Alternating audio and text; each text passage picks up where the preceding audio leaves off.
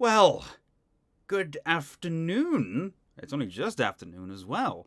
Those of you tuning into this very early and strangely timed stream, welcome. This is going to be something very different. Very, very different, and I am excited and nervous. Today, I am DMing Dungeons and Dragons for my friends with a one-shot or single shot, depending. I don't know how long it's going to last. It's a single adventure that I have created myself in a world that I have created myself. What was that? Okay, I thought I heard something. It's all fine. But yes,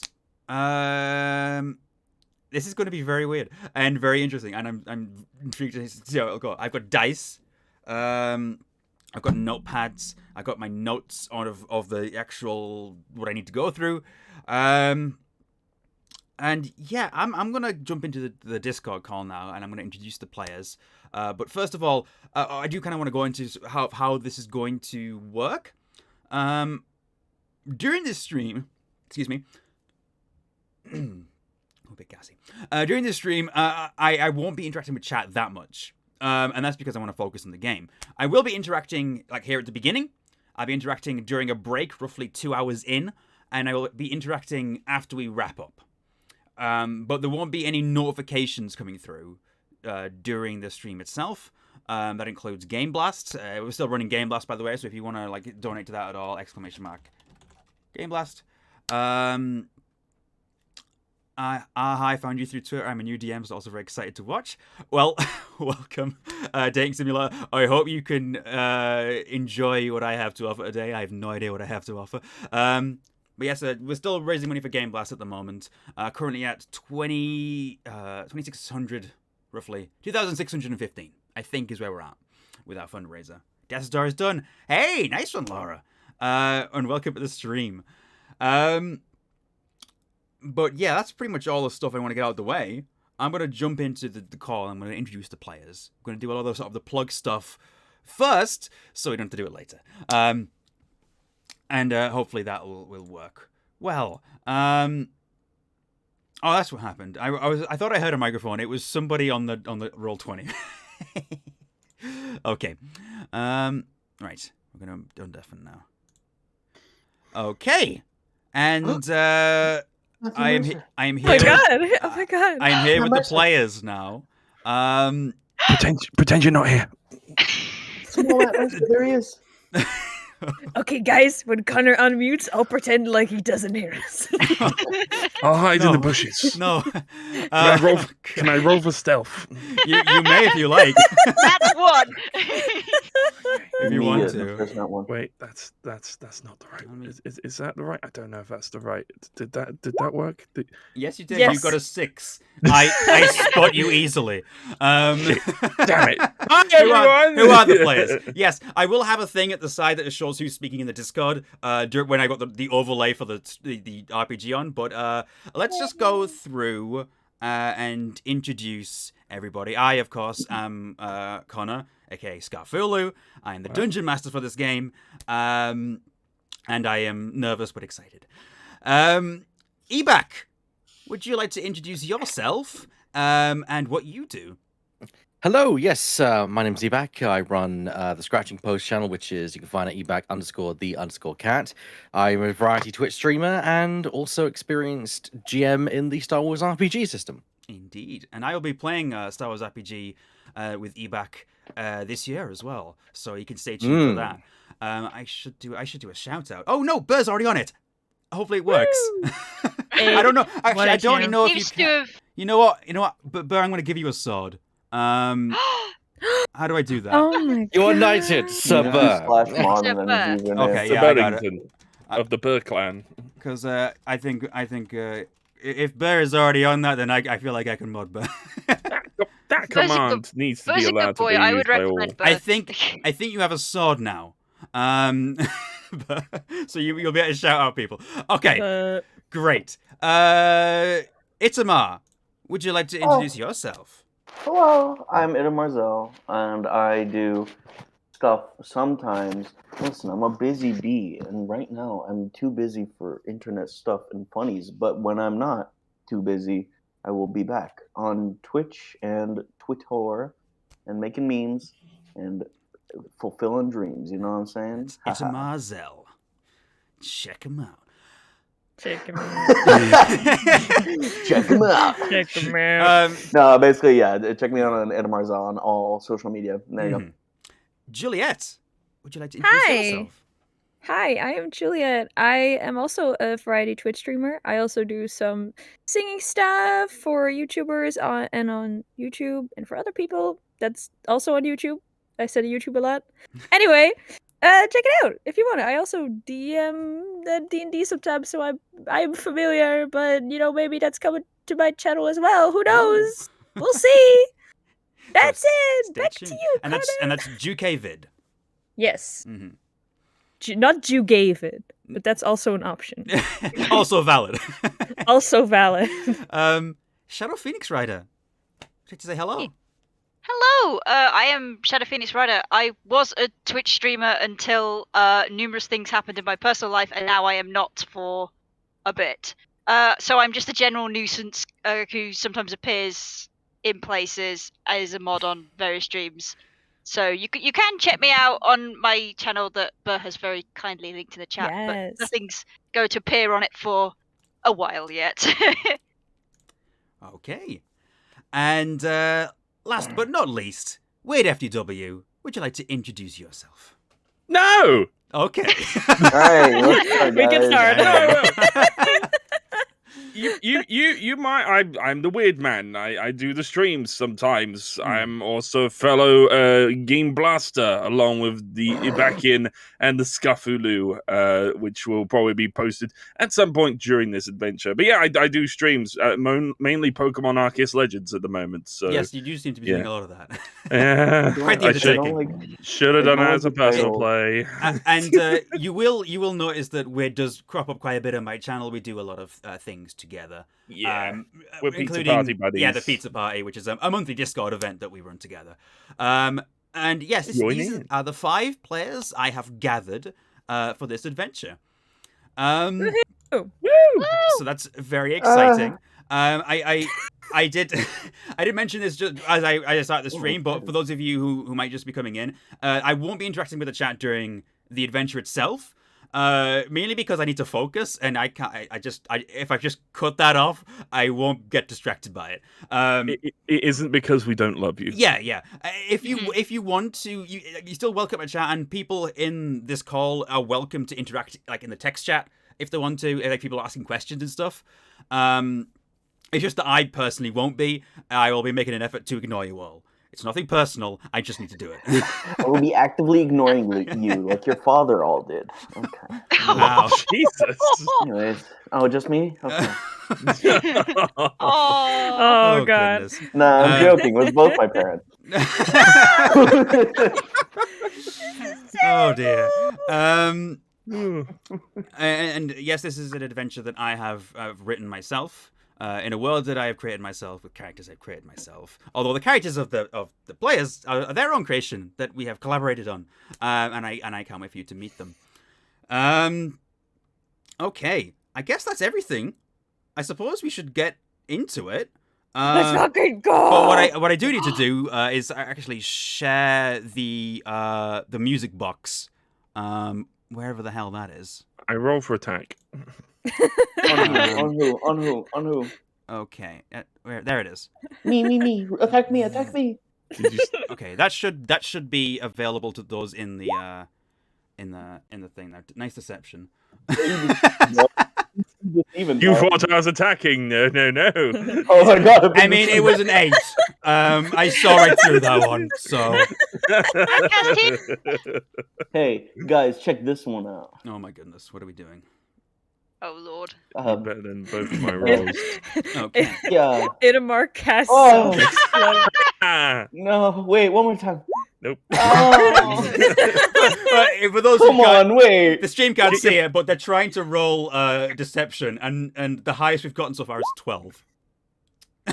This is not What the going well. fuck? This isn't going well. Jesus. Oh, Thank mine God. was- Oh, there we okay, go. Okay, Oh, there okay, you are. okay, Let's okay, go, okay. let's go. Ah, shit. We're all doomed. I will be rolling physically. I think some people in the call might be rolling physically, or I will using roll D&D physically. Beyond. You could roll however you want, players. Just as long as you don't lie to me. That is my only stipulation. I will only I have lie. a -3 on. I got a 14. That's not bad. Like, what the One fuck? of us, one of the players is lying, and one always tells the truth. Okay. Wait a I minute. am going to switch over to the RPG overlay now, which I suppose no one in the stream chat has seen yet, because I've only shown this to I'm just looking over and just saying, Stop rolling! Stop! Listen, bro. Don't worry, I have a way okay? to wipe the Rolling. screen. There we go. oh, for God's sake. You just roll 100 D100s. That's great. You got 3 100s in there as well. Yeah. No, you I got- think you just Yeah. used up all your luck. Shit. Oh no. I Yeah. used up all my bad Okay. luck as well. There were some So, threes and So, twos. you in got there. This 300s, but not is one. the RPG. Oh yeah, and the Discord thing's working. Fantastic. Oh my god, that's Nice. Holla. Mine's not working. Hello. Oh, there it is. Now I've lit it up. Okay, I can. You I'm can. My name is behind the symbol. Yay. Well, yes, but you know, It's it's Oh my It's God. fine. It's fine. It's you can see, yeah, but you can see the things at the top left. That's what is Yeah. mostly important. Okay. You will notice the little black box beneath me. That is where the character names and like the portraits will go as they are revealed to you. So if you're just Oh my wondering what that God. is, well, yeah, this is my overlay that I made myself. It's very pretty. Can we just It's do a not little perfect. applause for Connor's thank you. overlay? Well done. It's Well done. It's early in the stream. You get a clap. There you go. I will work hard for more of them. Okay. So with that, I think we are ready to begin our adventure. Which means, I guess, I'm going to start putting I like music. sail eventually. Music. I have so many things open. Good grief. Okay. Oh my God, Oblivion music. Yeah, you are absolutely right. Oh wait, actually? Oh yeah, there is. I was joking. Okay. Tell me when the music's playing, because I can't hear this. It's It's on- playing now. It's on now. And you should still continue to hear it. What? I have got a setting messed up then. No, when you minimize it, we can't actually hear it. Oh, no. Well, I can't No. hear it, at least. No, yeah, it stopped for me as well. Okay, so now is it... Okay, Now I maybe... can hear it, yeah. Okay, maybe I have to have it up then. Maybe if I do this, and then I can see things. I think maybe make things it have not small. adjusted from when I did the Star Wars RPG all that time ago. You'll be able to hear it in the stream. It's just that it's not through Roll20, by the way. It's through my screen shared on Discord. Weird, just so you know. Yeah. Anyways. Oh right, okay. Just because it takes up a lot of bandwidth of my Roll20 to upload music onto there, so I thought this would be a better way so I can actually have my images on it. Okay. Hopefully Cool. we don't have too many technical issues with that. You'll be fine, Let Connor. me know if things go wrong. We're gonna. It's We gonna trust. be cool. It's cool. All right. Okay, we're beginning. Shut up. On the western coast, nestled in Welvers Bay, far beyond the reaches of the heavy-handed Florinian Empire, lies the port city of Welbit, an independent trading hub of the Folial continent, standing strong in its own ways. Welbit gathers visitors of all kinds from across the globe, from Edirix to Colbath. Traders, mercenaries, and heroes, but also thieves, criminals, and other ne'er-do-wells. It's a vibrant place, albeit a bit rough around the edges and full of life. And it's here that our adventure begins. Specifically, we begin in the Sunstone District, which is a very beautiful part of the city full of gardens and religious buildings and statues, that sort of thing. Here, there are two strange adventurers who have wandered their way in from the Eastern Gate. After meeting on the road and possibly in a little bit of a bar fight, these two are trying to find a specific place after receiving a strange summons from an individual known as Captain Saltsbare. Itamar and Juliet, would you like to introduce your characters and describe them for me? Sure. You want to start it? Yeah. Okay. I am Big Lad. Big Lad have dragon skin. I am copper dragon man. I fight, big fight.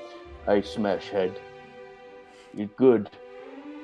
Aggie tell me I need to find bear salmon sign.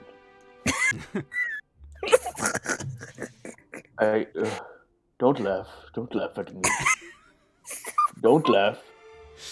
Don't laugh. It hurt feeling. Okay, I big strong. Basically, Big Lad is a big fucking barbarian guy. Yes. He's not very. He's dumb of ass but pure of heart. A large copper dragonborn. Large copper dragonborn. He's a good boy, but he's not all there. Poor guy. No. And yeah, I mean, his intelligence stat definitely shows that. Very true. Juliet? Yeah. So you see a half-elven girl about in her 20s. She has these like boxer braids that go all the way down. They're really long. They go like all the way to her ass, basically. They're really long. And she got like ombre ashy blonde hair. She has a robe on, a green one that is tied around the waist, and just a simple two-piece under it. A little bit tattered. Looks like it's way too fancy, the robe for her, so it's, probably not hers. And just a big smile, just a big mischievous smile goes across her face. Wonderful. Okay. And you two, having met in a bar fight, you've kind of acquainted yourselves a little bit already. You figured out that you kind of need to head in the same direction that your paths have converged. And, finding your way into Welbit, you've found your way into this part of the city that you're pretty sure isn't the correct one, the one you're supposed to be in. So you're simply just currently trying to find your way around. What would you like to do? Okay, where is near man? Okay, so, like, salmon thing we need to look for, right? Yes. Or just squinting my eyes. Can I make it? Bear salmon sign. Alcohol in bear salmon. I mean, that makes sense, right? Would it be close to the water because it's a fish? If What do you to, think? You can make a perception check to see what you can see around I'll here. make Let's check. Let's do that. Yeah. You want to make both one, or You can both roll. Yeah. Okay. Oh boy.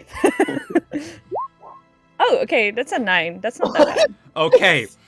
So what you mostly see is this beautiful, these beautiful gardens. But there is a central plaza with a statue in the middle, which seems to be of an individual holding a sun sigil aloft. There are quite a few people walking around as well. A lot of them in sort of priestly robes.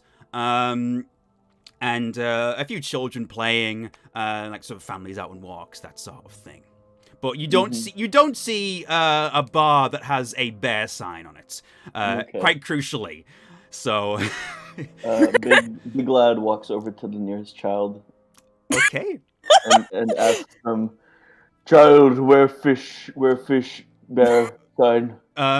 So this child is a young human boy with mousy brown hair who just looks up at you with this totally afraid face. he does not respond at all. He can't be older than about 5 or 6. He's just looking up at you like.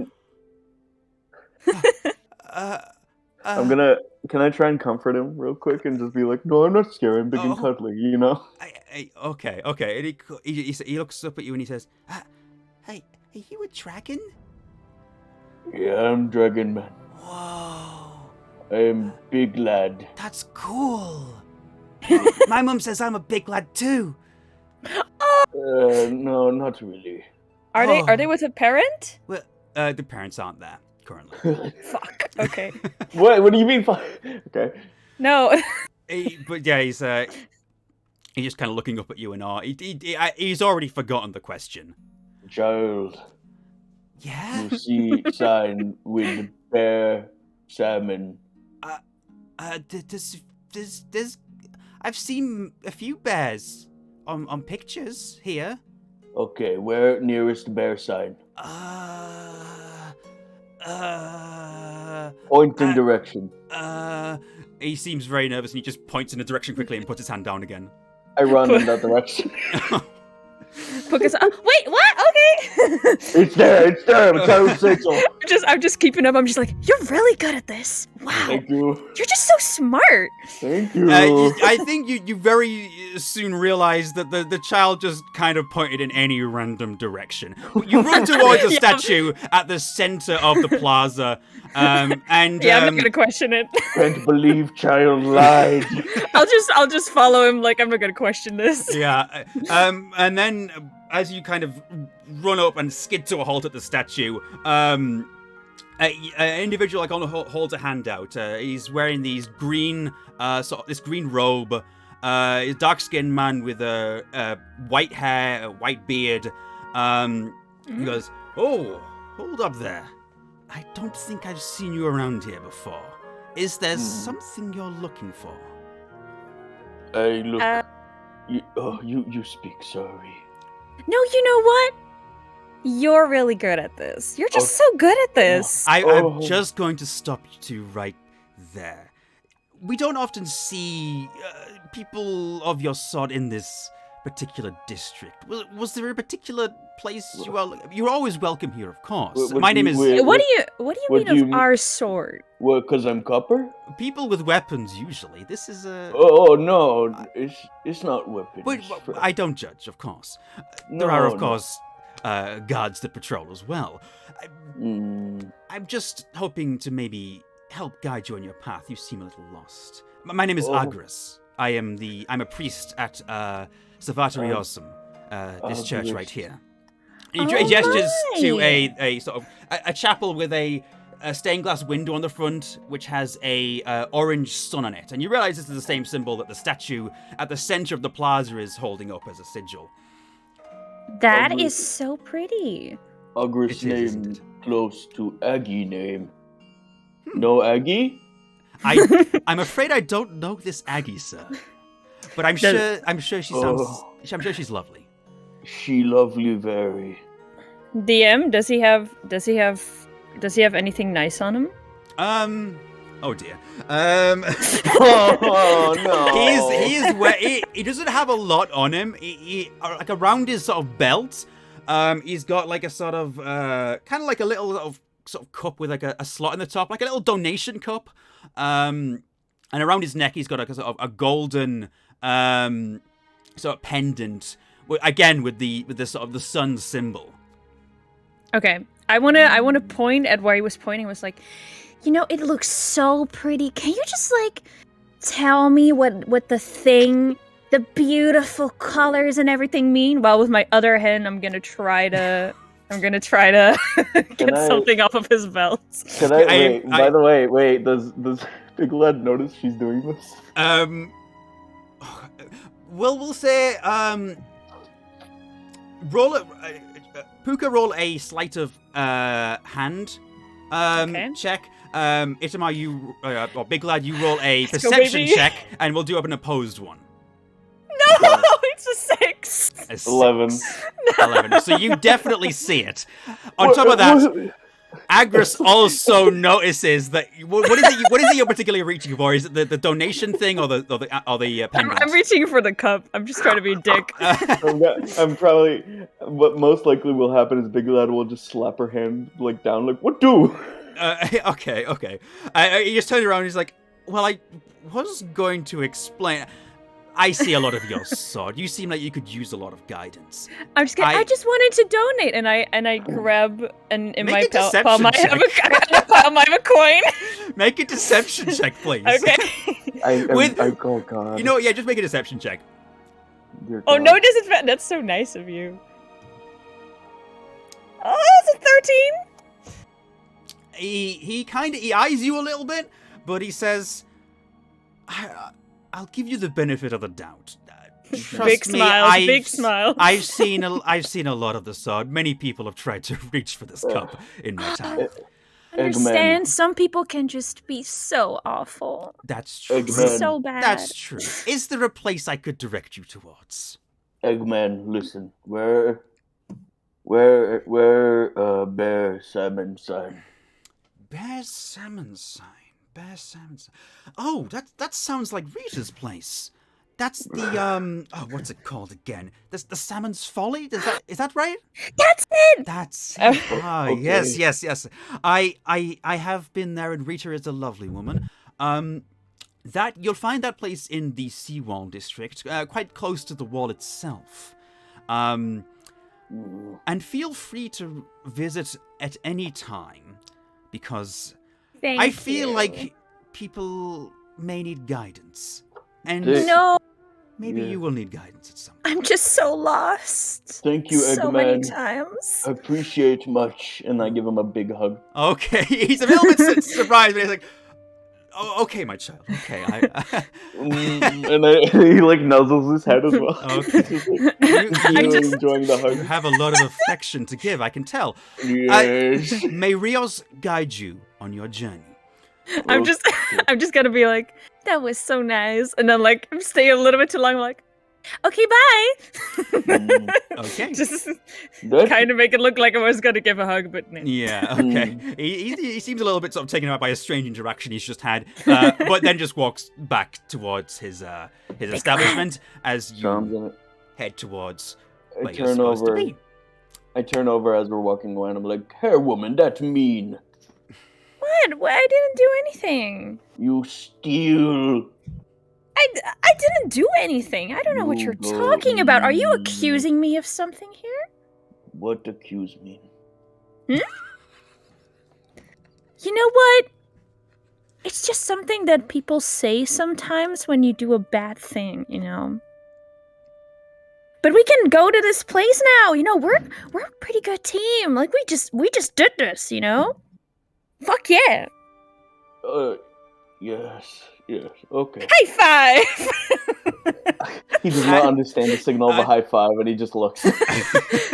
Like, just, you put your, and I just, like, raise his elbow, like, and I put his hand against mine, like that. Okay. There you go. On that note, we redirect our vision to a different gate of the town. This time, a district known as the Crowmand.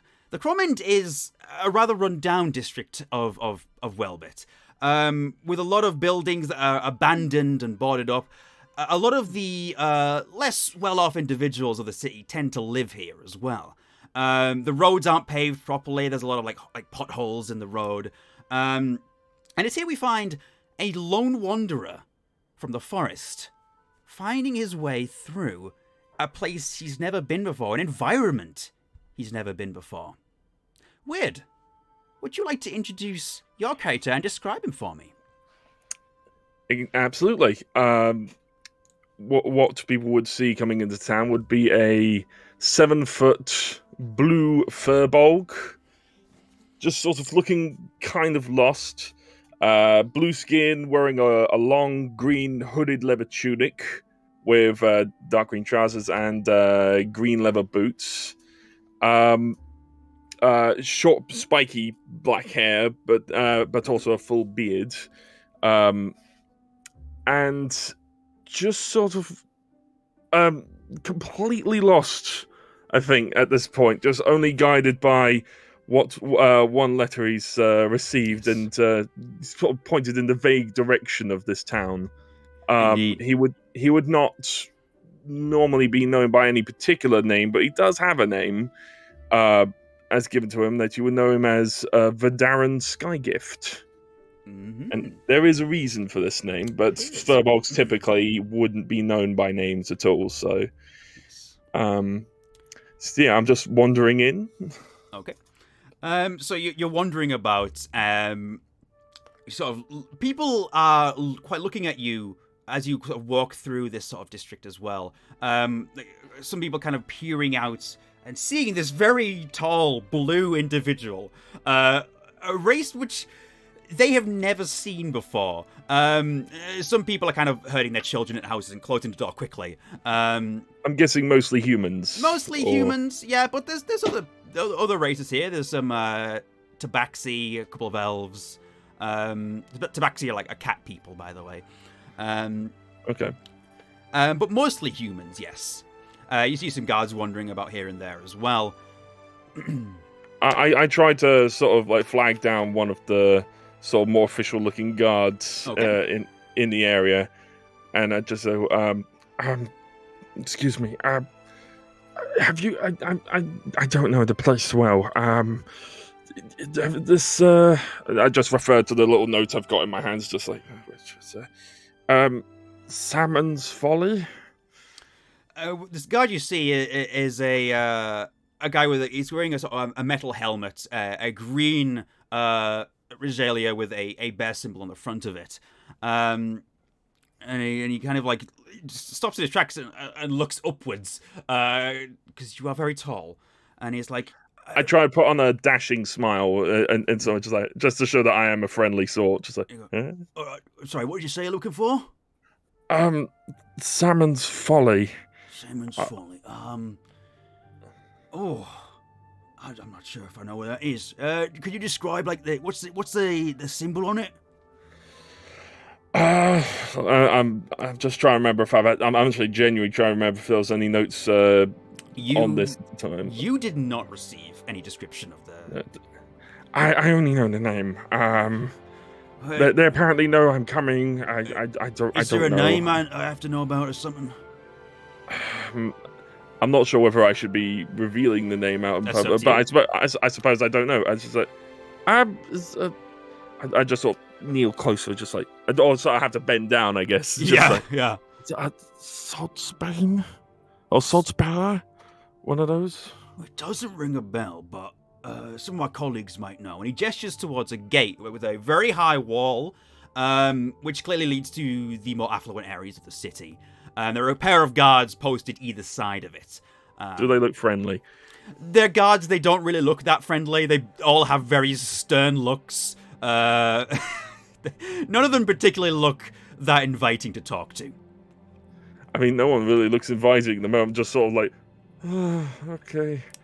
I think I'll just try and find it on my own. Thank you. Okay. And I just sort of start wandering off, seeming what I assume is closer to the town centre. Yeah. Okay. So I just so you're like, would you say you're like kind of like looking around as well, like up at things? Yeah. Okay. Just sort of taking in everything. This is very different from the forest. Just for fun, make a dexterity saving throw.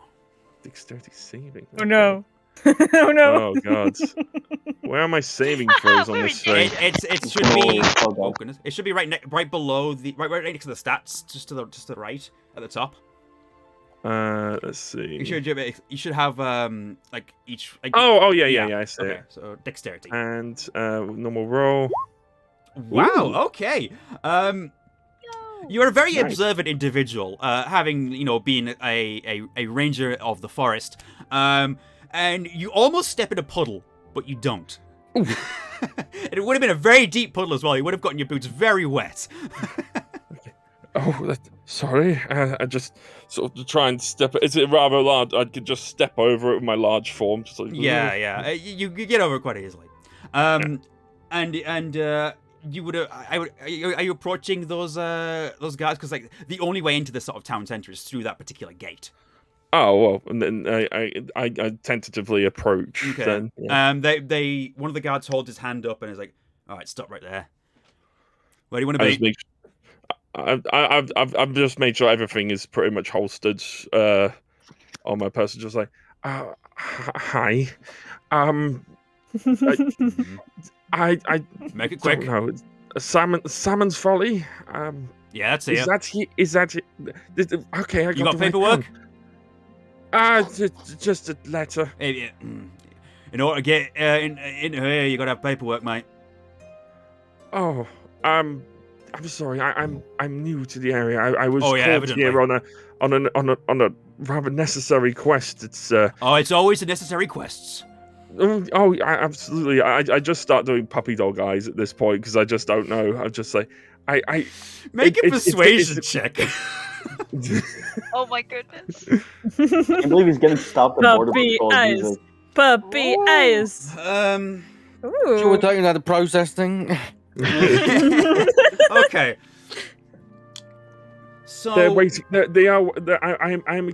Apparently, there's some people here waiting for me. I wouldn't want to keep them waiting. he kind of try to rolled look his as sheep- eyes. I try to look as sheepish as I can. It like sort of like shrink my figure at that Right, point. Just right. like, Yes. All right, mate. If you could get some paperwork from the office down there, and he points to a small building, which has a couple of guards coming in and out. Then I may be able to make an exception this time. Usually I don't let new people get their paperwork right away, but you seem like you're from somewhere entirely different. I've never seen anything like you. What even are you, mate? I think you crossed furbolgs. What? Furbolgs. We A fur blog? Fur. Yes. I don't know what those are, but you're We're- weird. Have you got fur coming out your ears? I started sort of getting a little bit self-conscious at this point. Hey, is that not normal? Alright, on your jog. Get that paperwork, and I'm sure we can work something out. Okay, I might head over to the office then. I Okay. didn't have time to shave in the On morning. your way over to the office, you have to kind of go through a little bit of like a turn a corner to do so. But what happens is a individual steps out, not a guard, an individual wearing sort of a black leather armor, and a sort of strange sort of beret thing with a feather coming out of it. And this is a black-furred tabaxi. This is a kind of panther-like features. And he kind of like just approaches you casually, and you notice pretty soon that he is holding a dagger. And Regardless, I still just agree to the casual. Just, hello. I've been watching you for a moment, friend, and I see you want to get to Salmon's Folly. Yes. Tell me, friend. is there a business that you have there? Because I may be able to help you. And he kind of like twists the knife on his finger slightly, just kind of. It's a little bit unsettling. I'm no longer sheepish. Okay. I go to the full 7 feet. Okay. 7 feet 1. Oh. 7 feet 1? and he kind of like looks up and like chuckles and he goes, I know you're that size. I have been watching. And I realize now as I brandish this knife that this looks a little threatening. I did not intend for that. And he puts the knife away. My name is Fexotaran. I run a lot of business around here, and I think I may be able to help you.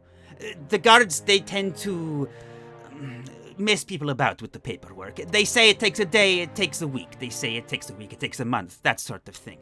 What if I told you I knew a way into where you want to be? How official is this? I'd rather go through the proper channels if I can help it. It is official as the Crowmand gets, my friend. Can I do an insight check? Yes, you or can. something? Don't be suspicious. I only want to do good by good people. This seems very highly sus. Yeah. Just a bit. Oh! Wow. Yeah. This is absolutely like Very nice.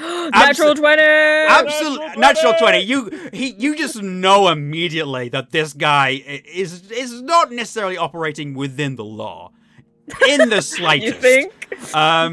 It's just incredibly obvious and immediate that this guy is not really with the guards. He's kind of against them. Yeah, I just sort of extend my arm to, just above his head, just sort of like pat him on the head, and just like, thanks, but I'm not looking for any trouble. I'll just take my business over here, and I just head towards the office. Just as you turn to leave, he says, Captain Saltsbare. I turn slowly. It's like, I take it What? this is the individual you're looking for. My are spies you? learn many things. who are you? I told you, my name is Fexotaran. And Why the knife? Why do you feel this is necessary? I like my knife. I am sorry. Your knife doesn't look like it likes me. I just like to kind of brandish it around. It's a bad habit. It gets me into trouble more often than not. I put it away now. I swear, no more weapons. And then he kind of looks at his hand and it sees the claws like, no more weapons I can put away. I just sort of face palm at this moment, just like, can you just get me into the town? I don't know where I'm going. There is a passage that I can use that can take you directly to Simon's Folly. No trouble. No trouble. Okay. And he leads you sort of to a place kind of near like a beach area. And there's a sort of flag that he lifts up on the wall. And in that is like a little passageway. Furbog anime beach episode. And he gestures in and says, after you, my friend. I start walking through and just sort of stop at the entrance to slowly turn and just say, you need to work on your greeting skills, and then start walking in. he laughs and goes, it has been said. You also have to crouch a little bit to get in here. Yeah. Can you make this a bit taller, please? And I will try to tell someone to maybe help with that. I don't know if I can. I clamber my way through. You end up coming towards the end of this tunnel, and you reach a ladder. The Fex climbs up the ladder, knocks a couple times on the hatch above it, and then it opens up, and he climbs through. Okay. I just does the ladder look sturdy enough to hold my weight? Oh yeah, it's a sturdy ladder. Okay, I ascend. Okay, you ascend and you find yourself in a kitchen. A pantry of a kitchen, to be precise. And oh no! This giant blue it's not what you think. Fex kind of calls out, Muzi, I have another passenger coming through. And he walks through the kitchen. I just sort of acknowledge Fex a moment, just say, official. And he says, well, things are official if you want them to be official. That's the way I always say it. Go on. I just follow him. Okay. And you do see the individual he called Muzi. This is a Modron, which is a kind of robotic, cube-like creature with a few extra arms. And you can see it cutting vegetables. And it kind of turns around, like swivels, and just goes, another one? And it just turns back and starts chopping vegetables again. I just blank face. I have no idea what this thing is. And then he guides you through a door into the tavern itself. And from there, we will move on. Oh boy. As we go to, once again, another part of the city. This time we are at the gate, the eastern gate. Oh, actually, sorry, is it eastern? Yes, eastern. The eastern gate to the city. And here we find another two travelers. One's with a bit more magic inclination. And you find yourselves stopped at a gate by guards. Ebak and Shadow, would you like to introduce and describe your characters, please? Do you want to go first, Ebak? Ladies first. All right. My character is a diminutive little bird person. If she were in our world, you might have recognized her as a secretary bird. She has fluffy white feathers, especially on her hair, tapering into grey for the rest of her body. A pair of very largest wings for her size, with black flight feathers and plumes of black feathers erupting from her head, as well as what looks like a vicious hooked beak, but I can assure you, this scrawny bird is of no danger to anyone. Her robes are dirty, well loved, well worn, look like they haven't been changed in quite some time.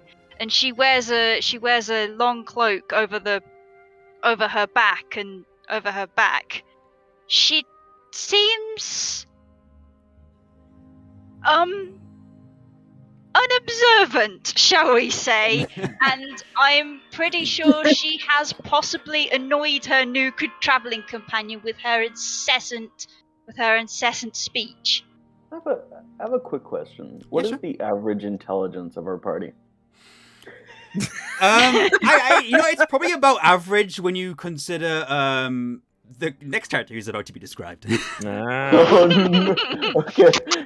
So, like, Evac's character is saving us all. Probably. Oh, God. No Save pressure. us. Is that all, Shadow? Yes. Cool, just wanted to make sure. So, moving alongside her, seems to be a middle-aged human, around approximately 55 years of age.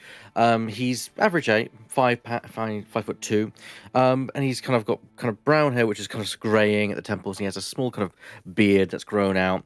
His robes appear to be very not unfit for traveling, but definitely like they've not seen a lot of action. They seem to be very almost new, or at least well kept. In his hand, he seems to hold a quarterstaff, which he uses for effectively almost like a walking aid, but he doesn't really need it.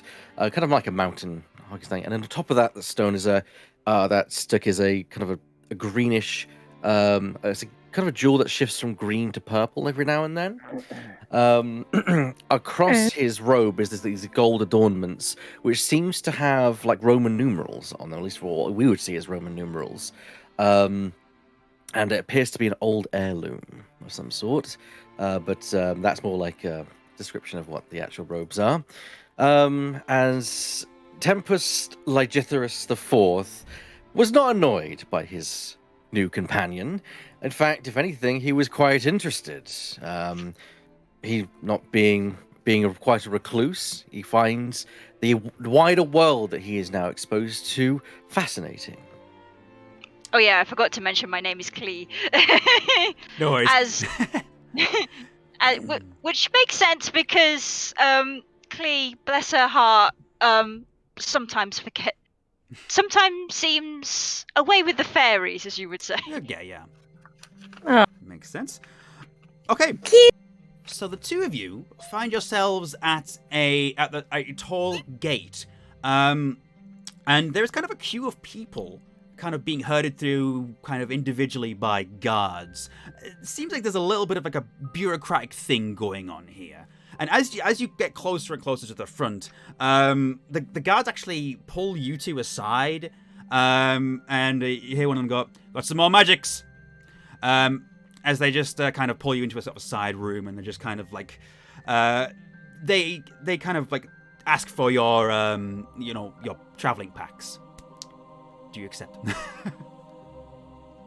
Clee blinks widely, but goes, "Okay," and just hands it over innocently and naively. I sigh. I look at the guy and said, "Is this really necessary, officer?" Look, we're just kind of sick of all these magics causing trouble in the city.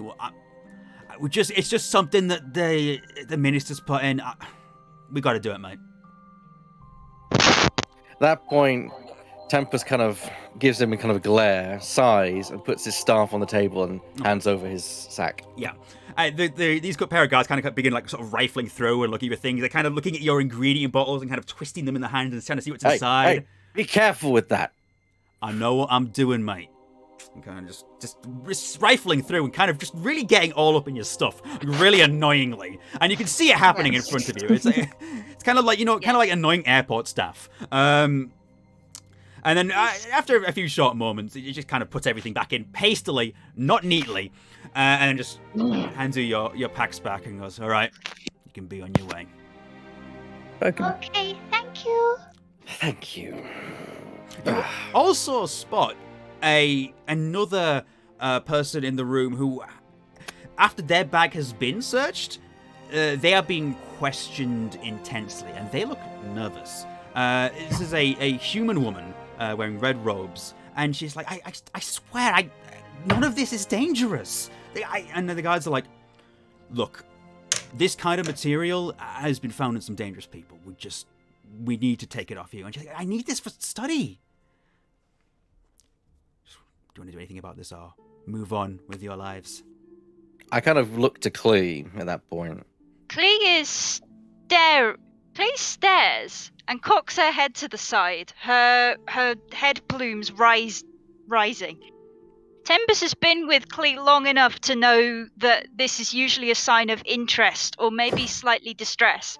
Because Clee is an Aarakocra, she can't exactly change her facial expression very well. Yes. So she has to use other movements. Okay. So do you approach? Yeah, I motion with the kind of jeweled end of the quarter. So I say, "You there? What is going on?" So she's got some of the stuff on our list, man. We've got to confiscate it. I see. And are you an expert in magical items? No. Why would Precisely. And he's kind of taken aback a bit by that. He's like, I look over the items that he's confiscated. Yeah. It's mostly just like spell ingredients, like different kinds of like dusts and stuff. It's honestly not anything that you would consider to be that offensive. But apparently it's on a particular list of things he's got to search for. Why is this so dangerous? This looks fine to me. I'm just doing my job. I don't know what to tell you. And the woman kind of just turns. She goes, honestly, it's fine. I'll just buy some more when I get the chance. I hate coming here. It's always like this. Okay. Do you get stopped often by the guards? In this city, yes. And what do you intend? What are you studying? You mentioned what you said these are for study. As well, I'm part of the Floridian University. I study various magics there, and I just want to hone my craft. Hone your craft, and of course the guards have objections to you. And I look to the guard. Are university students considered dangerous these days, officer? He kind of just sighs, but I would like you to make a persuasion check. All right, then. You have to bear with me. I have no idea what I'm doing. So, persuasion check, Yeah, right? click on persuasion. Okay. You have to define Oh. what it'll role last- it is. Okay. Hey! So that No. How are we rolling this good? This is a 19, natural 19, because you don't have any additions to that. Not bad. Yeah, the guard sighs, rolls his eyes, and goes, all right, just this once, all right? If they caught me, I'd be in trouble, but honestly, nobody really cares. It's just something we have to do. Go on, but all of you will be on your way. Okay. And he just shoos you out quickly before, like, someone else gets dragged in and he gets caught with, like, breaking the rules. Yeah. Yeah, of course. Yeah. That was a nice thing you did. And he just kind of goes, Oh, I was saying that Oh, to okay, Tempest, sorry. but all right. I come on and say, I've been on many end of guards wanting to poke and prod into my affairs when traveling to the local village. I know what it's like. for a moment, Clee's eternal sunny disposition darkens just for a moment, and she goes, "Yes, yeah," and then it is gone in a second. Okay. I noticed that. Oh, do I notice that? I say make an insight check. Against. I'm not trying to hide it, so You're not trying to hide it. Okay, just make an insight. I guess if you're not trying to hide it, then yeah, well, you do notice it. Great. Okay, I'll take note of that. Okay. Great. The woman kind of turns to you. She has like sort of a short blonde hair and a bob. And she's like, "Thank you for that. I've had to deal with so much stuff like that. It's not a good place for magic users here. They always prod and pry and take things off you, and I hate having to come here. But there's like a thing at the Savata Riosum. they've got to have me there for some reason. No problem at all. It was merely thought I'd help out someone in need. I'm grateful. Speaking of, do you come here often? Well, I've been here a few times. What was that place we needed to find, Clee? Place? Yes. She's clearly forgotten again. that tavern, that place, that bar. Oh yeah. Tempest, as you have keen mind, you would know that as you have read this, that you Here have, we go. that it Here is we go. that the bar is called the Salmon's Folly. I was trying to kind of prompt Clee. Yes. Oh well. Okay. It's fine because making her feel good. Okay. Then if I'll let that happen then. Oh yeah, the Salmon's Folly. We were supposed to get there at some point. Where is that? And the woman kind of she like lightens up quickly and like, oh, Salmon's Folly, yeah, that's at the Seawall. It's a nice place. Got a lot of sort of nautical decorations in it. I like it there. Clee's eyes brighten up. The sea? I mean, where do you think you are? We're in the coast. Yeah. She's never seen the sea before, though. I really do imagine just like anime eyes, just, like, glowing, like, like black, like white shining. You know? This woman is like, oh, you're gonna love it, dear. She's about in her 30s, by the way. She's she's youngish. Yeah. Is this the Anime Beach episode? No. Oh, dang it. Clee looks to Tempest, like stars in her eyes, like, can we go? I look at my jewels like, we'll be delayed if we do. Oh yeah, we better head there. And before you head off, she kind of just stops and goes, oh, my name's Jane, by the way. Jane Forrett. Hi. And she like shakes your hand if you Yeah. want. Oh yeah. Extends a hand out. I look at the hand because I'm not familiar with kind of because like, oh, I see. Yes, nice to meet you. Does Jane. Clee have Yeah. hands? Yeah, this I do. Aarakocra have Okay. hands. They have arms Yeah. and they have wings. They have both. Yeah, she. Whoa! Damn, Clee that's a shake- lot of limbs. Clee shakes her hand, and does her best to keep her talons like away from the other woman because sharp. Aw. Well, she is very grateful, and she's like, I'm glad to have met you. It's nice to meet someone nice and well-bit for one. It's usually pretty nasty here. At least for our kind. I hope you have fun at the Salmon's Folly. I don't think I'll be there myself, but maybe if I have time, I'll pop in at some point. And then she kind of smiles, turns, and then heads off towards the Sunstone District. I call after. Good luck on your studies. Thank you. It's And nice to see you. nice to see you too. And then yeah, she leaves. Oh no. These poor innocent kids. Okay. So you now know the direction you are supposed to be going, the Seawall District, and you see enough signs to generally guide you in the right direction. Yeah. So I imagine that Clee is sort of like walking slowly, and Tempest has to constantly sort of say, "Come on, let's go." Okay. Well, yeah, we're going to be late if we dilly dally. Okay. Oh, So gentle. we now take our way to the Seawall District in the tavern known as the Salmon's Folly. It is the one with the symbol on the front that has a bear with a fish jumping into its mouth. And I guess I'm going to change the music. And music, yes! Yo. Yo! Okay. So, Tempest and Clee, you enter the Salmon's Folly, and as you do so, you do see at the table Puka and Big Lad. You see these, but you also see a number of other patrons, and Vidaran, you are just leaving the kitchen door at this moment. Quite fortuitously, you have all arrived at roughly the same time. It's a fairly low-key tavern.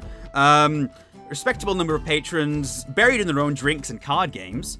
It's decorated with a lot of nautical items like ship's wheels and barrels, kind of netting and that sort of thing. It kind of looks like the inside of a ship. It's very nice. At the center, a woman stands behind a wooden bar counter, and in one corner is a stage where a group of musicians are playing some relaxing music. Yeah. Do Big Lad and I already have drinks? That's up to you. I'm gonna say, hey, Big Lad. Hey, you do realize you like alcohol, right? It's okay. And they said we shouldn't like exploit the tab that they send us. Do you know what that means? And I just like wave my hand, and like one of the barkeepers like, "Give me the most expensive drink you got." Okay. The bartender, a tall, dark-skinned woman wearing a gold ruffled shirt and dark trousers, with sort of like yellow gold makeup above her eyes, that matches her outfit. She looks very glamorous. She kind of just like looks at you and goes, "Coming right up." Yes. Big Lad, to make that two? Make that two? You want one, right? Have I followed Fex O'Taran into this? Yes. room? Well, Fex has directed you into the tavern, and he kind of like looks as he's still in the sort of the doorway of the kitchen, and he looks to you and says, "Looks like your destiny calls, my friend." And he disappears into the kitchen, and goes back the way he came. Just looking. I'd like to imagine that. Sorry, I was imagine that the door to the kitchen like swings closed and it opens the other side. Oh yeah, and he's just absolutely. gone. Yeah. Yes. I look back. Similar like that. I just look back and go, Nice. magical doors. Look back towards just the commotion in the middle and just go, colourful crowd. Oh my goodness! As soon as Vidaran walks in, Clee squeaks a little because she's never seen something so big. Well, she's seen giants, but not ones that are blue. It's a screeching Aarakocra, and it's more surprised than anything else. Like all her feathers fluff up and everything. Okay. She's like, oh god. Oh my god. Vidaran's immediately taken back by the sudden appearance of this tiny bird. Yeah, a little bird just kind of appears in your face. Very unusual kitchen staff here.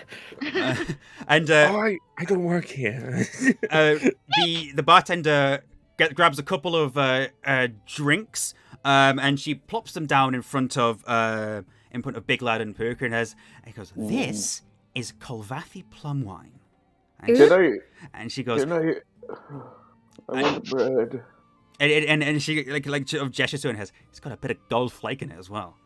This is our finest stuff. And then she smirks at you and then just walks back to the bar. Wait, I chug it. I just fucking chug it and I say, "Another one, please." And she just looks at you. And it's just That was like really good. she looks at you and is like, "All right." It's okay. It's all on the tab. And then it says, "Would that happen to be the tab of one Captain Saltsbare?" That's the one. You're Oh, so smart. He's gonna love you. Ma'am, Everyone does. please. Could I have... Upon hearing that, I sigh, realizing just what I've got myself into. It's like, oh, I immediately children. I look at Tempest and I go, That's the guy we're supposed to meet, right? Yes, unfortunately so, Clee. Yes. I think I'm with you guys. You are? I just sort of look over all of them, just going. You said Saltsbare? That's who we were instructed. Yeah. That's who we were instructed to meet. That's correct. Well then, hello. You're nice very to meet your big. acquaintance. Yes, we tend to be. I just love the fact that I just so small. and I just I want to kneel down because it does. Do the seats look like they could accommodate me at all? They could. But you're kind of like hunched over, like you're like a little like go-kart or something. You know what I mean? Instead, Oh my in God. that case, I just sort of kneel down at the table. Okay. Instead. They just about fit you, but it's a little bit small. Just say, hi. I think I'm your Shadow. Your mic I think is you're crunching very a little crunchy bit. right now. Yeah, Sorry. very crunchy. Gonna get Can I crunchy please bits. have bread, please? We've got bread. Give And Give it- us the best bread. No, just any bread, please. And then she kind of just she lifts like a little hatch behind the bar, which goes into the kitchen. And she goes, "Muzi, bread." And closes it. Big lad, don't you want any booze? This is really good. Do you want to try it? I have too much booze in me now. I just want bread. Okay, so the bartender does walk over and she goes, "So I guess you're the group that Saltsbare was wanting to gather. Interesting." She has a very broad smile. And The I wanna say fellowship. that The I fellowship. intentionally want to sit next to Puka. okay. Hello. You are interesting. Who are you? Hi. My And I'm just- name's Tempest Ligithorus IV. Ooh, a fancy one. Fancy. I'm Puka. And I just give him my hand. He's a I thing. don't take it. Can we, Right. the thing is, I probably see Klee. Mm-hmm. Big Lad probably sees Klee and he's like, "Oh, pretty bird," and he just starts petting her. Klee is very happy with the attention It's- and her. I sit on the side of the most she room. kind of and- chirrup. She makes a little chirruping noise. Aww. Aw. I just grab one piece of bread and I'll just shove the rest to Big Lad because I know I'm hungry. That was my question. Has the second round of drinks been delivered Well, yet? the bartender does actually come along and says, "I don't suppose anybody else is after a drink right now." And she puts the bread on the table at this point. I say yes. I'll have a light ale, and Flips up a my notebook. companion here, I reference to Puka, will also have a light ale. A wise choice, my friend. I just very slowly turn to him. Yeah, a light Big lad. ale. And for the rest of Nothing you, that's too expensive, given that we are here at the behest of a generous. What? host. I am alcohol intolerant to cheap alcohol. You know, you gotta respect my diet. and the bartender goes, "You gotta respect it." Mm-hmm. Anybody And else? I just whisper, just give me a really, really expensive ale. She winks at you. I roll my eyes like, I can't stop you. And- I'll have a water in that case. I best Okay, and it's offset just- the balance.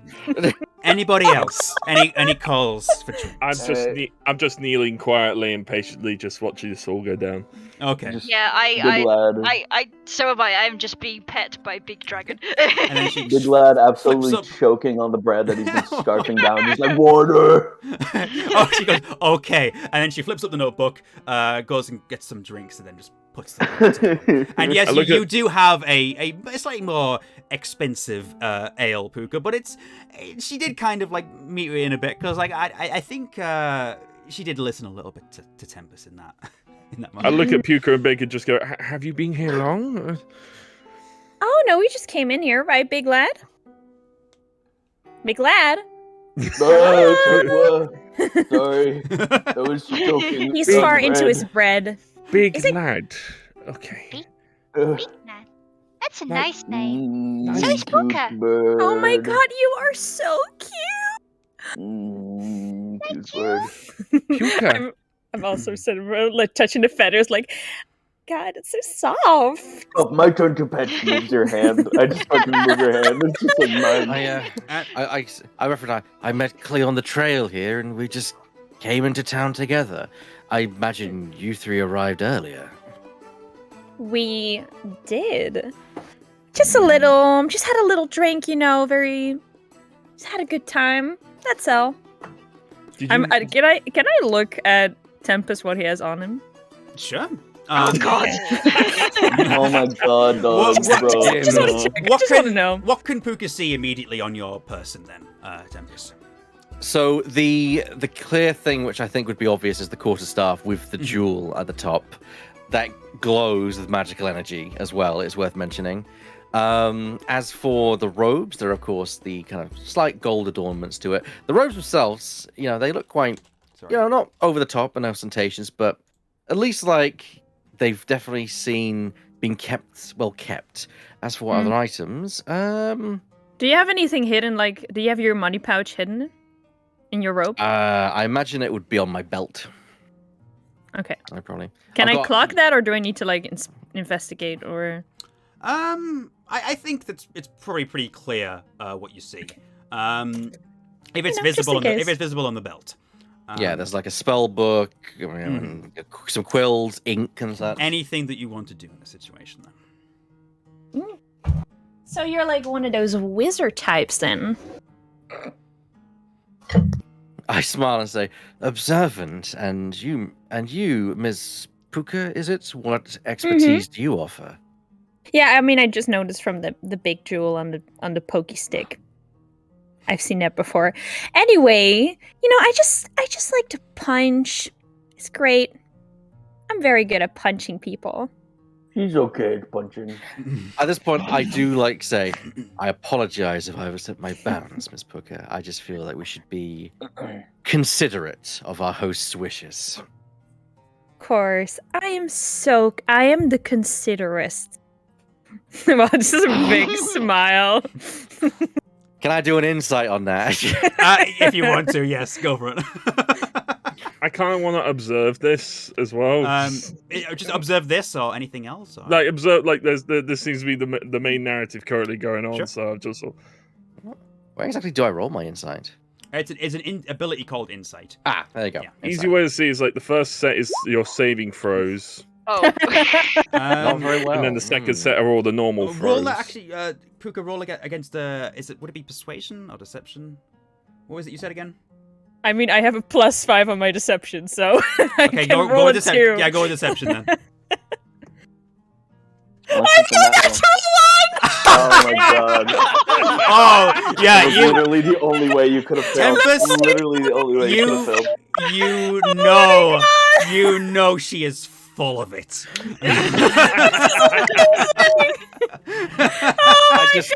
I just nod as I take a sip of drink, and I kind of shoot a look over at Klee. And I just blink really innocently at him, just like, what? Can I blink in a similar manner just towards Tempest? Just, like we're just like two peas in the pod, just like. Glad notices everyone blinking and blinks as well. The bartender comes by and says, I think that Saltsbare might be around soon, actually, so you may want to watch out and hide anything expensive that you bought, particularly at this bar, I mean. And I just very slowly drink my drink. I'm not hurrying. I immediately look at Tempest after all that, just like, yeah. Okay. And Klee is continuing to be the most innocent, sweet thing. Okay.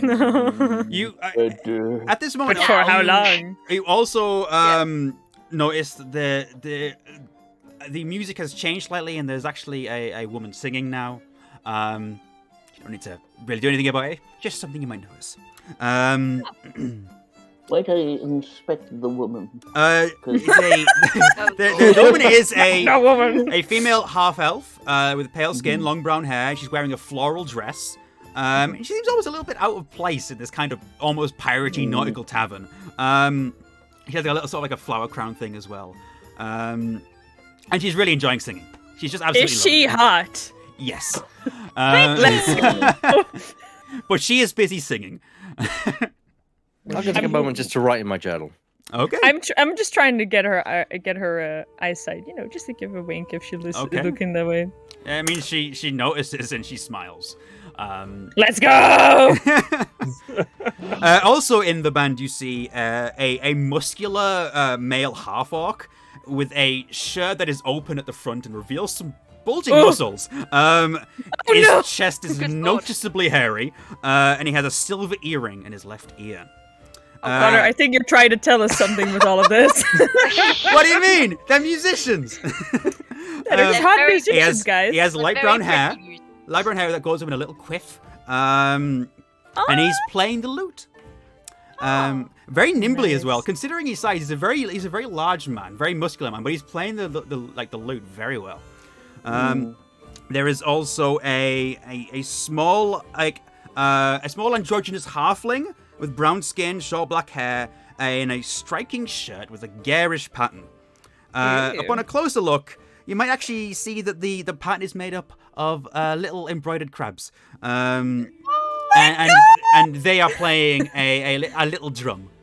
That's so cute. The final band member. Sorry, you want to say them? No, go for it. Go Okay, the final band member is a male human with dirty blonde hair. He's a chiseled jaw with no beard at all, and he's playing the panpipes.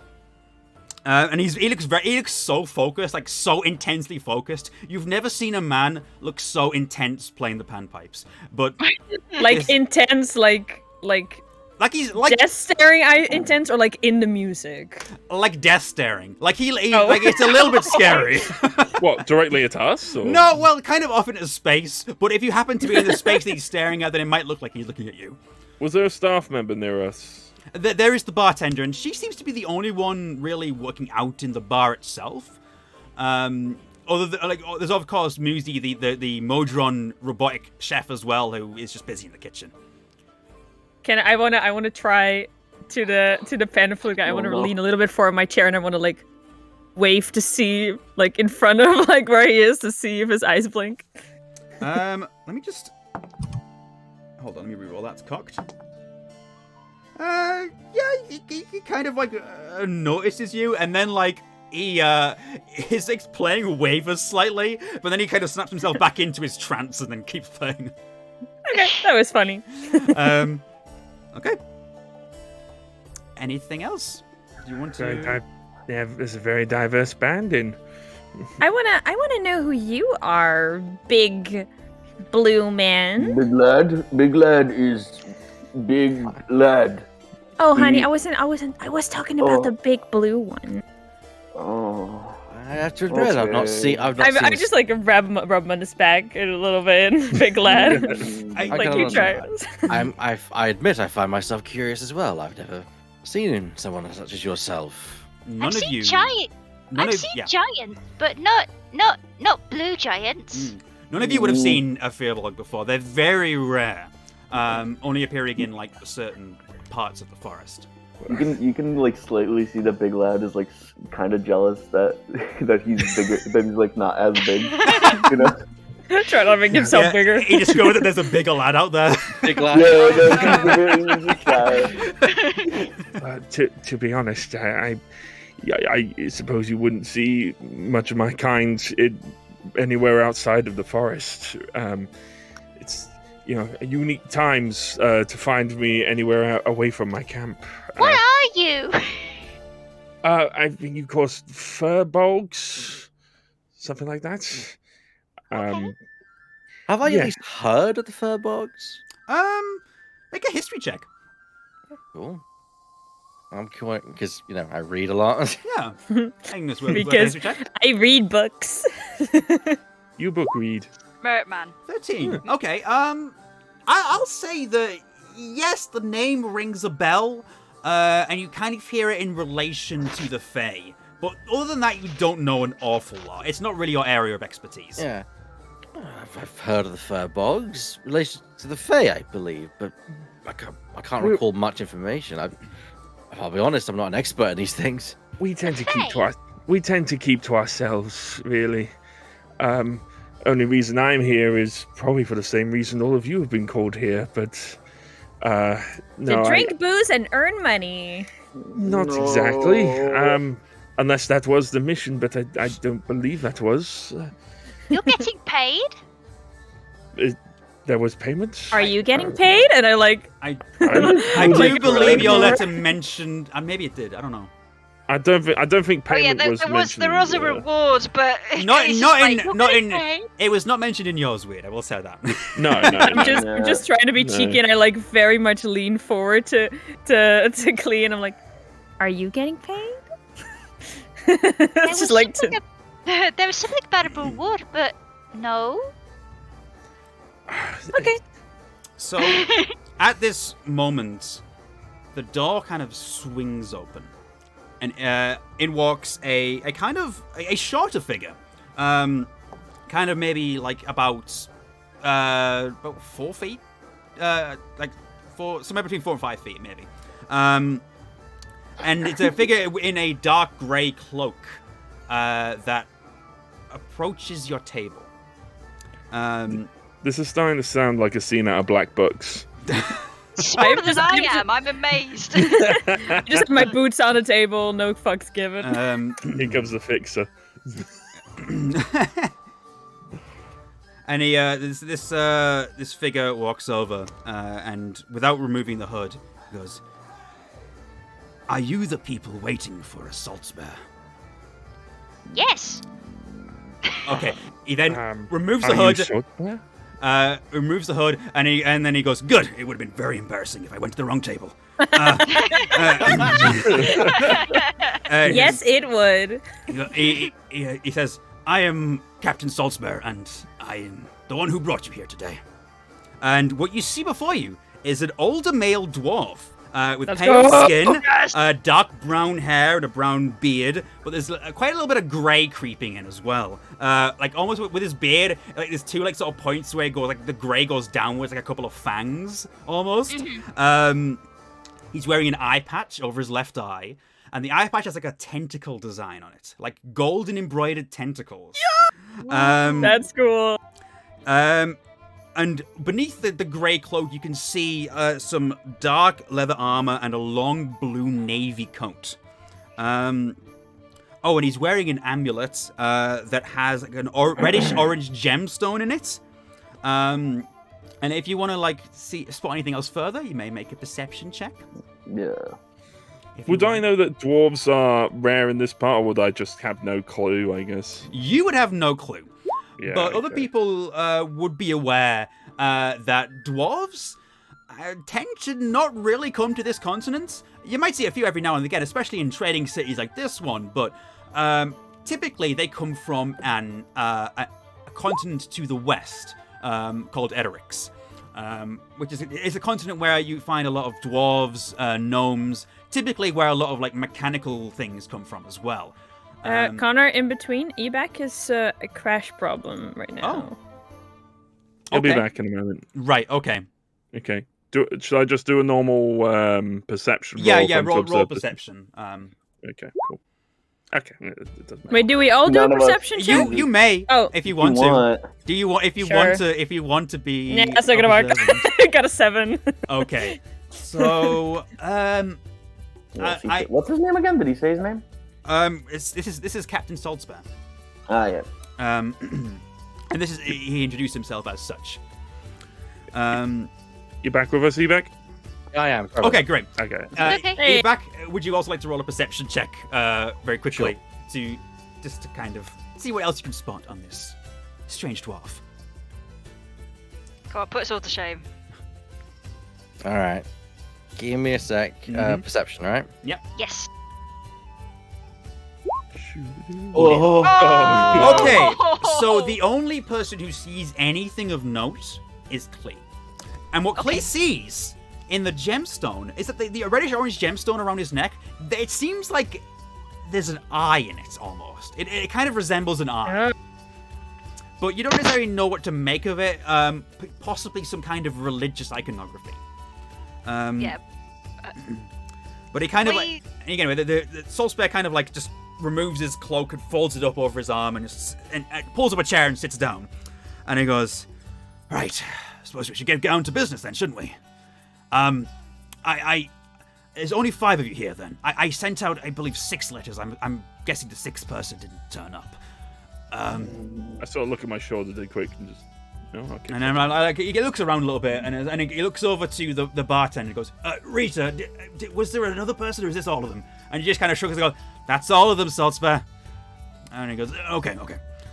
Yeah, they left earlier, but they did order very expensive drinks, so you want to make sure that that doesn't happen again. Make a deception Did check, they? Puka. No, but immediately that wouldn't even matter because immediately Big Lad would just be like, I thought you ordered the drink. I mean, he can Dude, believe you. Deception with disadvantage, I'd say. Yeah, he's just like. Yeah, it's deception with disadvantage. We'll go with that. Natural one. It doesn't matter. You got a natural one again? he just glares at you and just goes, I said not to abuse the tablet. Doesn't matter. It doesn't matter. I'm still drinking my wine. Like, Yeah, he looks at the wine, he sees the gold flakes in it, and he just kind of just goes, oh, for God's sake. There's an expression that says, maybe I've made a mistake. yeah.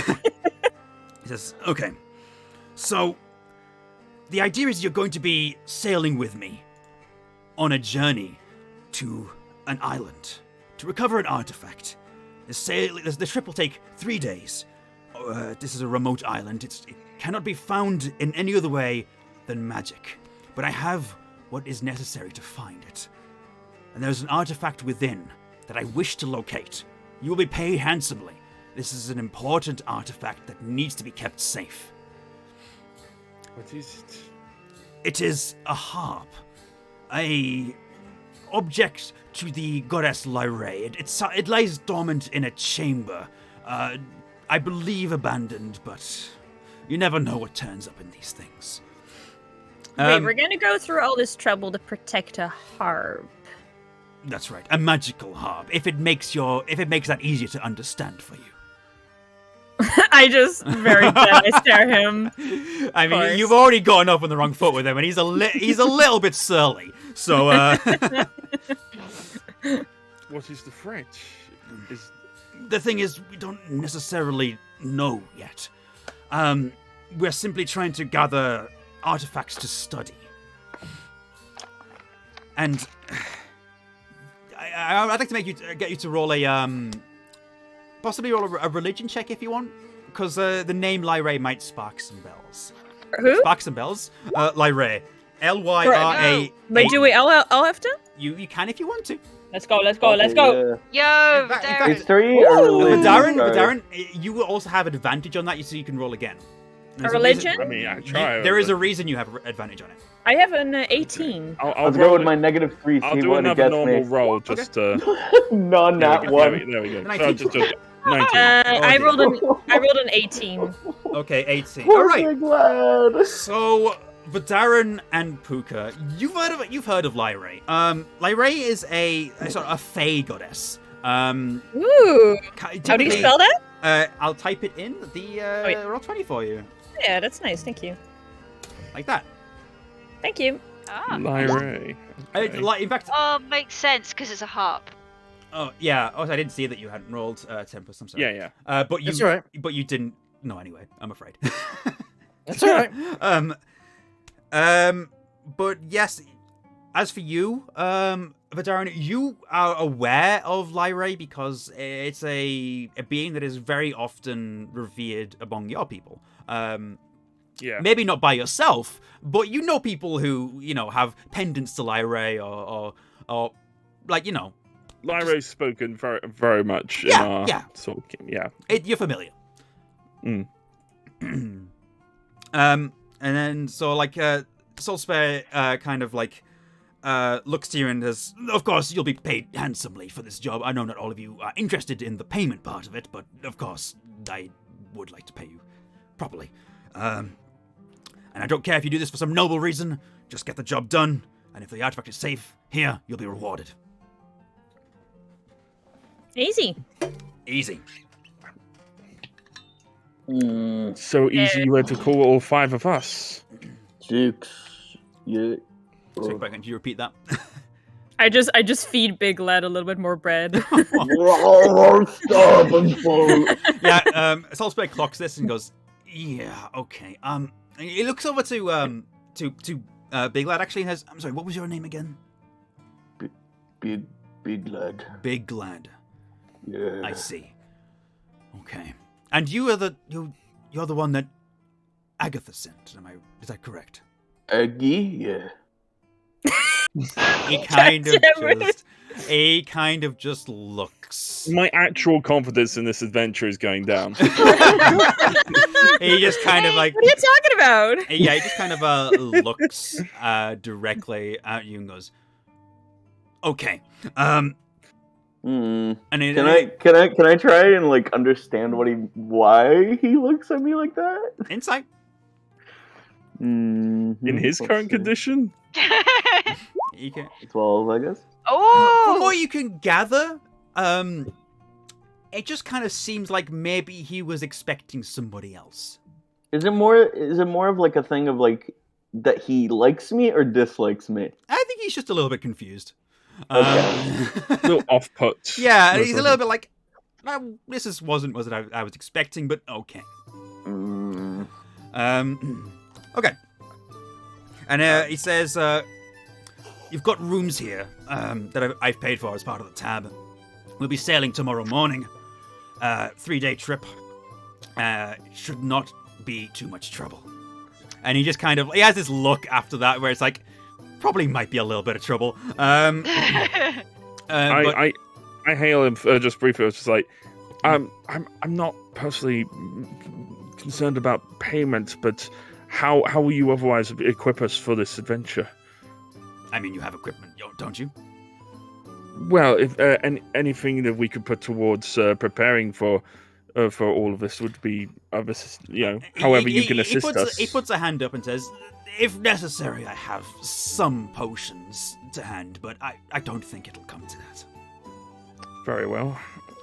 And he says, don't worry too much. I have a crew that'll man the ship and everything. There's not a lot you need to worry about. Rations that'll be provided.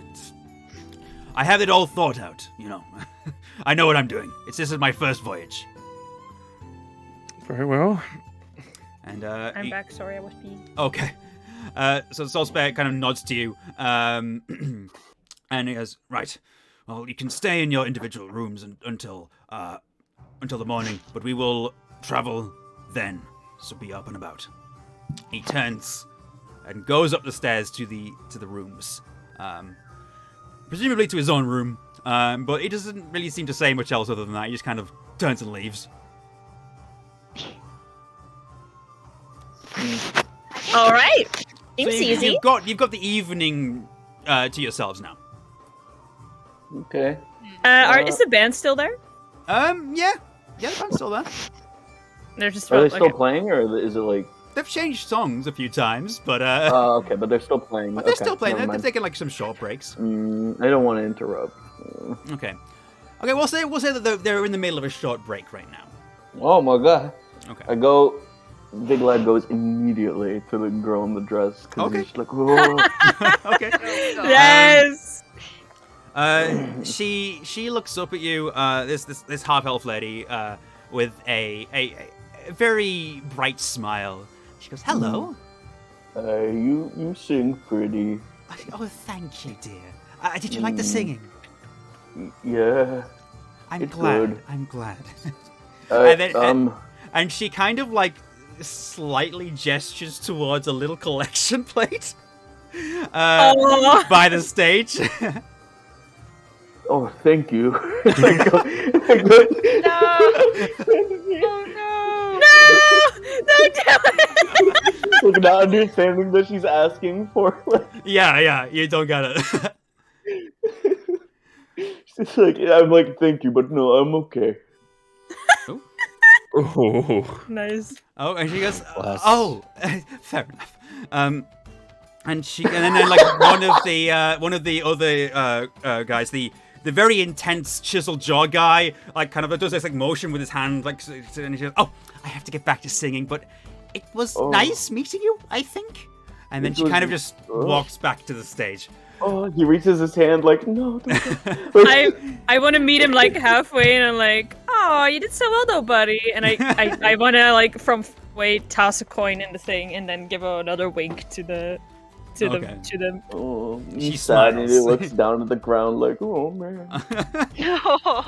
Is there anything else you'd like to do before the evening is wrapped up? I basically, as I'm sitting around the table, I just want to take a sip of my drink, and I want to say, saying, you wanted to see the seafront, didn't you, Clee? Yeah, I lived up in the mountains a long time. I've never seen the sea. I'll be honest, I've not seen the sea for a while myself. It'd be nice to kind of have an evening walk, I think. Okay. That I'm sounds going to stand up. That sounds Yeah. pleasant. Who's going on this evening walk? I am. Every... I want to stay. I think. I'll probably say as well, yeah. Okay. You say you're going to go to see the sea? Yeah. Yes, Clee was the one who wanted to see it. You wouldn't mind if I tagged along for a moment, would you? Well, Not at all. just to clarify as well, Darren, you would not have seen the sea either. So this is an entirely No, new thing.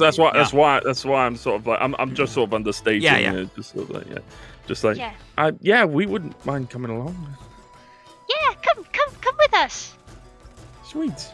Just a crack a smile, just look to my shoulder quickly, and then just like, okay. Okay. And just sort of have a bit more pep in my step now. He's like, hey.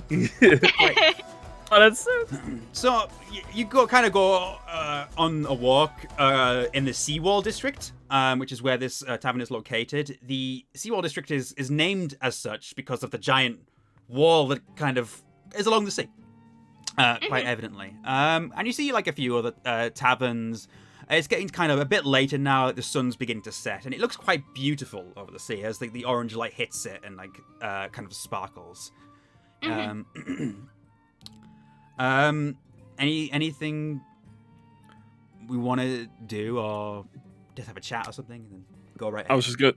I'm definitely order another expensive wine. That's That's happening in the tavern. sorry. That's happening in the tavern right now. Yeah, that's what they're. Yeah.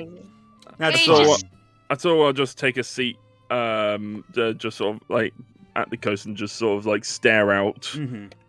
just sort of take it all in. Yeah, you've never seen anything like this. For all of your life, you have been accustomed to forests with lots of trees.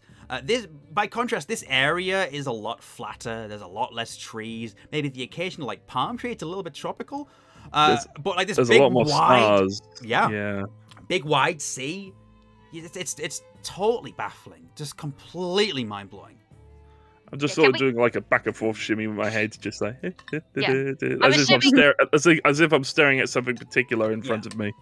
Yeah, is it the seawall blocks us from actually getting to the sea? No, the presume. seawall is it's actually kind of like a drop down onto the beach. Oh, okay, yeah. So like when the tide's in, it goes up to the seawall, but when the tide's out, it like you can go to the beach. Yeah, I'm assuming the tide's out right now? Yes, or- it is right now. Yeah. So Clee immediately just jumps down, and because she's an Aarakocra, she just opens her wings and just sort of bounces down. Okay, I will say that it is a fairly big drop, but with your wings, you're able to kind of float down gently. The rest of you would have to go down the stairs or down like a ladder, or like a ramp or something. Let's look at Tempest, just see what he wants to do. Just like, I just kind of smile and say, let her have her fun. And I was like, so what brings a Fae all the way down here on a little adventure? I'm just doing as the clan permits. I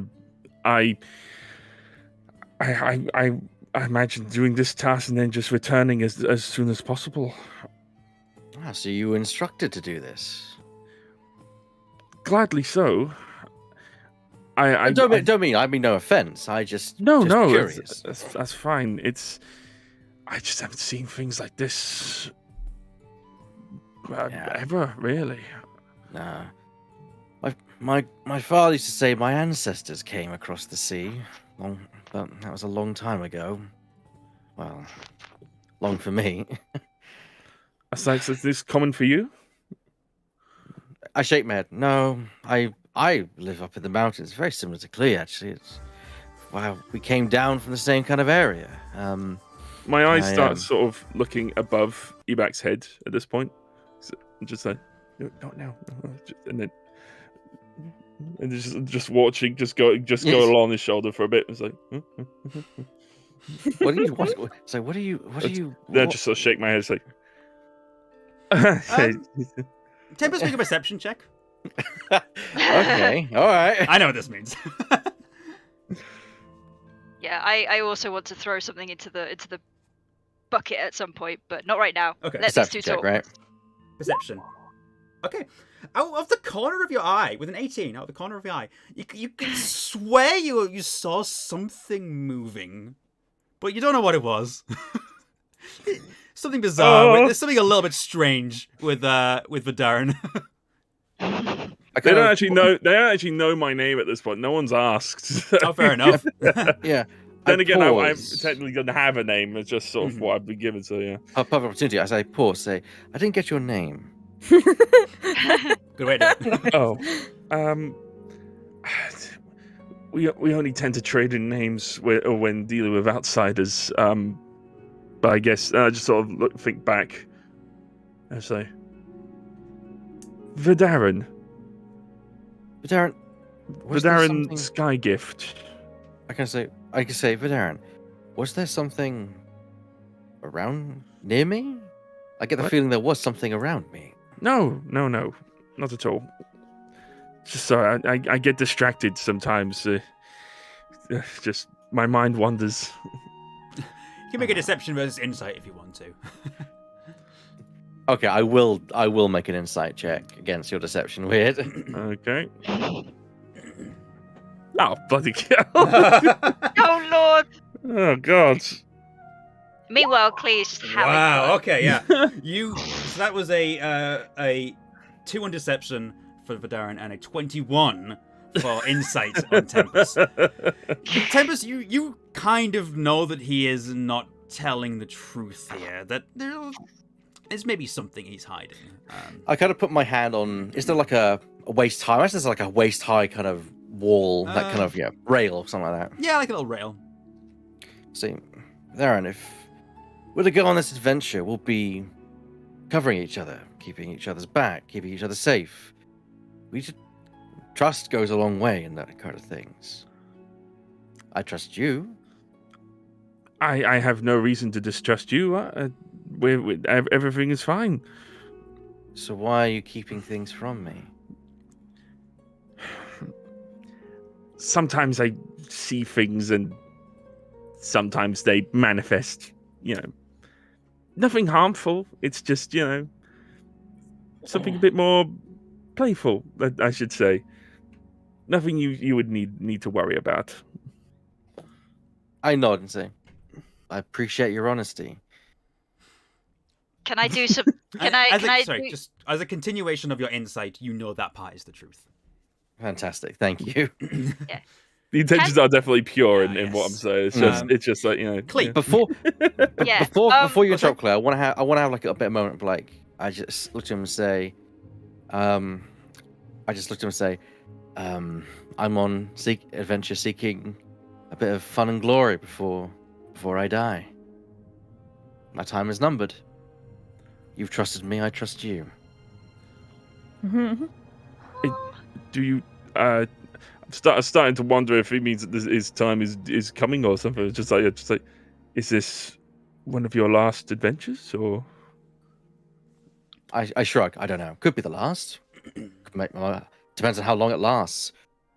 There are some, when you're dealing with the magic that I deal with, you tend to get quirks and advantages. But one of them is knowing how long you've got left. And that's never a fun thing to know. I pull out my bow at this point to sort of show him the quality. It's like wherever I could. sorry, I just like imagining like You took that in an entirely different direction. Yeah, he's like I'm gonna die soon. Check out this bow I've got now. Isn't that cool? no. Accidentally fires an arrow. Did you say bullet? No, bow. Oh, I think I said bullet. Ranger, come on. Oh, I was You very got this bird, confused this is for a going in your moment. head.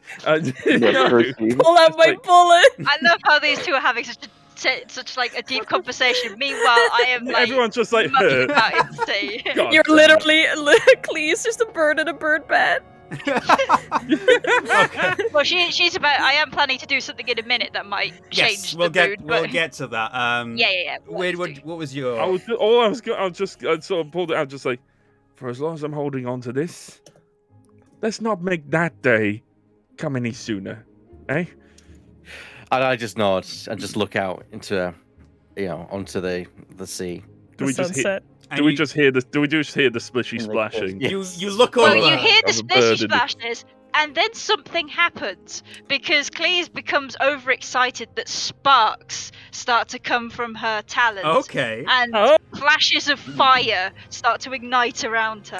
Yeah, as She's you are like so- as you are like playing near Oh, one of the no. little like ponds with like little crabs coming in and out, Yeah. you accidentally ignite a little bit of dry seaweed, and it goes and lights up, and you're like, Immediately, I go to Tempest and just goes, "Does that happen normally?" By the great clock. I've I never s- immediately panic, but Okay, thankfully I motion to go down the stairs immediately. yeah. I immediately panic because I know what I've just done, and do I have to roll to suppress the fire, or is that part of my natural? Well, you have started a fire. You can just naturally create fires. If you want to put the fire out, that's kind of an action you have to kind of take separately, I suppose. Yes, I'm going to try and put the fire out Okay. because I'm. I don't know what check for putting out a fire would be. I guess just make Grapple the a fire. dexterity saving throw. Let's go with Okay. that. You grapple the fire. Oh lord. Grapple the fire. Okay. 3. Oh no!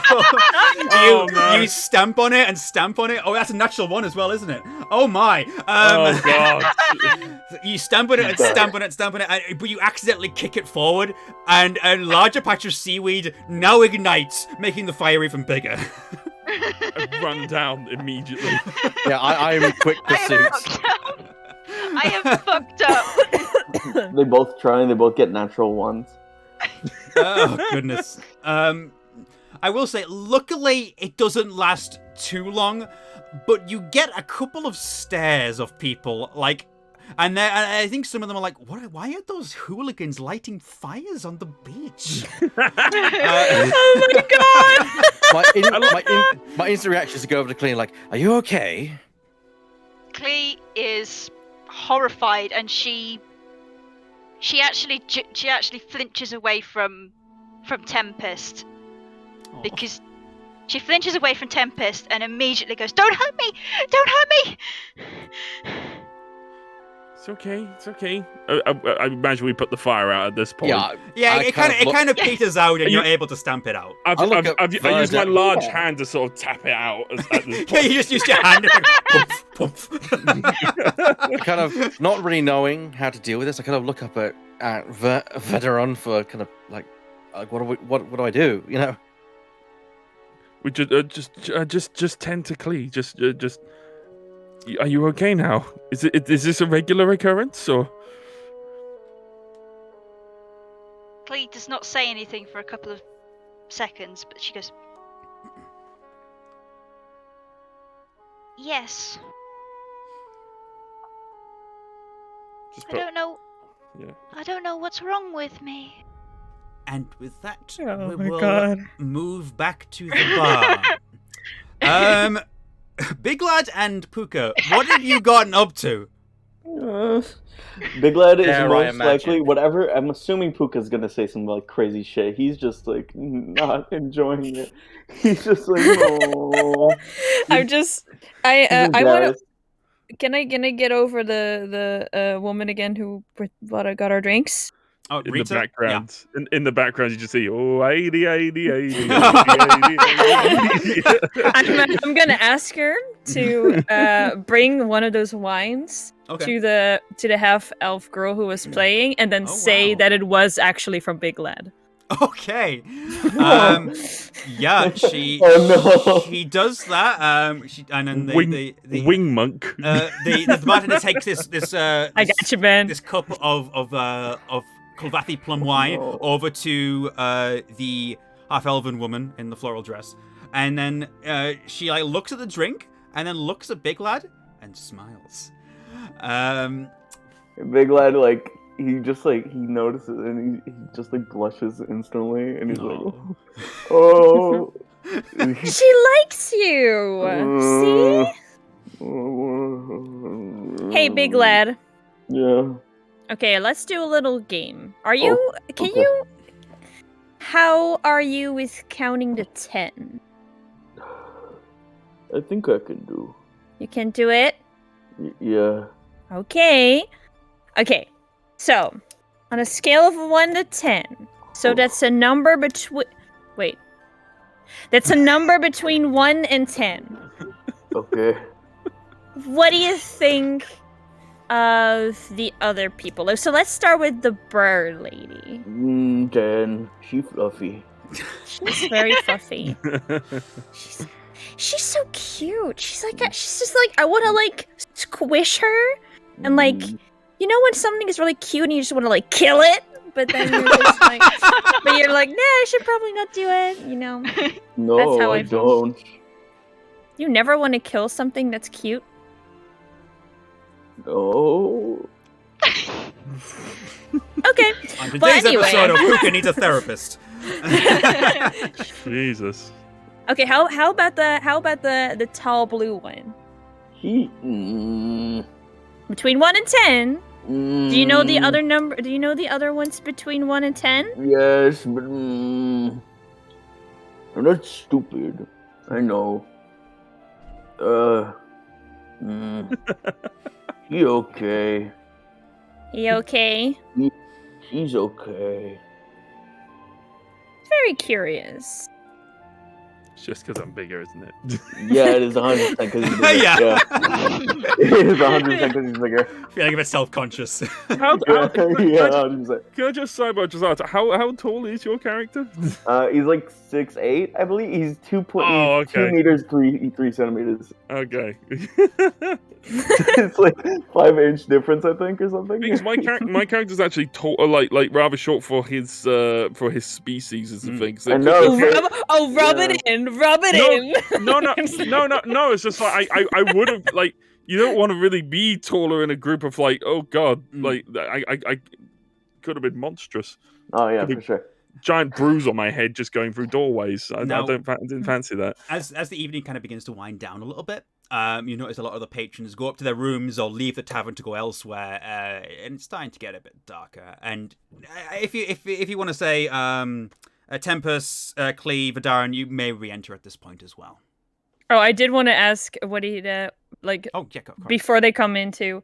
And what do you think about? And I like point at like where Tempest was sitting, like that one over there.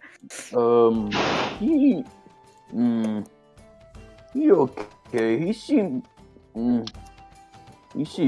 what word? What Think of a really good one. You can do it. He seemed like Yes. hard nut to crack. You know, that's actually very well said. Yes. Yeah. Well done. I just think he's a dick. Oh, that's not nice. I don't know. Maybe it'll grow on me like a rash. What? But we'll see. No. That's mean. You're mean. I'm not mean. Can I also ask how big Clee is? Just I am 5'2". I'm the same size as Tempest. Yeah, Tempest is actually Okay. quite short for a human as well. Yeah, I don't even and know I, how and I'm tall I am. small for I'm a small I for think- a bird person as well. I'm also 5'2". So I we're all think the yeah, same you're size. all about the same height, except for Big Lad and Vadaran who are tall. despite this, The dad of the group. could I suggest that when we're walking in, I'm as well Do you as want me well as riding on your shoulder? either that or I'm holding you with both my arms. No. Yes, I would just think I am sitting on your shoulder. Yeah. Okay. Yeah. yeah. Absolutely. Yeah, This especially turning- after this what turning- happened. this Especially is the after what happened strangest on the beach. It's just Yeah. like my big This turning into ukulele, and I love it. Oh God. Most likely. I mean, Rita, the bartender, kind of turns you coming in and says, "I suppose getting ready to turn in for the night then." I just want to do one of those like I just really hate him. Oh my god, you guys are back! I missed you so much. Okay. We saw the Kay is coast. trying to put on a brave face and not reveal the fact that she almost set the beach on fire. Is she like, are you burned? No, I'm not burned. I'm Okay. just basically it's just the expression, just like all my There's- feathers are like tight to my body. There's Kind of maybe thing. like a mild singe mark at the bottom of your robes Yes. where you try to stamp it out. Can I make an insight or like an investigation check to see if if I see that happened or? Yeah. I would say a perception or investigation. Right. Which one am I better at? I am better Up to at you. While investigation plus you're 2 rolling that, I'll perception. respond to. Also, I'm gonna say Doesn't matter. yes. Is there shared rooms? Is it individual rooms? How is it? How Hey. is it? That's an 8. Rita says, you've all got your own rooms each, individual, although I think each room has 2 beds anyway, so if you want to, bunk up, that's also an option. Whatever floats your boat. We don't judge here. I immediately assume that both of my beds I'm going to have to use at the same time. Just Yeah, you might have to push them together. You might have to push them together. Yeah. You might have to. You might have to hammock it. I immediately like look at Klee. Like Big Lad immediately looks at Klee and he's like, I want to cuddle. No. No. No. Yeah, No, you clear up on the shoulder. not- I just sort of give an encouraging tap and just like this one probably needs to get her rest. Okay. Is the half-elf lady still there? At this point, the band has kind of packed their things up and left. Are they late? Oh, they've left. I would have tried to. Oh, okay. You want to say if anything you did beforehand? Yeah, I wanna ask the bar lady if I can just get the bottle of the expensive wine. Oh, She dude. kind of looks at you and then just kind of thinks for a moment, but just goes, what the hell, and hands it to you. Yes, and I'm Oh gonna my just walk up God. to the half-elf and I'm just gonna. Now, will you excuse me, guys? Since we're gonna be at sea, I'm gonna have some fun tonight.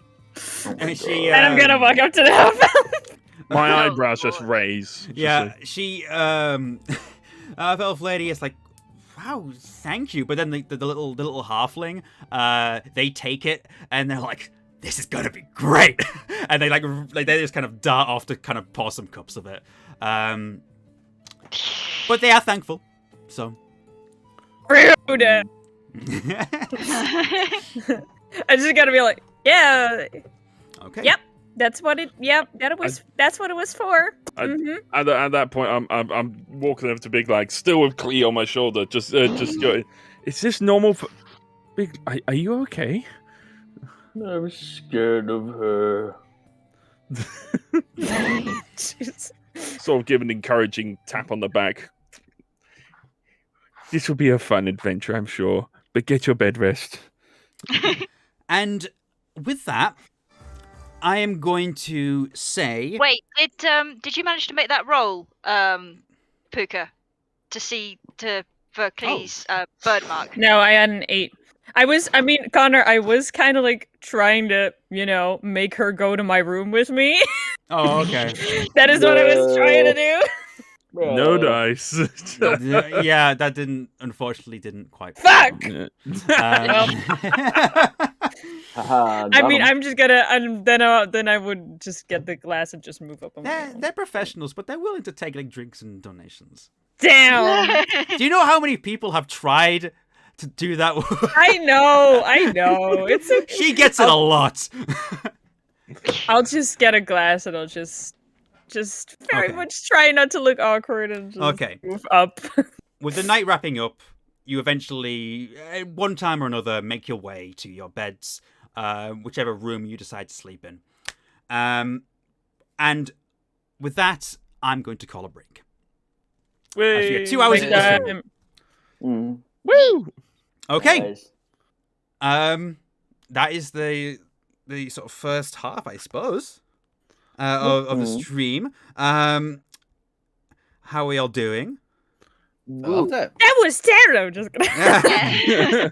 Oh, Done so much Excellent, yeah.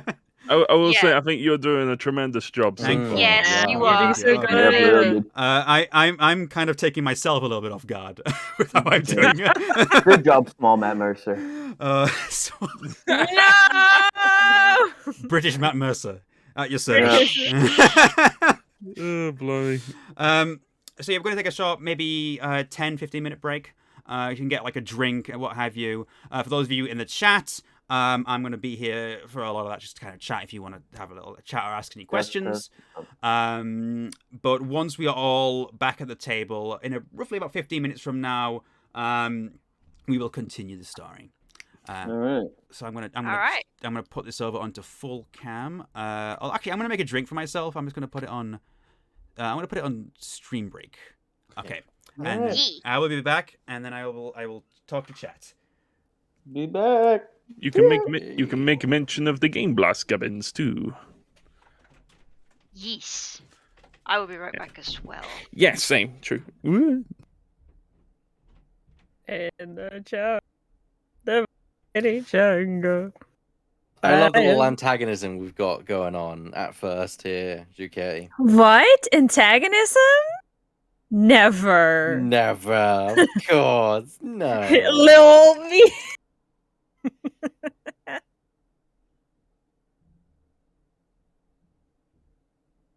I'm gonna get a drink too.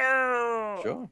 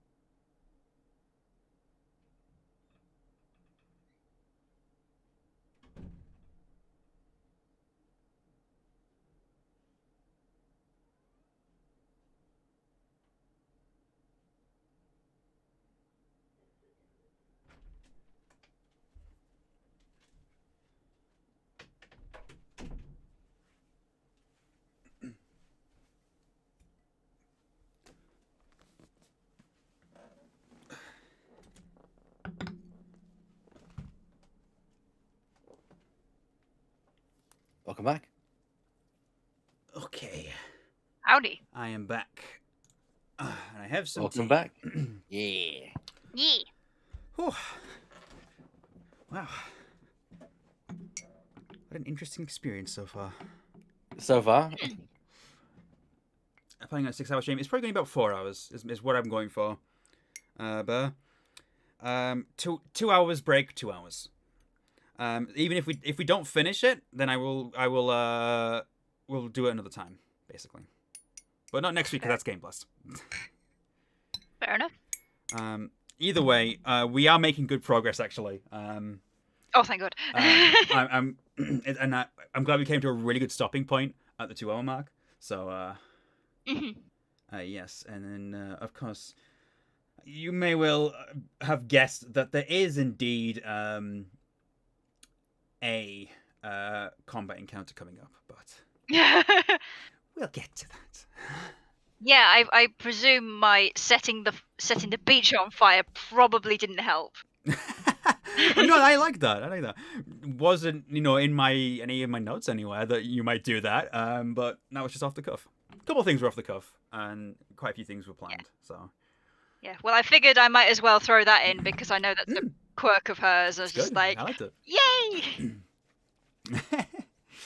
And getting a natural one trying to put it out. Oh dear. That was perfect. Very funny. Whoops. Hello. Oh. Hello. Oh. I've got a nougat. I got some lemon and ginger tea. I thought you had the bread again. What's up with the bread? Bread? What the fuck? Kept stuffing poor big lad's face with bread. I don't know what the deal with that was. Very fun. I'm enjoying your character. I didn't do that. So, oh, you didn't do that. No. And thank you, Bert, for the compliments. I'm glad you're enjoying my my DMing. Yeah, he's right, Because I'm taking myself a little bit off guard here. Was not expecting. I was expecting to lock up more than I am. I think. I'm the one who's locking up a lot of the time, so don't worry about it. La bomba. I think we're all sort of like tentatively approaching this, but we'll come into our own in different parts. You're doing very well for like the sort of interpersonal roleplay stuff, which I don't have to do anything for, which is great. I can let you go bug wild in that. It's fun. Yeah. Yeah, it's great. It's already like pretty interesting. Okay. I mean, what is it? This is just the intro, But I think, like I said, I think we are making good progress. Let's see how far. Yeah, this. Looking at my notes, this is about the halfway mark. So sure. Yeah, I might have planned this just about right. The halfway mark of. Miracle. You mean the halfway mark of session 1 or the entire thing? Well, of the adventure. Oh, bloody hell. Which I said I wrote it as a one-shot. It's a single-shot adventure. Fair enough. And at the end, you get shot. But like, obviously, there is potential for more adventures later down the line. Apparently, I'm shooting E-Bag according to what some people were hearing. No. How I interpreted that for a moment was like it was E-Bag saying, "I'm going to die soon," and you're just like, well, "That's cool and all, but check this out. I got a bow." Yeah, that's what I read it as well. It's just like, this is what happens when you don't let me finish. Like more is like a thing like I don't care. I have a bow. Isn't that cool? I just love that. That was this really like deep emotional scene, and in the background, Clee's just like mucking about. I'm imagining that is very endearing. You know those moments in the Muppets where like Beaker lights something on fire. It starts panicking. Exactly like that is what I'm imagining. Yes. Well, did you talk about Game Blast, by the way? I talked about it a bit at the beginning. You're welcome to talk about it a bit more here if you want. I'll just say, like, if we end up, I can put this on for a bit. You've got your stream, and you got this stream going on, and it got. I know I'm streaming later today. Yes. If we manage to reach 2.7 during Ivor's stream, then I do have the tombola ready to go. So, but I will say that it won't come through while I have the RPG overlay on. No. Well, it will both, like, if it happens during the stream, then we'll keep it for like after we're done with all the hullabaloo. But yeah, I mean, last night we got to 2.6 on That was very Ebak's cool. stream, which was also an absolute delight. I have enjoyed my time in Ebak's Yes. Ace Attorney streams very much. That was great. Yes. And yeah, we ended up doing the spin, and Scarf ended up getting his audience choice vote Mhm. That's drawn out. let's go. Which I'm calling my audience battle royale at the moment in my own personal notes. So Oh, okay. Yeah. That's Oh, fair. nice. So yeah, if we manage to get to 2.7, I'll break it out again. We got all sorts of possibilities still, and of course you would be helping special effect. indeed. It's kind of crazy seeing us as the top fundraiser for Game Blast 22 at the moment. That's mental. I mean, I don't know if that's going to last. But it doesn't necessarily matter if it doesn't, because we've already done No. incredibly. No, well, the thing is, if it doesn't last, that means that someone else has raised even more, and that's exactly, fantastic yeah. news. It's like we encourage the competition. We dare you to beat us. Yeah, please beat us, Please. Yeah, it was never about like leaderboards and things like that. But the fact that we have got to this point and we've still got plenty more to come. I imagine when Game Blast weekend actually happens, it's gonna get, we'll probably still be somewhere up top, but probably not number one We're after going a to be in a while. solid position, I think. Like just for a good long while. It's amazing to see, and I can't thank everybody enough for their support. So yeah, we're at 2615, so 85 squids, and 85 squids. We'll determine another step in someone's fate. Or the seventh one for me, because man, I got so many of mine out. Bloody hell. Yeah, I mean, I'm nearly catching up now, though. Yeah, Yeah, it's like I started out with the least, and now I have 4, and I think Ebak and Laura have 3 each. I think that's how it's going. Something like that. Yeah, I can. You're on 6, I believe. Buddy's on 5. I'm on 4, and then it's 3-3 for Ebak and Laura, if I recall correctly. I'm gonna be a busy boy. All right. Oh yes. Looking forward to playing Demon Turf and all sorts, and Windjammers too with Ebak, which I think he was very surprised by. I was chatting to Laura about Injustice 2 in her stream earlier, because I was hanging out in her stream this morning while I was getting everything set up. So finishing Death's Door. Yes, yeah. She great game. Yeah. Fantastic game. I need to get around to that myself at some point. I'm fascinated to watch you play Hitman 3 as well. Weird. Oh, that's going to be so interesting. Fun. That's going to be so fun. I've got to tune in for that. Oh god. Zimbear saying, I'm looking forward to weird playing Ghost Runner at Game Blast. Yes. Well, I mean, yeah, it was Bear playing it that sort of got me interested in playing it at some point, so I'll be giving that a first time go, as well as Slime Rancher on the Saturday, and then Banjo Kazooie on the Sunday. Banjo Kazooie. Yeah, that'd be great. Yeah, I've got there's so many good ones sorted. All on top of the friggin' Lego Star Wars that's due to come out still. Oh, yeah. Oh, yes. Yeah, a lot of exciting stuff. And that's even before we hit 5K, where if we somehow manage to get to that, I mean, that's I'm already doing a Legend of Zelda marathon, but if we get to 5K, I'm doing a Kingdom Hearts marathon as well. That's Did somebody say Kingdom Hearts? Why do I do this?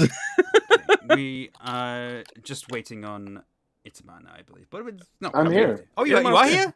I didn't even notice. Okay. If we're all ready to go, and then I'm happy to. I noticed you were here. I'm sorry. I'm so Thanks, sorry. man. I am so sorry. Wow. Someone likes me. I'm a really bad friend. I know. Yeah, I know. Oh, I know. Oh god. Wow. Yeah. No. Yeah. Burr's right. You just got a successful stealth check. And thus ended the friendship of Itamar Zel and Scarfulu. You have to roll for that. I know. Oh god. So, are we ready to get back into it? Yeah. I know how it starts. You awake to find yourself in You a dark awake room. You went to find yourself in a dark room. Okay. Love you to start it that way. Okay. So, music will be picking back up in a moment. Okay, yeah, so this is the right I playlist. cannot wait until we all die. It's going to be so fun. Okay. Yay, death! We're in danger. picking back up.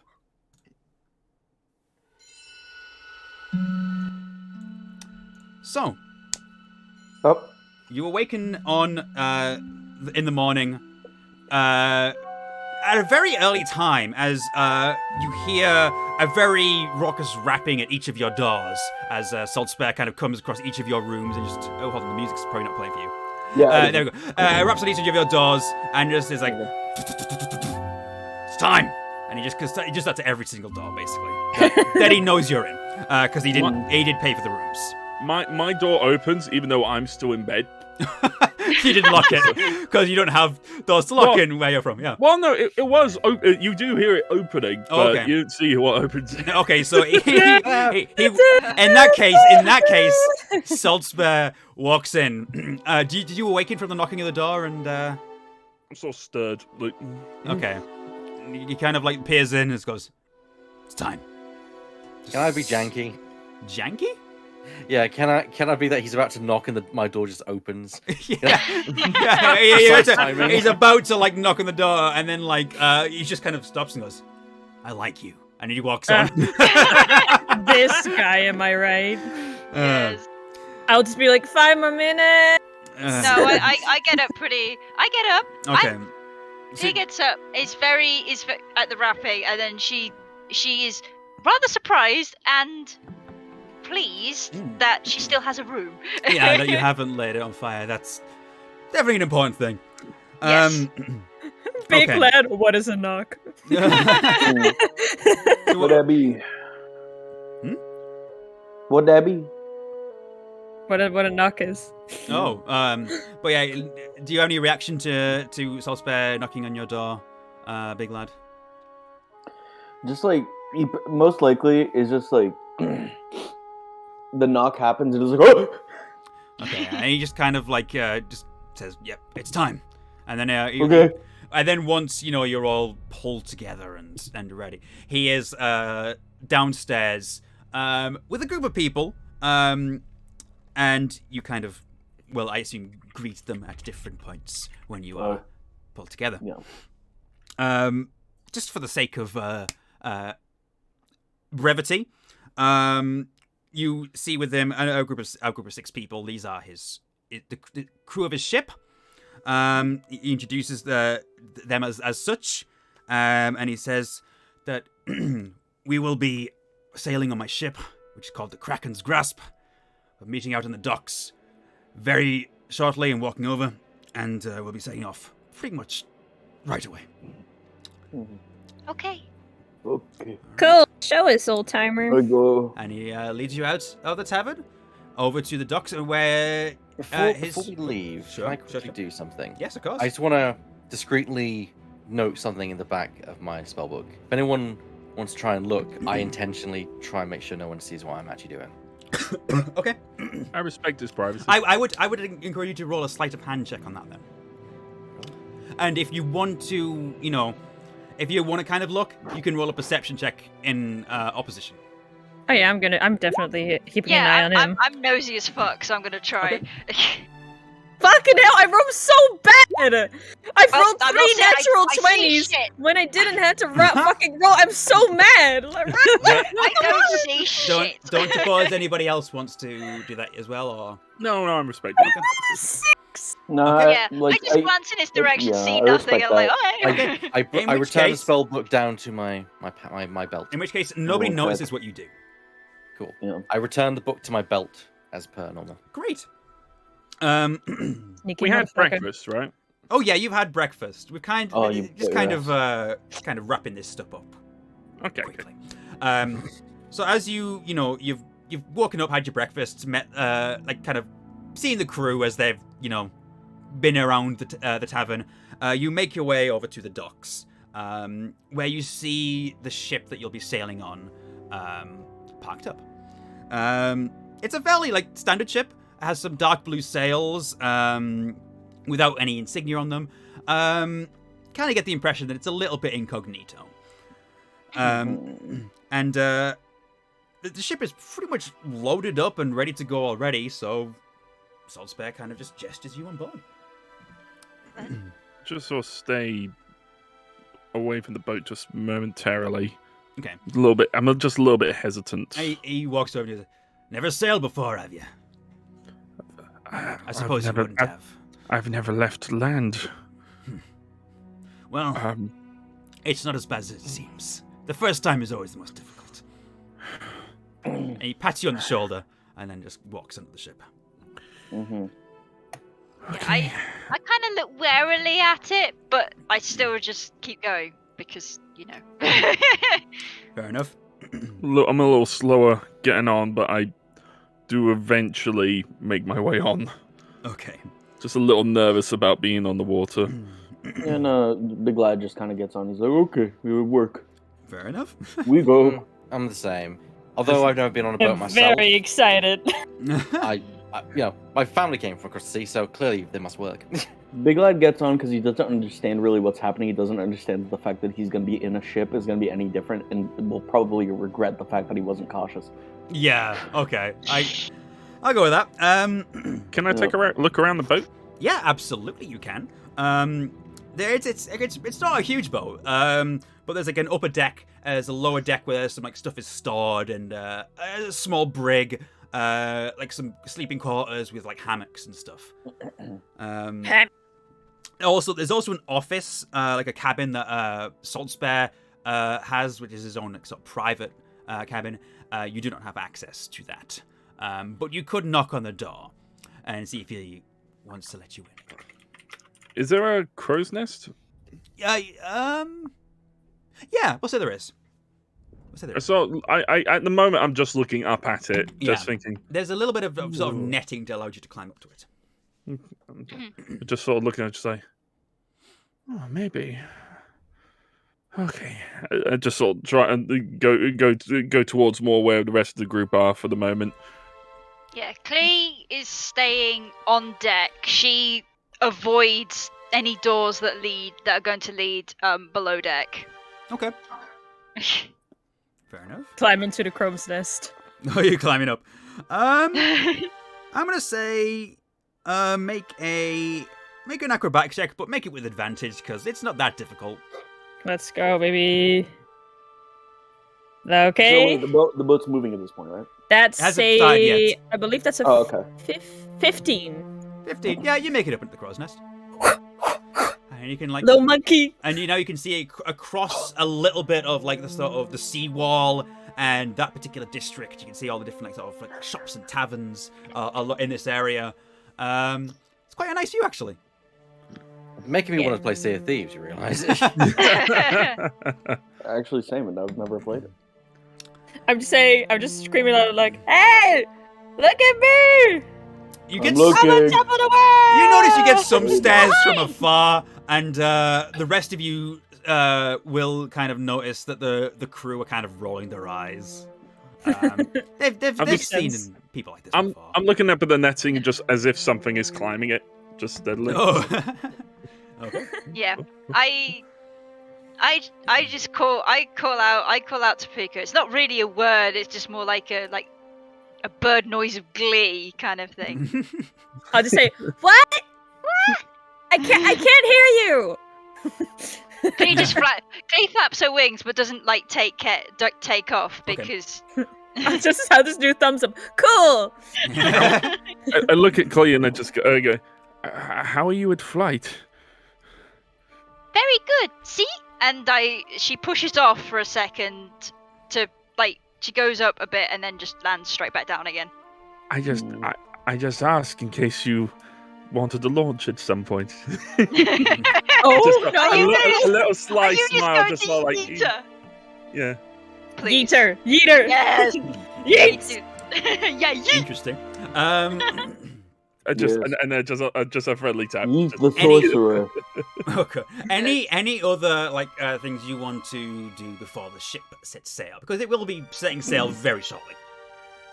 Is there anybody else going to the crow's nest? Like, is there a crew member? Not currently, no. The crew are kind of loading stuff up and making sure everything's securely tied down and all the usual checks you would do on a boat. Did we see where Captain Salzburg went? He went to his cabin and shut himself in there pretty quickly. Oh, blimey. Okay. He's not very social. You kind of gather that quickly. I just sort of head towards the front of the ship just to look out. You look Where out at we're the headed? sea, and you Yep. see like the sun rising over the Sprisk Good. Ocean, and yeah, it's really quite beautiful. Let's take a Is there any deep kind of breath. is there any kind of safe place for us to put our like items and stuff? Yeah, of course. You've got like this sort of like there are sort of cabins with hammocks in them, but there's like 2 hammocks per cabin. I think he's asking if there's a Oh. if there's a Like coat storage hanger. space? No, a coat hanger. A coat hanger. Just I everyone guess put there your could coats be. there. I guess there could be. I don't see any reason why there wouldn't be like a hook to hang things on if you want. Do people walk around with their shoes on? That's what, like. Some of them do. Not all of them do. Yeah. Some people just prefer their shoes off. You know, there's quite like a variety in the crew as well. There's quite a few humans, couple of dwarves, a gnome. Quite interestingly, an auto gnome, which is a mechanical gnome, and also a tiefling. Oh, Oh, nice. Cute. Hmm. cool. Not suspicious at all. No, not suspicious. Why would it be Also, suspicious? a tiefling. No, to be suspicious, huh? Okay. And with that, the ship begins to set sail out towards the Sprisk Ocean. And you kind of feel the jostle and the motion of the ship for the first time, which many of you aren't used to. Mhm. And I hold on to the side. Oof. Immediately hate it. Yep. Same, just grab onto whatever like I can. okay. I'm trying to get as sturdy a footing as I can, which doesn't take me too long, but Mhm. still, it's a strange feeling. Yeah. In fact, you know what I'm going to do now is I'm actually going to change you over to the map. Oh my god. Shit. Woo! Yo. Welcome to the Kraken's Grasp. This is the ship you will be sailing on for the next 3 days. Sick. I can already see what's going to happen. Yeah, I figured this was. All right. So Yeah. I'm holding on to the Can I front. wait? Can I get up here, or is that not like? yeah, you can get up there. It's not Mhm. necessarily a place you're supposed to go, but you can climb a couple of boxes to get up there. Yeah, like I can see behind the ship from here, right? Yeah.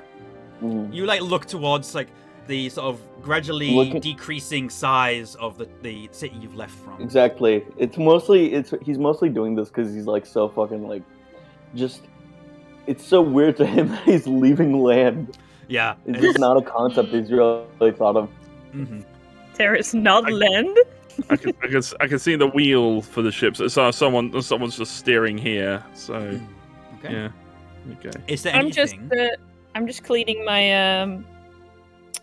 I mean, you know what I'm just cleaning my bracelets and Okay. everything. Just kind of lost in Your thought weapons, a little yes. bit. So yeah, the crew are kind of just going about and doing what they need to do. You're not expected to really do anything other than that. The crew have it well in hand, but you also have free reign to do whatever you want on the ship for the time being. Tempest, did you leave your stuff somewhere? I did. I have. If you see me look one around, you notice that I don't really have my. I just have my robes. I don't have like my gear with me. I left that down in my bunk. Did I notice that he went to do that? I made no. I didn't hide the fact that I was going to basically. I did. You would have probably heard me ask, "Is there a place we can put our wares?" Okay, yeah, you Where does the luggage go? you might have seen Tempest drop some stuff off in his sleeping quarters. Okay. And you're welcome to look if that's what you want to do. I'm gonna wait for now. Anybody have anything they want to do? That's all. Clee is staring resolutely on the horizon because, bless her heart, she's a little bit seasick. Mhm. At this moment, you actually see Saltsbare kind of leave his cabin a little bit like quite quickly actually, and he's just kind of stomps towards you. That's just the way he walks. And he just kind of goes, right. If there's anything you need from me, I'll be mostly in my cabin. I have a lot of reading to catch up on. And he just kind of pauses, nods, and then just walks back into his cabin. Very awkward guy. I'm just saying. What? Reading to catch up? What? Yeah, he did not respond to you at all. Yeah. Okay, bye. You know, the crew are just I'm doing their thing. gonna make my way over to Big Lad. Okay. Like, Oh, okay. Just find him. like as I Ignore my climb premium. up. It's like, so, Big Lad, Mm. what brings so much of yourself on one of these adventures? Oh no, Mom said come. You're very close to your family. I just have Aggie. I was. She found me in town, and then she became my mother, and I don't know what this is, but she told me to fight for this, and I listened to her. So I come help. And do you enjoy what you've been doing? It's okay. I'm just trying to basically distract Big Lad because he clearly needs help. Aw. I'm basically trying to make I'm trying to awkwardly make conversation as someone who's been stuck in a tower most of his life. Just be like, basically try and distract the poor chap. You know, it doesn't help that he's been like stuck in a fucking house for his life. I'm keeping a very close eye on this conversation. All the way from the fucking. You're watching from Yeah, I'm afar, just watching. I'm but not listening. I'm just watching. You can't hear anything. No, I'm just watching. yeah. I'm just watching. And I don't imagine you have the ability to lip read either. Nope, that would have been cool. But Yeah, it's mostly like Big Lad kind of just like answers questions. He doesn't really like to ask. I realizing that you might need some time as well alone. I kind of pat Big Lad on the back and then kind of go back, just looking around the ship. I like how it's turned into the universal language, just a pat on the back. Yeah, Everyone pat on the just gets pats on the back. You, Tempest, you walk past a human member of the crew, with like white skin, brown hair, quite tall and lanky, very gaunt features, and he kind of like looks at you and then kind of like looks back to his work. He just kind of like gives you a strange look. I look behind me for a second. He looks up again and then quickly looks away. Yeah, what I mean is I look behind me to see like if someone was like behind, he was looking at something behind me, and then I look back and like, is there a problem, sailor? No problem, sir. You seem like an interesting individual. Yes, of course. How long have you been working on the ship? I'm actually a new hire. Saltsbare brought me on today. The other crew members they've been here a while, but I'm new. Hopefully, I do a good job. Yeah, I think I'm doing okay. Ooh, I can't. There's nothing to me like an insight check on. I don't. You can if you want to. Yeah, I kind of feel like, is he like nervous or anything? Make an insight check. I'll make an insight check. It is then. There we go. 15. Okay, with that, you definitely pick up that he is nervous actually, and not necessarily like in a way you would expect, but it's entirely possible he's just a little bit like afraid of Saltsbare, because Saltsbare is kind of one of those bosses where you're not entirely sure if he's totally angry with you or if he's happy with you. Yeah, that makes sense. So he's just a little bit on edge. New job, but there does seem to be something about him. I kind of lean up against the edge of the ship wall and be like, Salzburg, did he handpick you? He goes, well, actually, I heard that there was a job posting, and I asked, but he said yes. I think he's happy to have me, but you can't really tell with that guy. At that point, I kind of like, he wouldn't have hired you if he wasn't confident in your abilities. That's comforting to hear. Thank you, sir. And then, like, he realizes that he needs to get back to his work, and it's like, I'm sorry, I need to make sure this is all...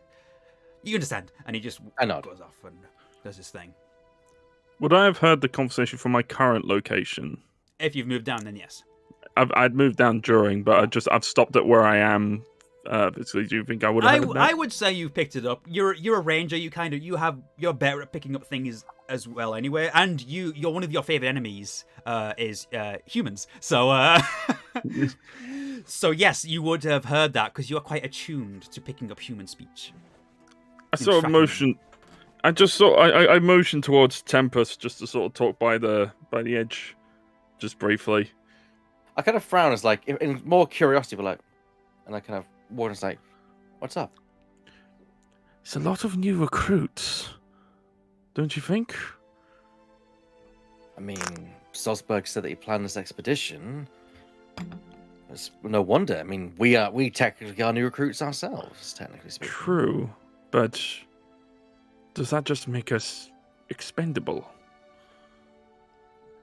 Not a lot of confidence that he's not really fielded a lot of us. At that point, I like frown like, you're not wrong. I do want to kind of mention that Tempest, what this character did say is that the rest of the crew are actually kind of long-term hires. They've been around for a while. It's mostly just him that's new. Okay. Oh, right, okay. I correct and say, well, he's new. The rest of these are long-term. However, he just seems nervous to be hired by the captain. That makes sense. I mean, you've met the man. Briefly. Unrelated, by the way, to this, because Tempest made the mistake of showing kindness to Big Lad. He's been slowly this entire time. He's been slowly walking towards him. Do I notice Big Lad? I don't think there's any chance you wouldn't notice him. He is a bit big and lumbering. I mean, if Big Lad wants to try and be stealthy, he can. I don't imagine he's trying to be. He's just shy. Okay. Yeah, you would notice them. Hello, Big. Tempest, I turn around to find a chest in my face, and I look up. Tempest, are there 4 of you? I say, 4 of me? There's only me. Say, oh, my name. My father and his father were all named Tempest. Oh. Why are you the 4th if I'm the 4th person in my family to bear the name Tempest? Oh. That's weird. Why not give you a different name? I sigh and say, on that you and I are agreed. Just a look at Tempest and go, names are funny. Yeah, name's very funny. People call me Big Lad, so now I'm Big Lad. As you're having this conversation, another member of the crew walks past, and this is a gnome. Very very short individual, with a dyed white hair, and a shaved side cut. And this gnome, they just kind of look, names. I know what you mean. They call me Gif Gaff, and just keeps on walking. That's a silly name. Gif Gaff. Gif Gaff. Nice. Okay, I wanna go down. Can you help me send communications, Giffgaff? I understand. I get that reference. Oh. I want to go down to Crow's Nest, but I want to do it very quietly, and I want to try to scare Klee. Okay. I've been slowly Make- sort of making my way to the conversation because I'm curious, and also I want to. Stealth check against. Actually, we'll use passive perception for this. What is your passive perception, Klee? It should be below your stats. 10. 10. You have to beat a 10 with your stealth check then. Come on, I got a +5. Let's go. I think you will. Are you fucking kidding me? Was I that, won, probably. was that not? Deserves. You jump down, but your foot gets caught in some of the netting, and you just fall into a pile on the floor, and everybody sees it. Everybody sees it and turns around and just looks at you. And immediately Big Lad points and laughs. I just do the fucking Peter Griffin. Oh! Yeah, Everyone points and laughs. Klee immediately goes over. Yeah. Are you okay? So, as do I. Yeah, I'm okay. I was That's quite funny. full. Are you injured? I'm okay. I'm Uh, fine. I'm okay. Giffgaff chuckles and goes, "Heh, those nets will get you." This will help her to her feet. And I just Yeah. walk to the side You of also the... notice that Giffgaff is accompanied by an auto gnome, who's carrying some things for them. Ooh. Just a bit of flavour. Yeah. There is a little robotic gnome aboard who's like doing a little bit. of Thank you for this flavor, Connor. Yeah, why not? Very good flavor. Very tasty. She's brought my attention back to the crow's nest, and I've sort of now got a bit more confidence in me to actually ascend it myself. Okay. Did I take any damage, by the way? Or... No damage. It's more like a wounding of your pride than anything else. That's fair. I'll just go to the side of Sim, just stretch it out a little bit. Okay. Yeah. I think you would have no problems climbing up to the crow's nest, Vidaran, because you live in a forest, you climb a lot of trees. So I'm going to say that there's no Tree Man. No need for a check for that. So Okay. you can be up there now. And as for like the rest of the day, it's mostly pretty uneventful. You cross paths with some of the crew, chat with each other, have meals in the meal area, but other than that, not a lot happens. It's a pretty quiet voyage. Mm. Can I just look out to the sea and What- sort of observe things? Let's say that it's now so the sun has set and the moon is high in the sky, and you see the moon shining off the water. And again, Oh, it's been already that long. it's just uneventful first day. Yeah. Not a lot happened so far. I fly up so I can sort of perch on the mast closest to Vidaran, and we just spend the time together. I don't say anything. I just looking out to the sea. Just sitting quietly and having a look. I Yeah. like it. I guess sights like these are quite common for you. I've never seen the sea before, but I have flown. It's like the sky. It looks like it goes on forever. It's like the sky is moving up to a point. But the sky moves. It always moves. I guess it just must be a different sky? Certainly a different floor to what I'm used to. Mm. It's a lot less crowded here. I kind of like that. Yes, I'm aware of what your temporal awareness does, Tempest. Just remember. Sorry, I wanted to read it myself. I just Yeah. wanted to. Let me just Oh check yeah, if you can. I- Yeah, you can just click on the title because that happened to me when I was looking at one of my things. I can't remember if I've already added it to your initiative. I think I have. Yes, I will have done. So that you don't need to worry about adding it yourself because it's already part of your initiative roll.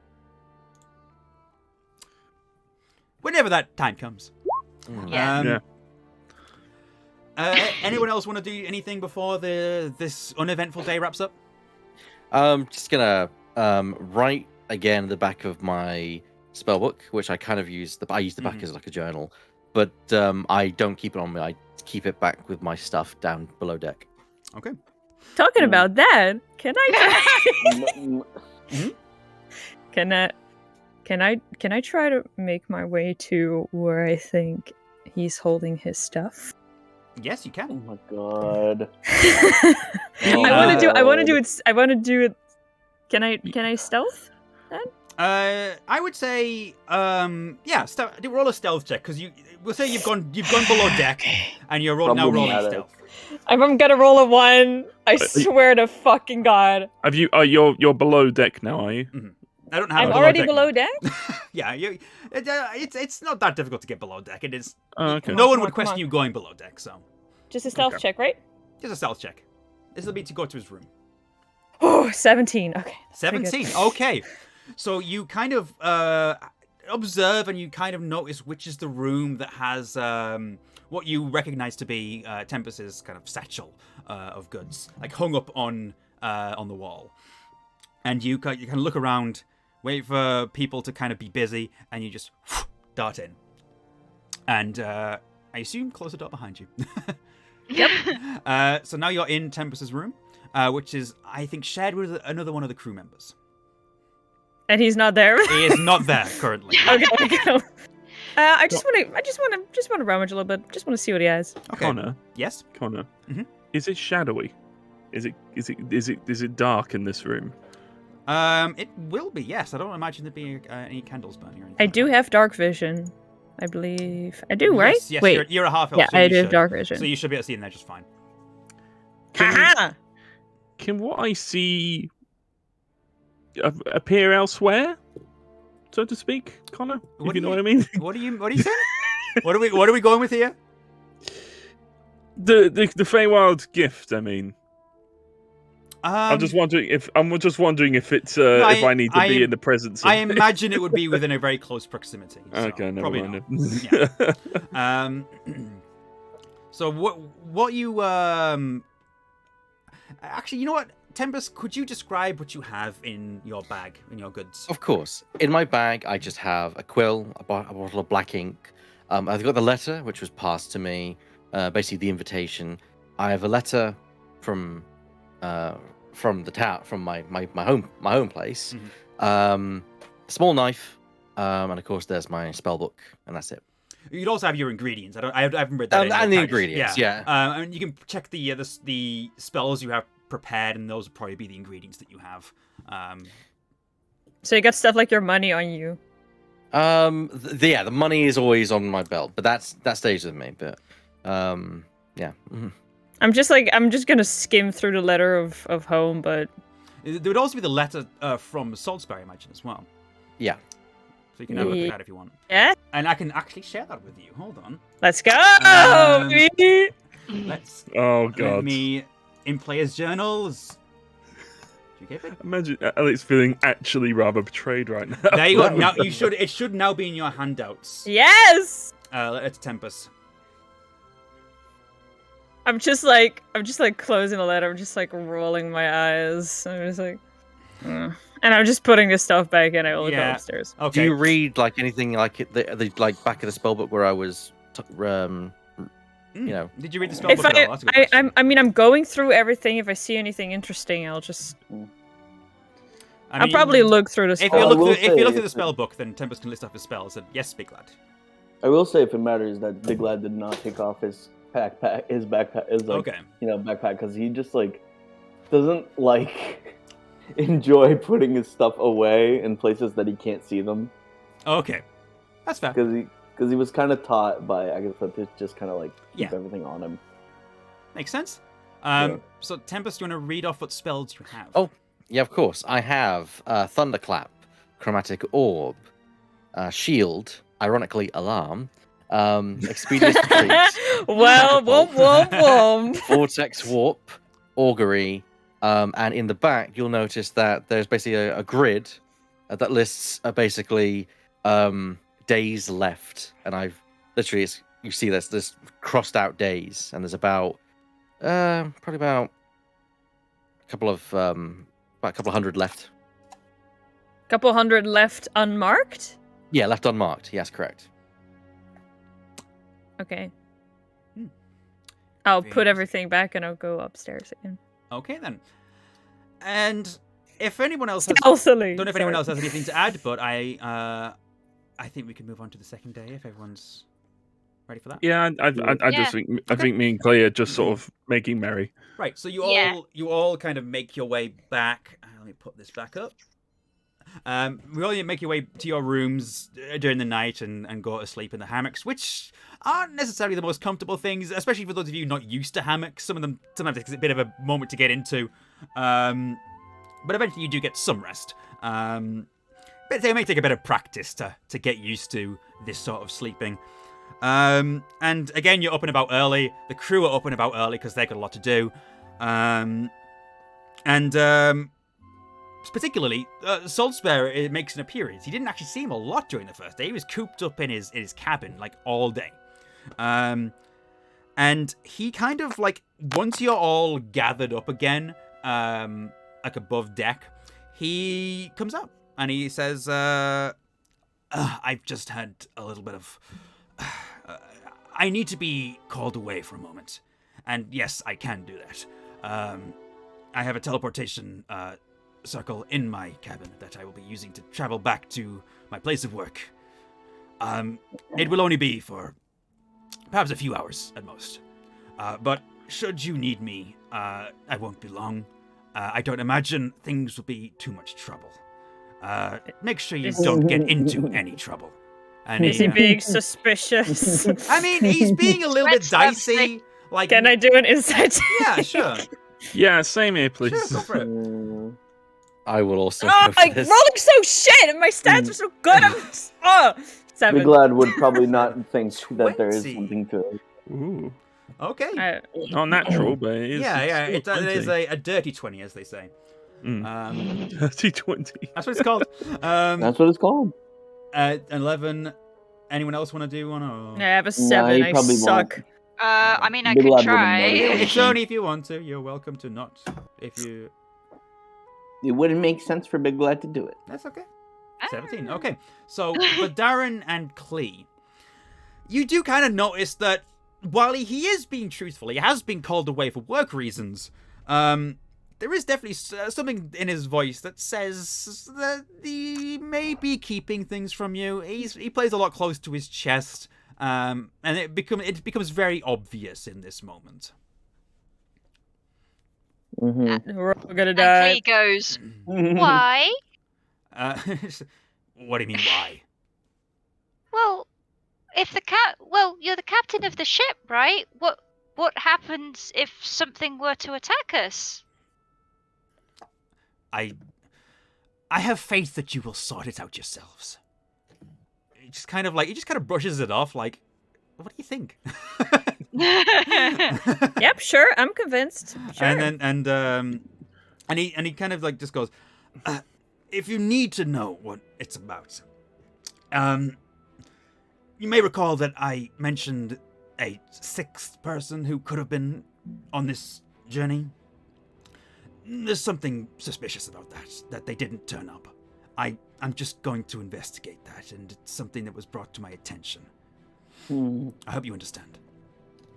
Okay. And he kind of, without saying anything again, he just turns tail and walks into his cabin. Subsequently, if you need assistance from us, you know where to find us. I do indeed, and I will be back very soon.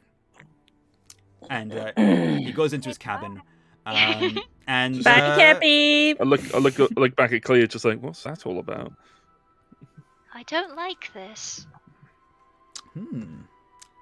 Very interesting. Goodbye, So- salty bear. I just saw a motion at Clea, just sort of, just motion. Are you prepared? And I just mentioned the fact that I've still that I've got both like one of my I did have little axes or something on me, didn't I? Could have sworn I had think them. you might do, yeah.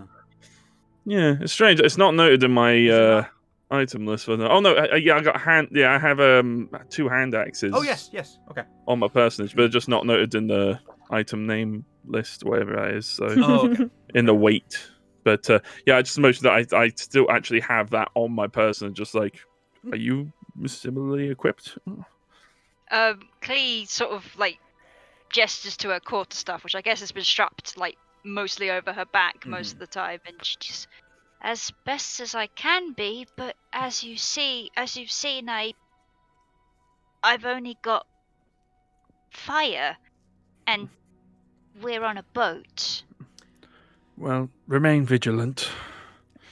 At this point, you know, things are still a little bit quiet. Where would you like to place yourselves? Is Gift Big Gaff Lad is here? gonna be- Gift Gaff's around. Psst, They're, Gift Gaff. they're being accompanied by their little auto-gnome compatriot. And Gift Gaff, they're looking like, huh? What's up? You know, Gift Gaff, Hi. you look like a man who knows stuff. Oh, not a man, but I do know stuff. Yeah, whatever. So anyway, do you know where there's this captain of like some good booze somewhere? You know, like somebody to drink. Well, you sound like my kind of person. I believe that the captain may keep something in their cabin. Oh my god. But you didn't hear that from me. And then they giggle and then continue on with their work. No, wait, I want to... Sorry, I just saw a question from Bert that I do want to answer. I wouldn't normally answer a question from the chat. But if anyone wants to ask the Autonom what the name is, you can do that. I mean, I do want to say, you know, I am very thirsty and I did just fall down and I had to stretch it out. It's so sad. It would be so nice if you would get that drink for me. Oh my god. I would appreciate that so much. Roll persuasion with disadvantage because Giftgaff definitely saw you fall flat on your face the other day. As this is going on, I do want to approach. No! Let's go, that one. You got weighted dice or something? What's going on? Giftgaff just kind of just looks at you and it's just like, Can I just say I rolled 3 natural 20s just like in between when I was rolling when I was bored. I am Stop doing that. they just go, Deserved. no. this is just Puka's very awful, very bad, no good day. Giftgaff gestures over to their gnome companion and says, "Come on, Miss Gafferby." Oh. Okay, that's made it a little bit better. Yeah, the autonome is kind of has like a little kind of a metal molded like little sort of cocktail dress built into as part of the robot. It's his wife. And Oh my god, are you kidding me? I just rolled another natural 20. I am Stop rolling between them. I just gotta stop rolling. Just stop. either way, is this where we're all positioned currently?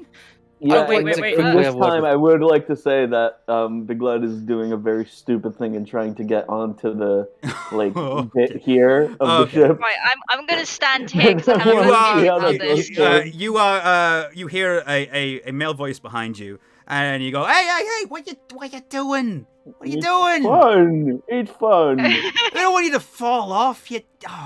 Oh, then help me. This guy. This is the tiefling, by the way. He reaches his hand up to try and like pull you down.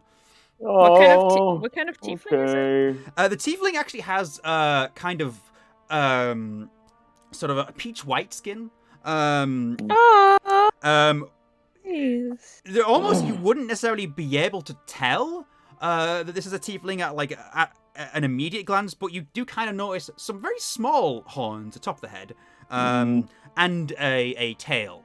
But the skin tone is very human, which is quite unusual. Why horn? Why horn on you? It's something to do with one of my ancestors had made a deal with a demon somewhere. These things happen. Normal stuff. Yeah. It Cool. Oh, and as he like sort of pulls you down, he extends a hand and goes, "My name is Tashton, by the way. Oh, Tashton? Tashton. I will write it out for you. Tashi. Tashton. I make notes. Okay, Tashi. Thank you. It's a slight little bit of like sort of beard as well, but only like a little bit, like a sort of kind of little wisps of beard. Tashi, thank you, but You're welcome. You take care of yourself. You seem like a kind soul. I won't go back on it though. No. Listen. There are more opportunities to climb things, but I don't think you should climb there, because if you fall in, it's not gonna go well for you. You know? Okay. I look though. I want to have a quick word with Puka, if I may. You may. This just like happened. Just like explaining to Big Lad to stop climbing on shit. Yeah. Being chastised. As I kind of went with Puka and say, "Are you okay, Puka? You took quite a tumble yesterday." I'm just kind of looking at him.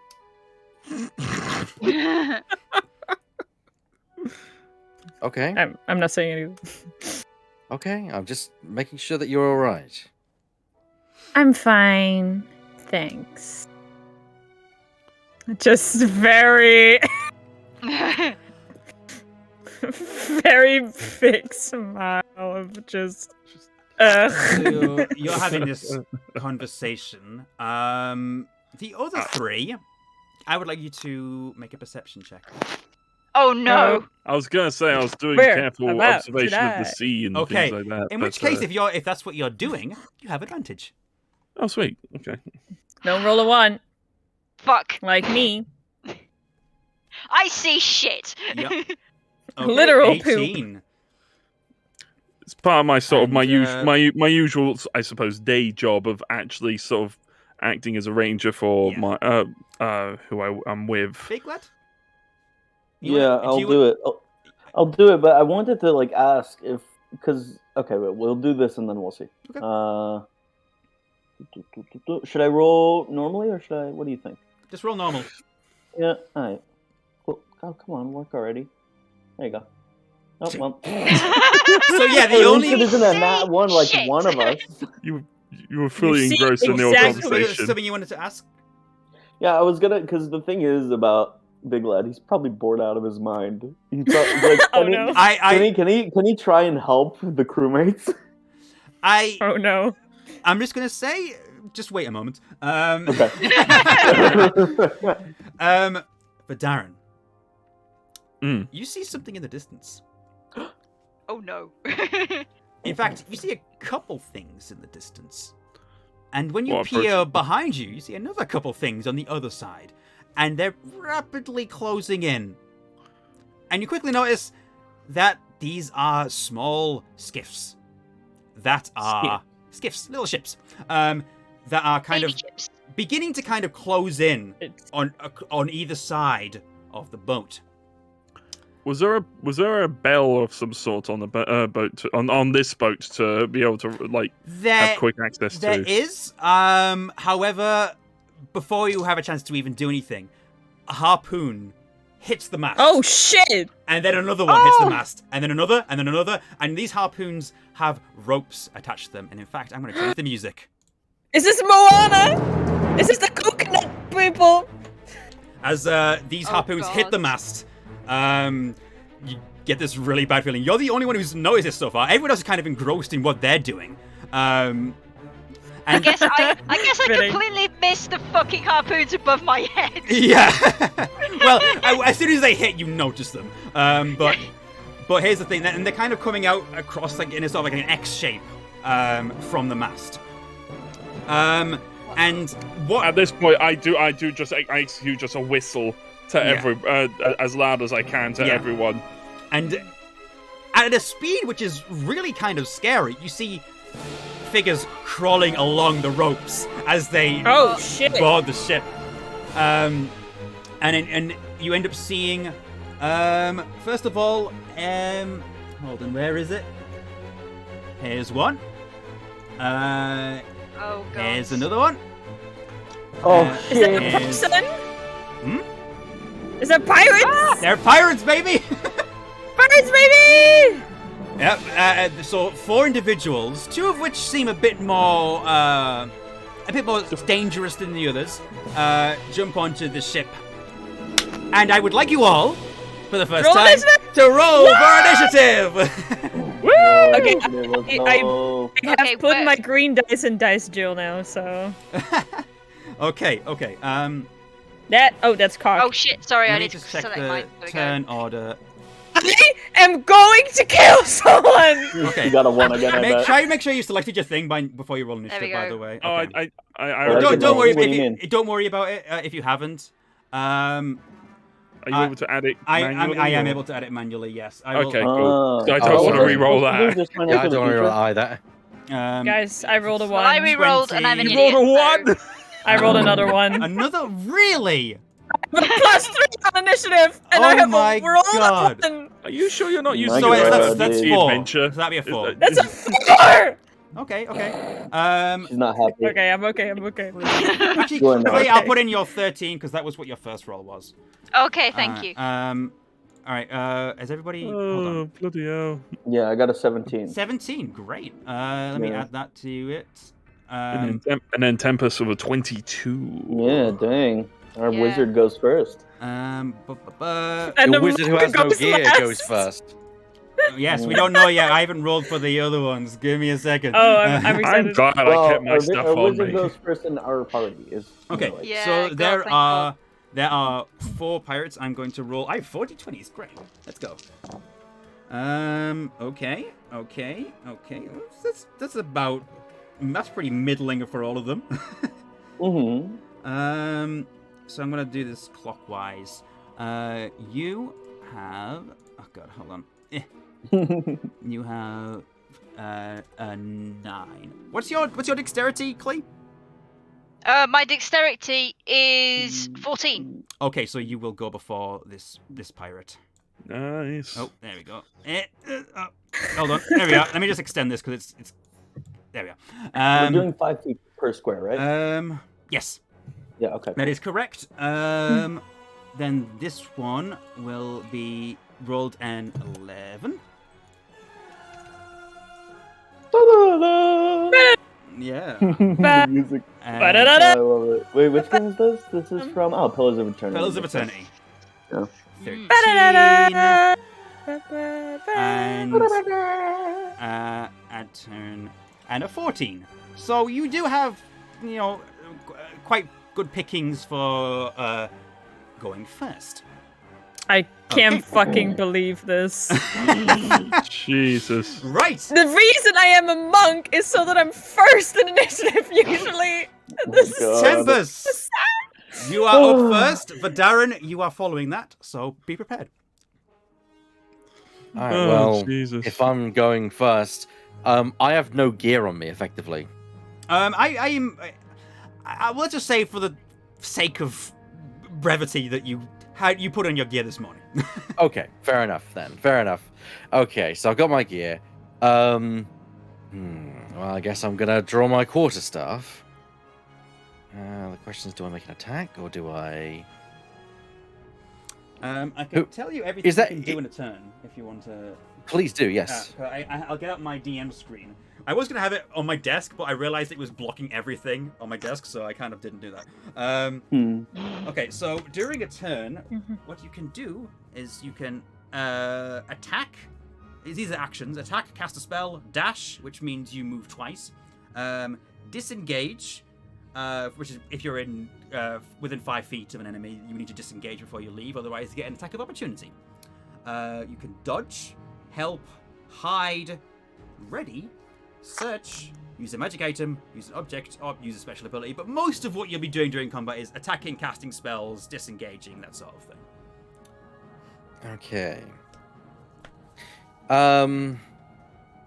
Is there a way, like, I can... Actually, no, there's no point me doing, like, a check to kind of try and convince someone to step down. That's going to be pointless. I was going to be like, no one has to get hurt today. Yeah, these pirates look a bit bloodthirsty. There's not much chance that you're gonna talk Oh there, them down. son. Yeah, oh oh there, there, son. But I'll be the one who'll be winning, son. Okay.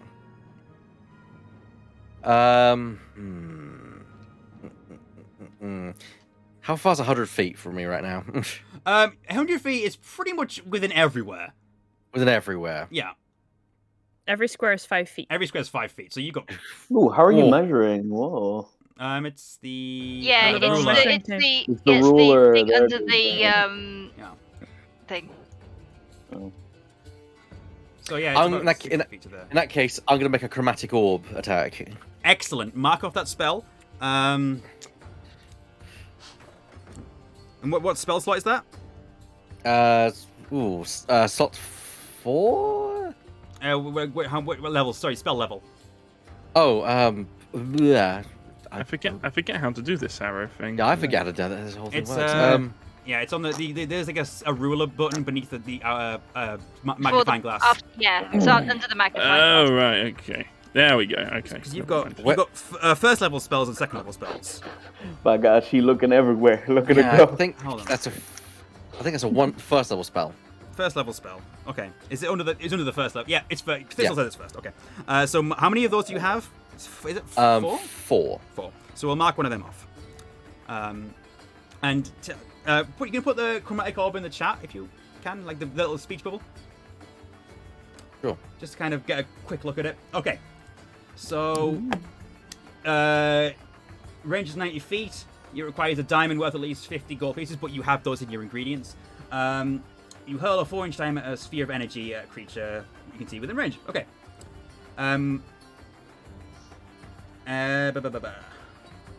Can 3d8. like Okay. Great. acid, cold, fire, lightning, poison, or thunder? So you choose what type you want to do with this. Cold. Cold. I kind of want to interpret it as almost like wind almost. Okay. So you kind of Oh, I think I know what he's doing. begin to conjure up this cold, like ball of energy from the diamond as it kind of rises up from it, and you hold it in your hands. And I need you to make a ranged attack spell against. Which pirate are you firing at? I'm firing at this one Okay. here.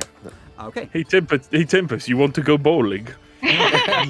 So make your ranged attack roll. Ranged attack. Now to find where the spell is and the thing. It's in, I it'll think be in your it's in attacks. attacks and Be it's in your attacks and attacks. spell casting under Yeah. core. Yeah, I'm just trying to like text and spellcasting. Where is it? Magic bonus. It's Yeah. above where you can see where your money is.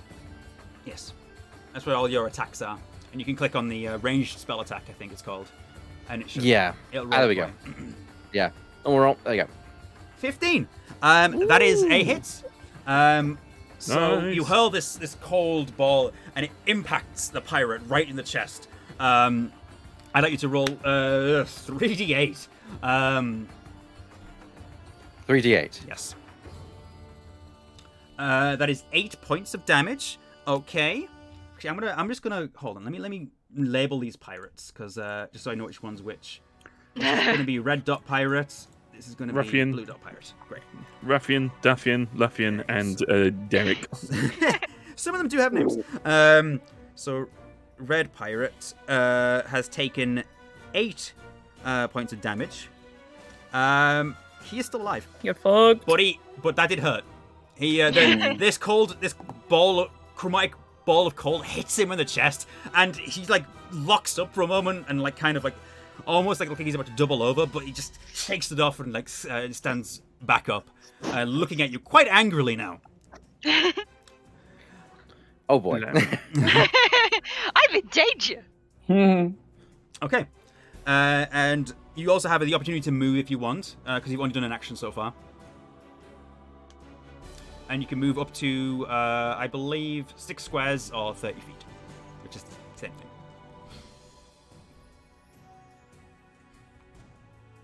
There's a 30 down there somewhere. Yeah. So move if you want to move. You can move where you want, but it's obviously up to you.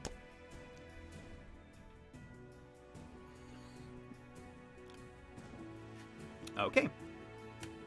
and there's opportunities for bonus actions if you have them.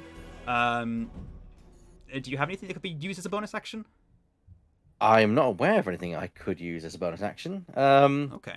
Let's have a look. How far It's can where- you move as part of your movement? Where Again, would I is it find 20 feet? anything like this? It's 6 squares. Quite a Okay. bit.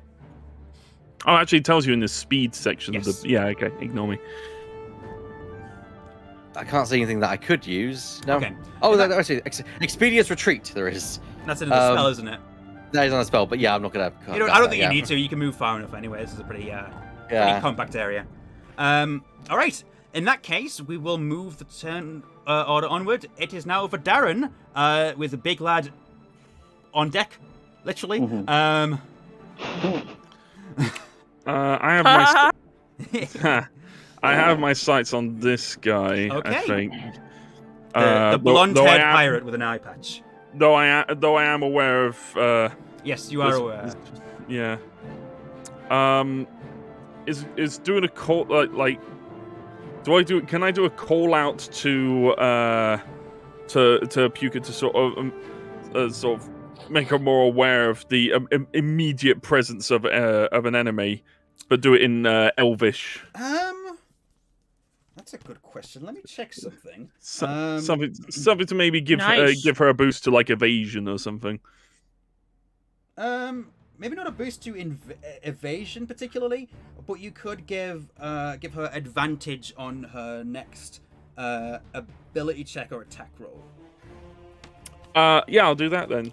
But I will say that this will take up your action, which means you won't be able to do anything. Oh, my main action. Yeah. Oh, okay. So I was that's gonna up to you whether you want to do that. Ah, bugger. Sorry, I wanted to shoot my. I wanted to let loose of an arrow at what point. You know what? This is what I'll do. Okay. As my bonus action, hidden step. Okay. Could you put that in the chat? Yeah, sure. Just so I can see the exact wording. You can magically turn until the start of your next turn, or until you attack, make a damage roll, or throw some a saving throw. I want to do movement towards this pirate, and then let loose with a very close range hand axe attack. Which pirate again? This one. The one closest to you. You would need to be right next to them to do that. Well, that's like this hidden step would be sort of the bonus action to sort of hide, move towards them with my movement action, and then attack. I don't necessarily think you need to do that because you're not going. I don't think you're going to get a bonus for that. If anyone can correct me on that, I'm not sure. No, I mean they'll just be invisible and then it'll disappear when you attack. Do I get no bonus for a sneak attack? No, you need to be a rogue for that. No. You have to have a specific thing that does that. I'm afraid. Nah, damn it. It's a good idea, but unfortunately, no. Balls. Yeah, only rogues can do sneak attacks. Okay, I'm just thinking. Right, I'll go with my original idea to just sort of let loose of an arrow towards this particular individual over here. Then. Okay then. Make a attack roll with your longbow. Am I augment weapon strikes with Mind Sky magic? You can do that. Drawn from the gloomy hollows of the Fey Wild. Dreadful strikes. Yes. So essentially, when you roll your damage, and then you'll roll an extra d4 on top of that. Sweet. Okay, I'll enhance it with dreadful strikes. Hey, yaboo. Roll. Do it. 20. Damn. Yeah, that definitely hits. Go ahead and roll your damage. 1d8 plus 2 piercing. So do I just roll a single d8? Okay. Roll a d8. D8. That's an unrecognized command because I spelt it wrong. Okay, 6 plus 2, 8. And then you would add your d4. 1d4. 2. Okay. So that is 10 altogether. 10. Nice hit. So the arrow, you loose the arrow, hits this pirate like right in the shoulder. Looks like it hurt a lot, but he is still standing pretty strong. In that case, I will make my movement towards. I'm trying to think the best way. I don't want to move towards someone, not know that I'm actually approaching them as a thing. Because I kind of wanted to use the hidden step. I'll move towards Clee. Mhm. As my movement, just sort of stay in front of them, and hopefully they'll actually see me use the hidden step at that point. So I go here, then hidden step. Okay. So yeah, you are in front of Clay, but hidden. Yeah. But They- like to the I'm casual ho- observer. Yeah. Yeah. I want Clay to actually see me do Yeah, that in front of and it. as another point, the pirate with the red dot is clearly focused on Tempest at the moment. So yeah, brilliant. Okay. That works. Big lad. Yeah. A few things. First off, where are all the crewmates at this point? That's a good question. They have kind of legged it because they are not fighters. They've Okay, gone so below they're deck. below deck, I They've gone guess? below deck and are letting you handle this. That's fair. Mhm. Second off, there's the two pirates at an equal distance from me. Which one is the bigger one, I guess? I would say the one on the right is slightly taller, slightly beefier. Okay. So Big Lad will definitely go for him. Okay. And first thing he does is enter rage. Absolutely. Thinking about how- Absolutely. Here we Let's go. Yeah. thinking about how fucking mean they are to attack my friend, Mm-hmm. my new friend, freaking Tashi. Was my fight? how many- Just a quick. Sorry to interrupt. Was my fighting style bonus added to my attack roll? I believe it was, yeah. Okay. The So attack- was the I get +2 to attack rolls of ranged Ooh. weapons. I'm fairly certain I've added that. Okay, just making sure. As you I'll will. double check later on, but I'm fairly certain that's Okay. a part of your rolls. Also, how many Basically- turns does rage last again? Is it 10 10 rounds? 10 rounds. 10 rounds. Okay. Yeah. Okay. So a minute of combat. But you do have to attack every round, right?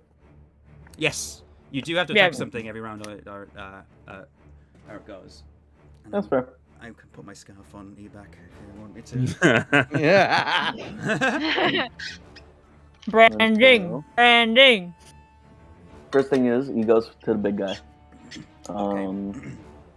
And obviously, let's start with an attack with the Warhammer. Mm-hmm. And so let me just remind myself how many attacks I have. So I have, I if I remember correctly, I have, yeah. The attack rolls against you have so. Yeah. So I'm just gonna just to remind myself. I'm sorry. Do you need to activate frenzy, or is it just like? Let me check your character sheet, and this will probably turn the music off for a moment. Oh, here I put it in the chat. Don't worry. Okay. Frenzy, when starting at when you choose this particular level, you can go into a frenzy when you rage. If you do so, for the duration of your rage, you can make a single melee attack as a bonus action on each of your turns after this one. Okay. Yeah, you can choose to go into frenzied rage if you want to. That's cool and all, but you wouldn't be able to do it this turn because you used your bonus action to enter the rage. Gotcha. But you can attack Okay. once. Yeah. So yeah, let's do my attack Okay. on this big guy. Mm-hmm. And so that is a 1. All right, let's start with the D20. God.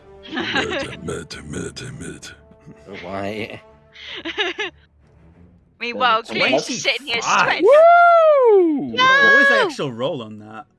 That was a 19. 19. Yeah, that's Yeah. definitely hits. Yeah. Yeah, you That swing man the is gonna hammer have a bad around and crack him right in the ribs with it. So, R and- slash. Versatile, so I imagine you're using both hands. Yeah. Okay, so D10. Yeah. So 1d10. Oh no. I You guess could I actu- gotta. Okay. I think you just need to close the thing. Yeah. There And we so go. that's an 8 plus 4 for the extra, and then plus 2 because I'm enraged, so it's gonna be 14. 14. Yeah, that hurt a lot. Like there's a little crack you can hear as it hits his ribs, and he like just like almost like he's about to throw up for a moment. That man is winded. But he's just like, but he shakes it off, looks at you, and is like, "All right then, let's do this." Yeah. I like this. This is fun. Okay. I like when crack sound happens. Crunch. All right.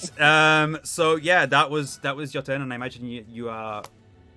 You haven't got, you've got bonus action. Yeah, you're done. So Yeah, I'm good.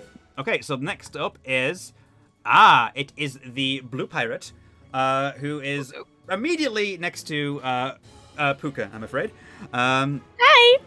And he is going to try and attack you with a cutlass. Big mistake. He swings his cutlass at you. And he gets a... Ooh, that's an 18. I'm assuming that hits. That hits. Okay.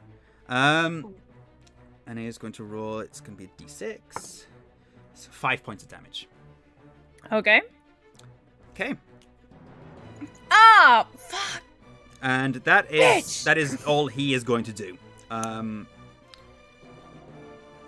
Okay. Moving on to the red pirate, who saw red when Tempest hit him with that very cold orb. He is going to... Yeah, he can make that easily. He's going to head over to you.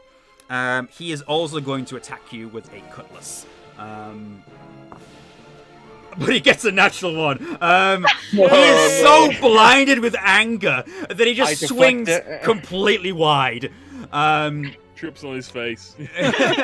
And he just kind of, he totally fumbles the attack and just kind of looks up at you snarling and slightly embarrassed that he missed it so terribly. But that's all he can do. So we'll move on.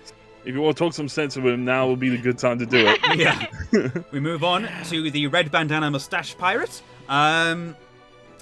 who, just took a really nasty hit to the ribs.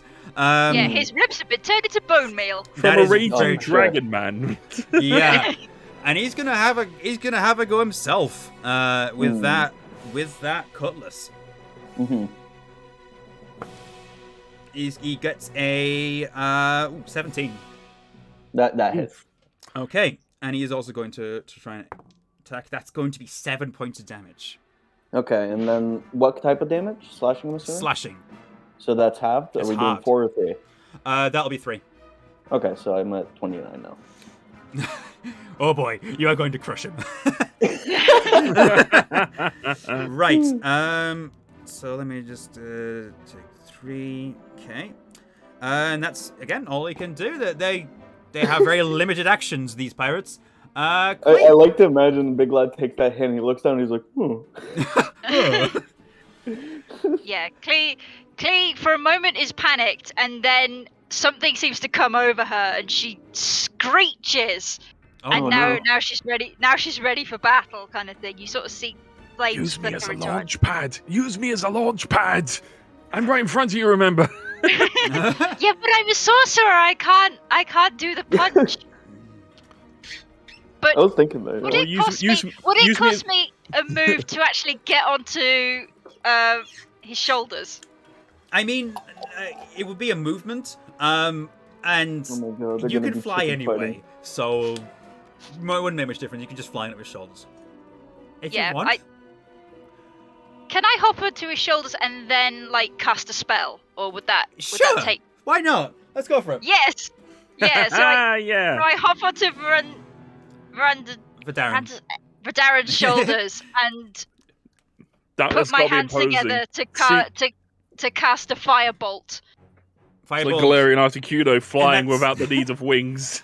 That's a cantrip, yes? Yes. Okay. It is my cantrip. It's a ranged, I believe, ranged spell attack, and then... Yes. Okay, there we go. Yeah, that's great. 1d10, that's nice. So yeah, you Yes. climb up onto Verdan's shoulder, and to the casual observer, it kind of just looks like you're floating in the air. And you sort of allow this flaming energy to crackle in your hands, and you let it loose at which pirate? the red pirate that's horribly missed Evac. Okay, yeah, and because sorry, because you are on Vidaren's shoulders, you have a clear shot of that. So yeah, roll a ranged spell attack. 9. I am afraid it just about misses him. Like the firebolt just kind of flies right past him, and the pirate kind of notices that it hits the mast, but it doesn't light it on fire, thankfully. Oh, thank God. You've used your movement. You've used your action. Do you have any bonus actions you want to use? I don't think I have any bonus. No, actually, you have Mantle of Flame, but I would not recommend using it while you're on Vidaren's shoulders. Yeah, that would not. Go well. that wouldn't be very nice. Yeah, no, I think. Okay. Yeah. Well, in that case, then, unfortunately, you did not quite get that. So it's now the blonde pirate's turn. The blonde pirate. Who is seeing his bandanaed friend being wailed on by this giant dragonborn with a hammer, and he's going to rush over and try to help him out. Oh, Jesus.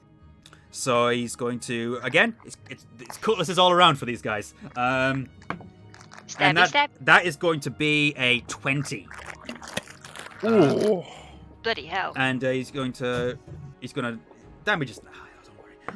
It's going to be 6 points of damage again, halved to 3. So another 3 points of damage on you.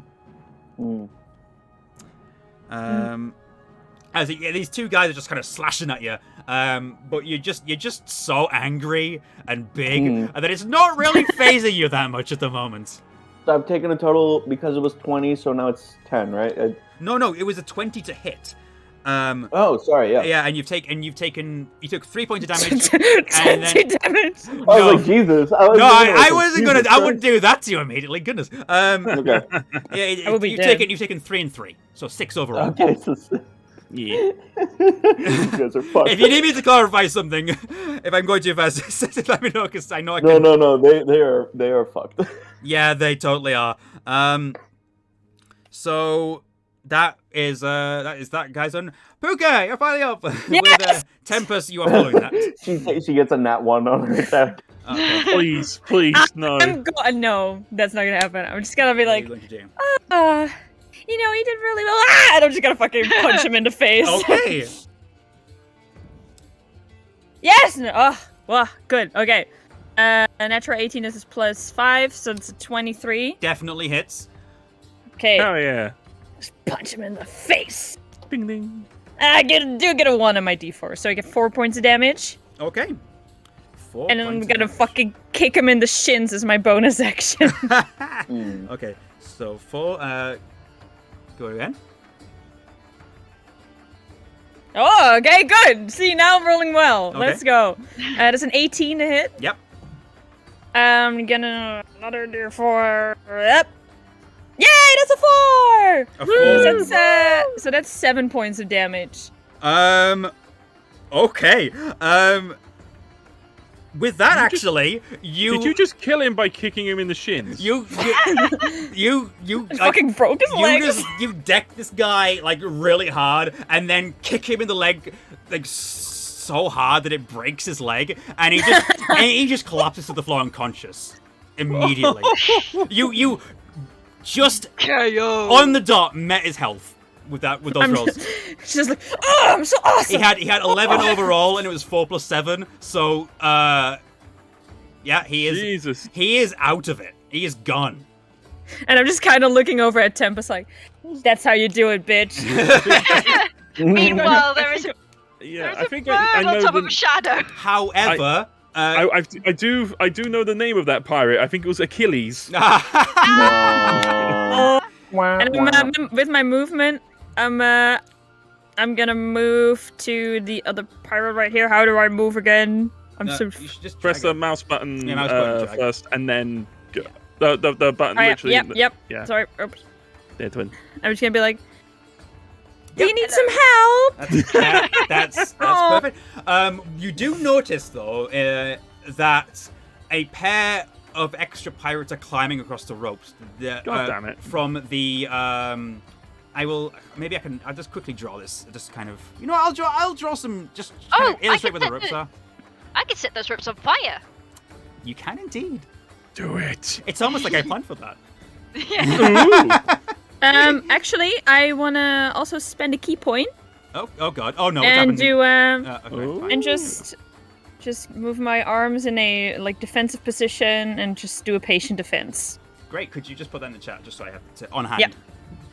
Thank you. Where do I have that? Curious. Just the speech bubble. Where's the speech bubble? It Just should press- it should actually just be on key points in general. All of the things under there. Oh wait, what? When you put your cursor never over it, a used speech it. bubble appears at the top. It So should press be that. over key in general, I think. Key. Hello? Can I? I can do it. I can do it if you need me to. Can't There you find. Oh yeah, there we go. Thank you. There you go. So you can see there, patient defense. Yep. Take the dodge action. Let me just double check what the Just dodge Rocky, action is. just jumping back and forth in the defensive me then. position. Come at me, bro! Any Come attack at me! roll- any attack roll has disadvantage. Great. Cool. Yeah. Right. So yes. So they're They're- ropes. They are ropes, and there are a couple of pirates clambering on the bottom ones. Right. So that is your turn. Tempest, you're up. Vidarin, get prepared. I look at Khaleesi approaches, and I'm like, I'm fine, and I'm gonna motion, in the like kind of wave my arms in like a circular motion, as I perform vortex warp. Oh, and that's his second spell slot, I believe, right? That is indeed. Okay. Okay. I'll pop that down there. Vortex warp. It allows me to effectively magically twist space around other creature you can see within range. The target must succeed on a Constitution saving throw. The target can choose to fail, or the target is teleported to an occupied space of my choice that I can see within range. I want to teleport. I want to target this person, and I want to shove him over here. I thought you might do that, and I'm so glad you did. Yeah. So I also he's- want to do it Wile E. Coyote style, where he just appears on top of the water, then just splashes Yeah, down. like hold him slightly in space. And go. Okay, let's see. You said there's more pirates on the way. Can you move one pirate into another pirate? Sort of like Doom No. Gibbon sort of thing. It has to No, be an it needs to be occupied an space. That Can is you drop him on terrifying. top of the other one? You could. Oh, if you could collapse one on You the other and can- just take them you off the can- rope. Pirate dominoes. You can certainly try. I will say. Goddammit, Connor. So I'm gonna roll a Constitution check to see if this guy even actually like if he's able to hold himself first. So it's the DC is 13. I should say spell save DC on your spell page, and I think it says 13. Yes, space cell 13. Okay, Yeah. so he has to succeed on a 13. Unfortunately, he rolls a 19. He just about holds firm, like as he grabs Hunter like a rope and just avoids getting sucked through like that. And it just he is kind of terrified though. I'm gonna kind of wag my finger at that because. Oh my goodness! I totally forgot about this. Yes. Oh no! Go ahead. What else Go has he ahead. got? Go ahead and put that in the chat for people to read. What has he got? What is Oh this? no. I engage Chronal Shift. As a reaction, after you or a creature see within 30 feet of you makes an attack roll, an ability check or a saving throw, you can force the creature to re-roll. You make the session after you see whether the roll succeeds or fails. The target must use the results of the second roll. You can use the ability twice. So basically, that happens. I reach out and kind of, I imagine like a clock appears, like just like you know, like a. Like this, and I just wind it back, almost like turning him back in time, just a couple of seconds, as he has to basically, as he goes from holding the rope to going back to like trying to reach for it, and let's see if he succeeds this time. Okay. Does Puka think she's still drunk seeing this? It's just like, what is happening? Well, it's from your perspective, it's That just plum wine was really good. it's just gonna go as it's gonna go. And that Oh, he God. gets a natural one.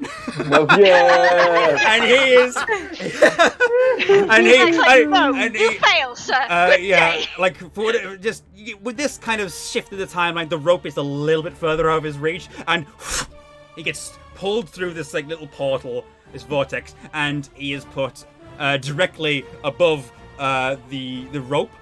I'm gonna make you roll.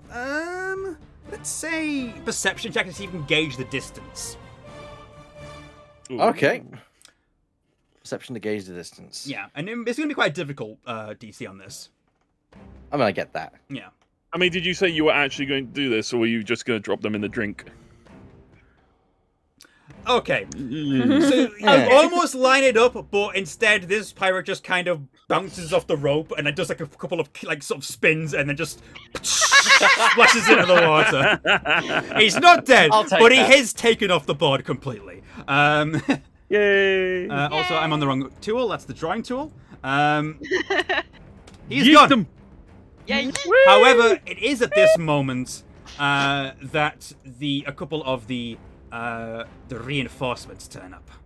Oh, boy. And Where they- the fuck is the crew? They're below deck. Bruh. They're no fighters.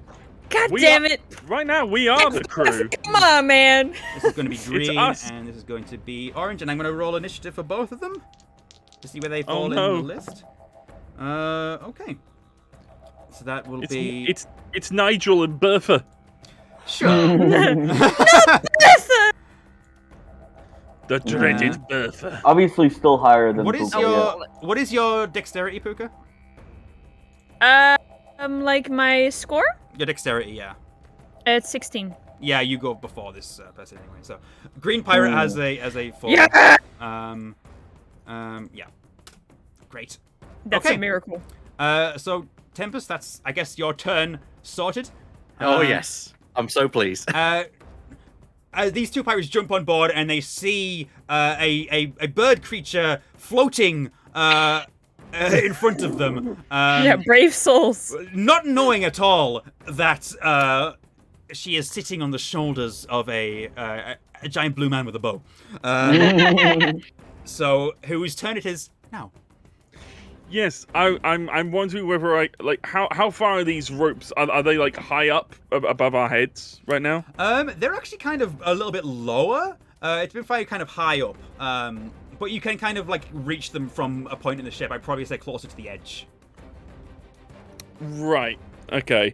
I at this point I want to try and raise Clea up as I stand up. From a crouched position, so she just goes higher and higher without flapping her wings. Yes! And at this, so I'm assuming this starts. But as my bonus action, I would like to use. I have actually read my skills now. I will use Hunter's Mark. Great. Yes. And I want to do. I just about have a sight on. Well, I suppose these guys are the ones I'm looking at, so it will have to be on one of these. But I was kind of hoping I could peek around here, but then she's just going to spin on the spot as I sort of turn around, which is going to look very strange. Yeah. His wings open so she balances. Yeah. Fair I'll enough. I'll focus Hunter's Mark on Greenie, Great. and then let loose another bow shot, which will make the Yes, we will uncover you. It will uncover me, but it's just like, surprise, arrow in the face. Yeah, and you know what? I'm going to give you advantage on the attack roll because he can't see it coming at all. Yeah. Why not? Does dreadful strikes always apply when I'm hitting? Yes. Excellent. Unless when you reach level 5, you will be able to attack twice in a turn. So it won't apply in the second roll, but it will always apply in the first. Okay, so this attack with advantage. Hold up. 15. And this is on green? Let's go. This on Greenie. Okay. Mean greenie. Okay. Boom. Yeah, you loose that that arrow. It definitely hits. And I would like you to roll for damage. Obviously, you're including the extra D6 from your Hunter's Mark, as well as the extra D4 from your Mind Scarring Magic.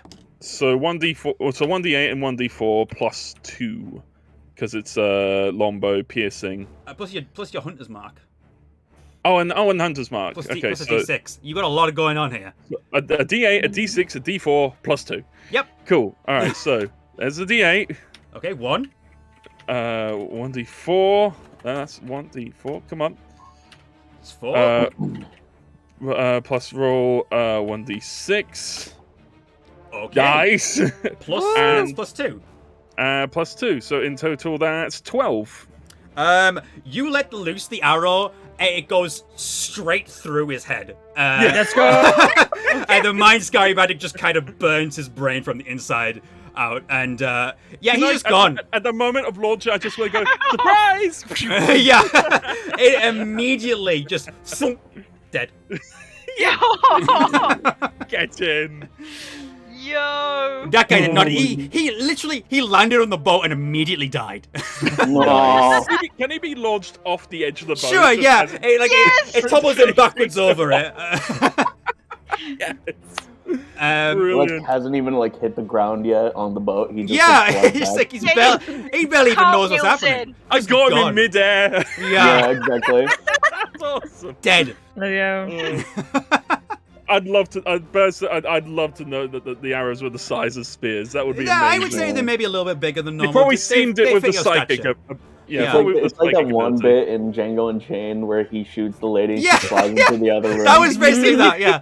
All right. Brilliant. Yeah, that's pretty much everything you can do. Unless Yeah, you want I'm to- happy with that. That was fantastic. So that will be Big Lad. Yeah, You have an opportunity So- to attack. exactly. So I'm gonna start by just attacking the bandana man as Okay. normal, still in rage. Banana man. I want you to do a Mario spin and catch them both in somehow. I do want to do I that, but wish I want that to was- see if I can hit both I of wish them that was before doing possible.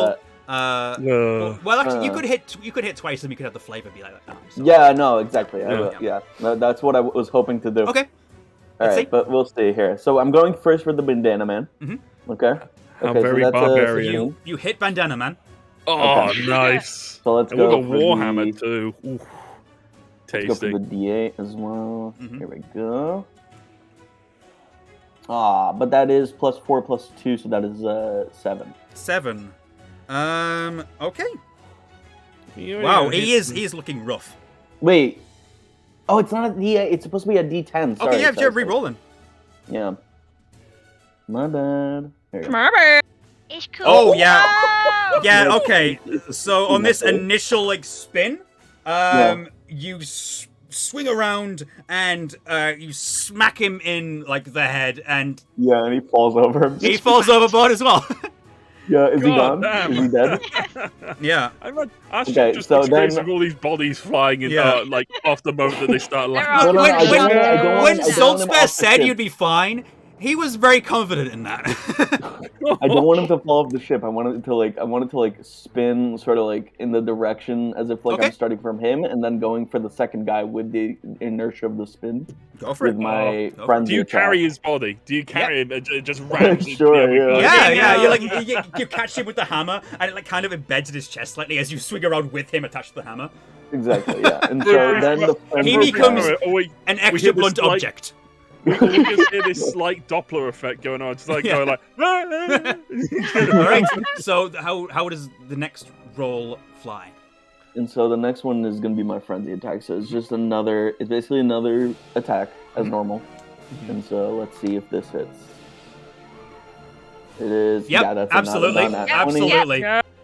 And so let's go for Nice. the D10 again. D10. Go on. Go on. This man's gonna have a bad day. That's a 10, Plus 10 damage. Yeah, like 4 plus 6. 4 10, plus 4 okay. Plus 2, yeah. okay, so the other pirate is still alive. Just. But like yeah, just. Yeah. And as you do so, like the corpse of his friend kind of just launches and just tumbles across the ship, bleeding on the floor, and he looks over at his just crumpled friend, and he goes, "No, Davy!" Oh my god. Oh, goodbye, Davy. Oh no. Should have thought about that before attacking us, shouldn't Yeah. you? And I feel like we look at each other just going, are we the bad guys? Only the they attacked you. It's Self-defense. okay. And then, So yeah, he is gone. yeah. Can I He's a take a gun? look? Yes, he's a gun. Can I take a look to see I have a gun. if there are any more pirate ships coming, anything like that? There's still the 4 skiffs, but there's people on those skiffs who are preparing to climb the ropes to provide reinforcements. I So see. ideally, well, you know what, I won't say it. Okay, but there are more people coming, probably. There are more people coming, but they're a little bit away off yet. Okay, okay. Gotcha. Gotta deal with the ropes. Okay. Can't deal Yeah, with that's, the that's me. ropes. Are you good? Yeah, that's me. Okay. This will be Orange Pirate now, who saw you like just murder the Green Pirate with a headshot. And yeah, he's gonna go attack you, the Darren. Actually, hold on, sorry. My bad. He actually has a light crossbow. This one. Oh God. He's going to try and fire a light crossbow at you. Damn you, Quercus. 9 plus 3, 12. What's your AC? 13. He misses. It's very close. It flies right past your head. You almost got hit in the head as well, but this guy missed. And he kind of like looks up like, oh no. Does it go past Vidaren's like head, and I clearly has to sort of go Yeah, sure. He almost clips you as well. Yeah, like And scary. like, this isn't ukulele. This is Banjo Kazooie right now. It is. It really is. Oh, that's Oh my awesome. goodness. So yeah, that he just kind of like looks up like scared, like, uh-oh, I'm in trouble. A big blue giant and a bird sorcerer just Clee, looking down at you. you are up. How high are these harpoons above my head, where I currently You am would sitting? be able to reach them. Okay, I think we should probably deal with the problem before it becomes even worse, and I'm going to use Ignite. Oh. Oh, And no. I only say because you have two hands. Do you want to reach both of them? Yes. Okay, so you grab both of the ropes and Oh. they crackle and explode into flames as they burn upwards and very quickly fall away. Those Yes. ropes are Nice. gone. I will. Do you know what? I'll just I'll clear have the to read. drawings. Oh and then no, are they gonna... Clear them, but then redraw these two in. Yeah. So there's Yeah. only two remaining. Mm. But you can see that there are now a pair of pirates trying to climb them. So just to understand, these ropes are like connected to those ships, and that's how they're getting in. Yeah. Oh, Yeah. they are not going to be in it for a good time in a bit. Oh. I Okay. have a very mean idea. So they've just started. A couple have just started climbing from either side. So Does the ship have cannons? okay, and no cannons, unfortunately. Damn. Um, Damn. It's a fishing boat. Damn you, So- Quercus. it's more like a merchant boat, I would say. Okay. So next up, I guess you're done, Clay. That's Yes. okay. So next up is the anguished blonde pirate who just saw his friend get Yeah, turned Davy's into a gone. blunt weapon. Yep. Goodbye, And Davy. he is going to attempt to attack Big Lad Yeah. once again. I With get with a 19. Yes, hits. And I'm going to roll damage. That's 2, half to 1. So you take 1 point of damage. Oh He is so distressed. He's so distressed that he just can't get enough. He can't get a hard enough hit. Can I try to roll deception and be like act like that really hurt because I feel bad for him? Go for it. Why not? That's awesome. Giving him Do it. probs. That's just going to give him a boost to his next attack. Oh, it's an 8. Oh no. Oh. Yeah, he's just upset. He's not even like seeing anything other than just the pure sadness and fury that he's witnessing these people he knows dying. He's beating on Big Lad's chest with his fist, like Yeah. no. He's upset no, and now exactly. just annoyed that he's being mocked. Okay. And now the reinforcements are roughly halfway along the rope. Oh wait. Puka? Wait. Puka, do you Okay, want to try to read if that actually hurt me? Oh, bloody hell. I mean, you're pretty far away. Yeah, that's fair. Who do that? Oh, that's me. Sorry, I was just letting. Is that letting so? you know. I thought I was 40 feet away from them. Okay, Connor, You're I'm 40 gonna feet away. ask. I'm That's- gonna that's- ask I'm gonna ask something. Right? If I would cut the rope Mhm. and swing on the rope, would I be able to make it to Blondie? Ooh, Ooh. interesting. I don't think that the rope is angled in a way that would work. God damn it. Okay, It's that's fair. they're kind of angled upwards into the ship. This isn't Amazing. Spider-Man. Yeah. Unfortunately, that wouldn't quite work. Sure. Okay, then I I'll wanna, just. I want to swing from the sky. No, that's not like Although, that. No, yeah, I don't think that would work. I'm sorry. No. Yeah, I don't think it's angled inwards, isn't it? Like angled upwards. They angled Yeah. upwards because the skips Yeah. are much smaller ships, so they're kind of like Yeah. going upwards Yeah, into the they've had mast. to go up like that in a way. And So they're what about if climbing. she would use it as like a zip line, maybe? Oh yeah, that's what I wanted to do, but I didn't want to spoil it. Oh, sorry. Sure, that is possible. I won't have enough movement. No, I will though. It's 40 feet for me just to get to the, and I don't have any ranged weapons, so. you could get there and attempt to cut it. Yeah. Yeah, but then I'll just be on the rope and I can't do anything. I mean, I could. You know what?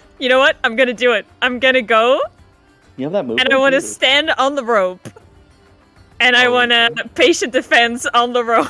Sure. Okay. Or no, I want to. Can I hold my action until one of them comes close to me, and then just deck him? Sure. Someone who comes on the rope. Ah. Okay. Yeah? I forgot about that. They are almost about to board now, so yeah, I would say that's a good. I'll just be on the rope. Okay. I may need to make a check, or if I get on the rope, or It's not that difficult to get onto. That's I'm fair. gonna say it's not necessary. Tempest, Yes. what would you like to do? Oh well. That's the thing is I've been trying to think what's the best thing for me to do, really. Murder. Do you have a yeet spell? I don't have a yeet spell. Have you already used? I- Actually, you already used. I've the already yeet. used the yeet spell. Really. And I can only use that once. So, let's see, augury. No. You just that would sit be down and useful. have a rest. Just like I'll just let everybody else handle it. You do have catapult, don't you? I do have catapult. I was just oh thinking. god. That could be a very good offensive spell. Yeah, I was about to say. Could I use catapult to throw one of these crates at the back The crates here are towards... probably a little bit too big. What's the weight limit on it again? Could you put it in the Oh, yes, I'll. put it Yes, in of the course. chat, and I'll try and tell you what you would be able to throw. So it doesn't necessarily matter what you throw. It's sort of enough speed that it can do a lot of damage. 1 to 5 pounds. 1 to 5 So she- pounds. So probably not a crate, but, and I think you're gonna like this. There is a tankard. Oh no. Oh, Yeah. Oh, a God. tankard on the crate, which you could Do it. use. Do it. kill him! Yeah, sure. I will do it. Genocide! Genocide! Okay, so you do that, and you don't actually need to roll a range attack for that. I need to roll a dexterity saving throw and see if this orange pirate, who I think is probably distracted anyway, so I'm going to give him disadvantage. I motion to the cup. I fling my hand. I say, "Raise your tankard." I get it. It's a reference. Okay, that is, well, I mean, first of all, that's a Please say it says 10, and that is a... Both of them, I mean, even if it was advantage, it was disadvantage and it failed. So, yep, Yes. there's a failure. On a failed save, the object strikes the target and stops moving. When the object strikes something, the object and what it takes each take 3d8 bludgeoning damage. So, roll 3d8. Let's go. Bloody hell! 14. Oh. This tankard flies into this guy's skull at such high speed that it just Oh no. it just conk. Wait, He's out. does that take him down? It takes Can him I- down. Can I make a suggestion? Absolutely. You've actually, yeah, you know what? I'm going to let you use your flavor for this. How do you want to do this? I motion. It flies right towards the guy's skull. He turns just to see it as it funks him in the face. He staggers back, falls back, and Wilhelm screams over the edge of the, Yep. of the ship. Okay. He's like, ah! Over the edge. I prefer the goofy scream. I prefer the Mario fall. Either way, it's a very embarrassing scream, not very becoming of a pirate. Honestly, he's pretty much unconscious as he's falling anyway. He is going to drown. Oh my That's the god. most beautiful combination of a funking tankard. Yay! But as of this turn, one of the other pirates has leapt onto the deck. But does he come over the rope? Oh yes, Yes. he's on the she's rope, holding- and then you would, I guess. Oh! So what? You held your action. I held my attack. Okay, held your attack. Sure. Yeah, I wanna kick him in the direction of Big Lad. Okay. then I'll just do Are you the about same to? shit Are I you, did are you last about to Sparta a pirate? Please. 15. Yep. Yay! I'm gonna say, big lad, smash, and I just kick him. time. No, okay. Kick him off. Ruglet, Kick him, smash! and then so what was that? Yeah, I guess that. Yeah, sure. Yeah, he gets boom onto the right next to him, and why not? He's prone. I haven't no. rolled my attack, my damage yet. Oh, damage. Yeah, roll damage as well. Maybe he'll just die. Imagine He he's might. dead. No, I won't. Smash 4 his death. damage. 4 damage. Aw. But he is knocked down. You And- winded him. I'll put this. It's arrowed technically, but it looks like he's crawling. So yeah, Oh he's my on the God. floor. He would have to take an action to get up. Are there any other pirates on the rope? Not on that one. On the other one, yes. But you that was your held action anyway. So. Yeah. I need to actually But roll he's not. initiative He's for not this. close. He's not close to me, is he? Because else I can just still use my bonus action. But I mean, it's It not- would be it's if it not was your turn. does not count. But if okay, that's fine. So this particular purple pirate gets an 8. In the turn order. Is the 12 now expired? Oh, there we go. It's updated. Hold on. That goes there. This is initiative above Puka. His initiative is still Right. above yours. Vadan. Alright. Right. So you still said there's a pirate. There's a pirate on the left rope. Yes, on this one. and he's Okay. getting quite close. Am I able to move just as stealthily but keep Clee on my shoulders? I would Oh, say yes, but you can only move half movement, so 15. That's enough. I want to move over here. Okay. So I will move here with Clee still remaining, so she's right by the rope. Okay. And with this, I will then I will then do. I used Hunter's Mark on. Your Hunter's Oh, Mark actu- it gets reset once the creature that had it died. Oh, we got reset. Oh, okay. Well, yeah. But it is a spell slot. All right. So I've used one of my spell I slots. would say you could attempt to cut the rope here if you want to. While he's climbing. I can use a bonus action to move it. Says Thistle. Didn't move the rope? Hunter's Mark. Oh yeah, you can do that. but Hunter- the initial target It's bounce gone, off so anyway, it's got no target left there. So I'm tempted. I'm wondering whether I want to use Hunter's Mark on this one, or on the one on the rope. You could use Hunter's Mark and cut the rope. Hunter's Mark on the rope. No, that doesn't. No. It has to be a living No. creature. Fine. You know what? I just pull up a hand axe and just cut the rope. Okay, roll an attack roll because it still has an AC. All right. Okay. I'm on the wrong page. Here we go. I mean, you just have to use another spell slot. Oh, okay.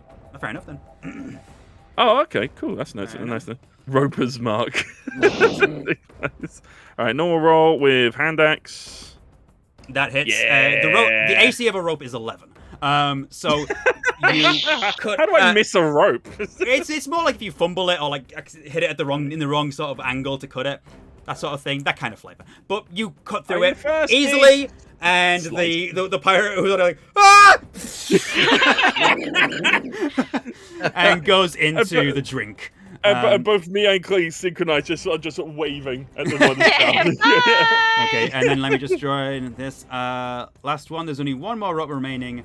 There's currently no one climbing it. And there is this very weak looking blonde pirate and this purple pirate who is knocked on the floor. What was the damage you did to that purple pirate again, Juliet? I did 4 damage. Okay, I didn't note that down. Okay, now I have. I can't attack as a bonus action, can I? No.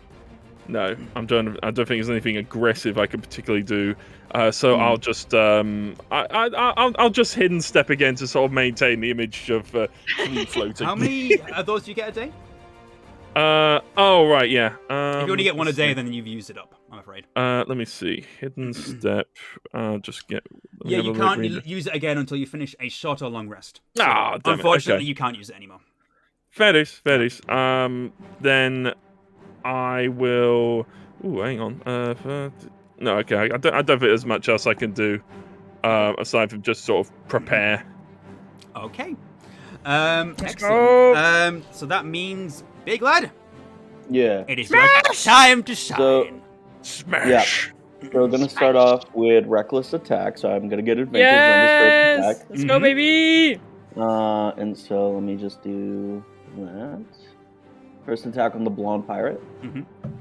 And then advantage. There you go. Okay, non-nat 20. Ooh. Okay, just What, is it a 20? That is a No, non-nat 20. That's a dirty 20. But Yeah. it does hit, and Okay. who is that towards? The blondie. Blondie. Okay. Yeah, and so... Yeah, let's I've go got a for feeling the- this is not going to go well for him. Yeah, no, it's not. So... ooh, come on. Come on already. Jeez. Okay, sorry. There you go. Uh-huh. And so that's a 10. 10 damage. Yep. You bring your hammer down and you crush his skull. Yep. So Jesus Christ. he And then- is dead.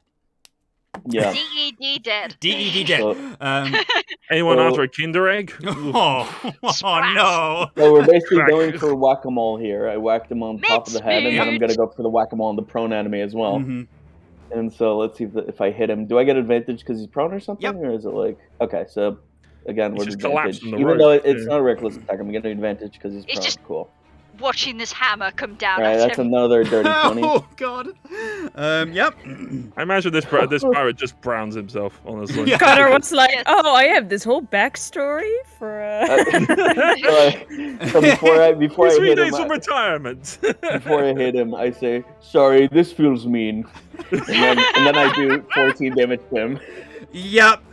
You, Oh my you God. bring it down and just his ribs just completely smash, and he kind of just goes.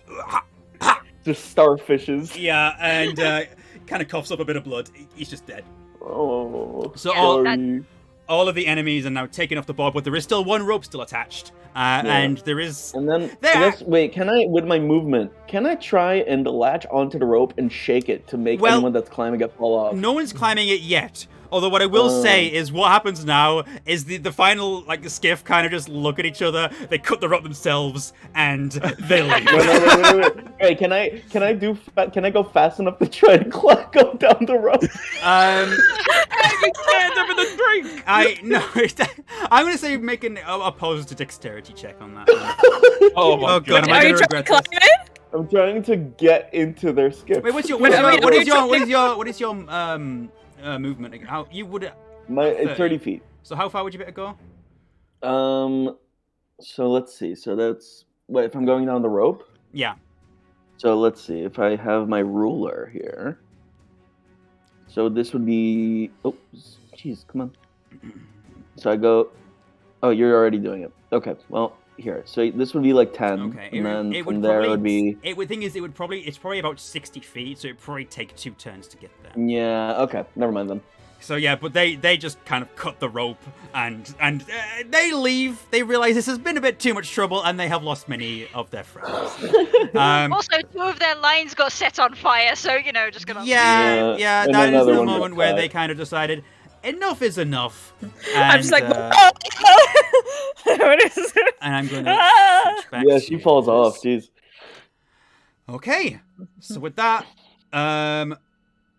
everything suddenly seems to go quiet once again, and the crew begin to creep back up, and they're like, you see Gif Gaff with their white shock of hair going, is it over? That was, I hate pirates. God, I'm glad you did guys are great, Gift bored. Gaff. I offer a high five to Klee. Yeah, I hop just off, like- I hop off Federa's shoulders and give him a high I'm five. gonna stumble back and literally kind of fall down on the deck, as That basically was because fun. I'm tired. Yeah, I hope. and it isn't much longer after this that someone you know reemerges. Saltsbare. Wow, how convenient! There's a bit of time. There's like an hour or so. Can I, Mm. before Yeah. this happens, can I just ask, when do our slots sort of After restock? depends on what kind it is, but some of them are on short rest, some of them are on long rest. But considering the time of the journey, you will have an opportunity to have a long rest after this. Right, I was just Mm. going to say, because I was kind of hoping to go over to Big Lad and use Cure Wounds. It Probably won't be necessary. very won't be necessary. Yeah, I'm half health. I mean, then again, you can do it, and then it'll just recharge once the day's over. Big, after you- Big Lettuce So- is like, it's just a flush. Saltsbare kind of walks out and he's like, "So, attacked by pirates. I wish I could say I was Yeah. surprised, but I had a feeling this was going to happen. And the reason is that I know for a fact that there is a traitor aboard." And I'm going to end it there.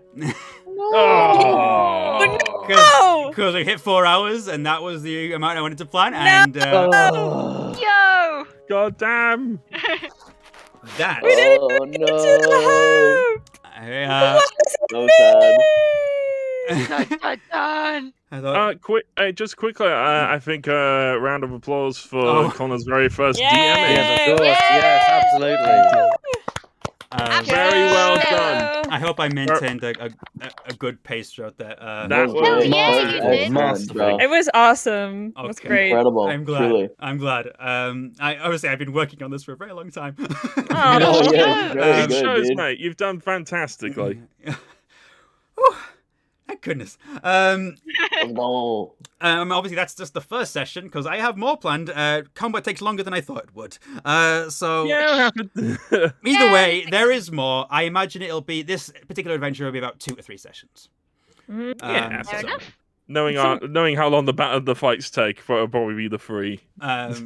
Yeah, most likely, and I might add a little bit more, just to make sure I've got plenty to do. Oh my goodness. I see the 300 bits, but I'm sorry those won't come through because the notifications are off. So yeah, that has been part 1 of Echoes of the Harp. Woohoo! Let's go. And yeah, you're on your way to this mysterious island with Saltsbare. Got into a scuffle with some pirates, and it appears that there's a traitor aboard. Oh, God. So there's a bit of a mystery to solve. I'm looking at you, Gif Gaff. Fucking Gif Gaff. I knew it. Son of a bitch, he would have given my alcohol. I can lift him. A gift gaff is they them, by the way. Oh, okay. What's his brother? Gif Gaff. Gaff. Yeah. What's his brother? Gaff Gif. Gif Gaff. Well, gift gaff, and then there's the auto gnome assistant, Miss Gafferby. Oh my god. Salmon 9 says make a podcast. Make a podcast? I mean, I guess this is Well, kind that of like convenient that you mentioned that because Ebak and I. I'm not entirely Yeah, well. sure how to like wrap everything up now. I'm like, what do we do now? The session has ended. We will. Okay, you back shall for one. It was shill fun. Yeah, shill our gubbins and then Sure. depart. Sure. I will say that this. We'll maybe do this as like a Sunday thing, provided everybody's free. But not next Sunday, because next Sunday we are doing Game Blast, as greatly put in the chat by Shadow Phoenix Rider there. I will change over to this now, where I will be able to do that. And you can see we are raising money for special effects, currently at £2,615. Next week we are going to be doing the main weekend that we're actually going to be raising the money for. We've already done amazingly. But I'm very excited for that, so obviously stay tuned for that. But it means no D&D next week. But the week after, maybe we'll let you know. Well, definitely not the week after, because the 6th I've got a Star Wars RPG session running. So Okay. that's- Okay. We'll, then. was about to organize, mention we'll that. organize something. It might be a couple of weeks before we get back to it, but we will tell you when the next session is going to be, and this will be continued. Keep an eye out on the Twitters, The for Twitters, updates. Discords, all sorts. I'll talk about it on streams as well. So Yeah. Yeah, there's some interesting dynamics and everything. This is yeah, gonna be, I'm Oh, interested yeah. how you're all bouncing off each other. Yeah. And I'm enjoying Puka's more kind of standoffish vibes. I'm gonna fucking kick your ass, Tempest. Yeah, I'm gonna come for you. I see half elf monk, and I don't know what I expect, and then I just see just a just punching people, just being very fighty. What? That's it. what a monk does. Monks punch people. I was unaware. It's pretty Fun brilliant. Fun class. They can spend points called key points to do specific things. Like you haven't done flurry of blows yet. I cannot wait until I get stunning strike. You're gonna be so sad. Do you have that? What level is that? Next level. Oh, that's level 4, is it? Oh, do we get an XP from this or? Not this session. No, it's this guy. Okay. But it's a milestone system. Gotcha. I will let you know when you reach level 4. Cool. Sexy. Okay. Nice. Anyone? Okay, so yeah, everyone chill your things. My brain is mush. Okay. Out of eBack. This was very fun. Mm-hmm. This is the first time I was able to actually play a combat-heavy character, and I'm very much enjoying it. So thank you for having my first endeavor into a combat character be a fun one. And Yeah. You have chosen wisely. Because until now, I've been support roles and like stealth roles, like stuff like that. So yeah, ish fun. All right. I'll go down the list. Eback, plug yourself. Yes. That sounds rude. I'm sorry. It's fine. Yourself, kid. Tomorrow I'll be continuing playing Dark Forces 2 Jedi Knight. I'm looking forward to continue on with that. Tuesday it's the Common Dense podcast at 6:30 p.m. Oh, by the way, that's 8 p.m. I'll be doing that tomorrow, Dark Forces. And on Tuesday at 6:30 will be the Common Dense podcast as well, where we comment densely upon the news with the gaming sphere. I think the topic of discussion, well, we're in discussions, but looking like it might be monopolies and their impact upon the gaming industry. Ooh, interesting. I will be there, as will Lemongrass and I am Burr, who has been in the chat. Ah, yes, the lovely I am Burr, who has been with us at the stream. Thank you, Burr, for tagging along. Yeah. Very much appreciated. Juliet, would you like to talk about what you do? I stream. Go watch stream. It's good. Sometimes I play games. It's very good. Also, I have a YouTube channel. I also was in like a video thing recently by Cherry Terry. Go watch that because it's really cool and I'm really proud of it. Go watch that. Kiss Me, Kill Me? Yeah. Have you seen Kiss Me, Kill Me by Jerry Terry? If you've heard that, she's right here. The singer's right here. It almost has 1 million views. It's insane. Like, what the fuck? Yeah. That's awesome. Yeah. I'm really, really proud. Go watch that. Let's go. And, Weird. What do you do? Yes, hello. Well, you'll be able to see just over 2 hours from now. I'm going to be doing a Pokemon Legends Arceus stream. 2 hours from now tonight, you're saying? Just over 2 hours. Yes, jolly golly. Yes. Golly. Yeah, I'll be streaming tonight as well as Monday, Wednesday, Friday. Well, Monday, Wednesday is more of that, but then as of Friday, as said, a whole bunch of us are doing Game Blast streams galore. We've got 60 hours of content planned across Friday, Saturday, and Sunday, all in the name of raising money for special effect, of which Scarf is showing you the page now.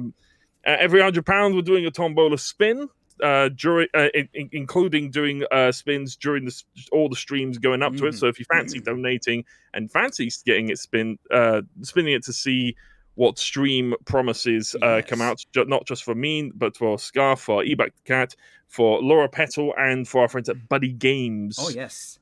Then please consider making a donation. We'll ask you to donate 100 in fell swoop or 85 or anything, just as much as you fancy, as much as you're able to. 85 up the next one, but yes, every 100 we do a little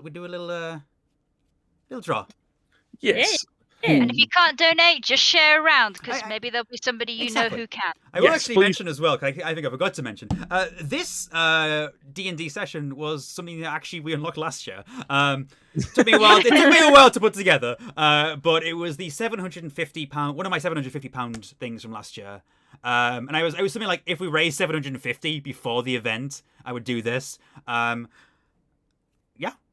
And I can now technically cross this off, even though it's not quite done yet. But I could put a thumbs up and yay. And we will finish this adventure. Hell yeah!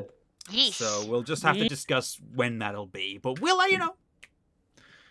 Aye. And that's that, I suppose. I don't know if can I do it? Is there any raids I can do? Hold on, I'll put myself on full cam so I don't. I haven't got anybody on my dash. I see. Goron I is see. online. I see Goron. Yeah, I where's was about to say Goron? Goron. Yeah. There's Goron, there's I'm- Evil Troy, there's I'm gonna raid Goron. Goron is playing. Yeah, Goron. He a good. Yay! All right. Goron's good I'm gonna lad. send you over to Goron. Thank you so much for coming along, and if you're watching this in the VOD, thank you for watching. We love you, and, YouTube. We love you. We'll be VOD back. will- We'll be VOD back. viewers love you to death. We will be back eventually. The world will be back. Eventually. The The world will be back. Captain Saltsbare will return, as will all these wonderful characters. Bear. And we will have questions. Oh yes. Many questions. Oh yes. I mean, Goodbye, they might as well everybody. have like. Bye. All right, bye.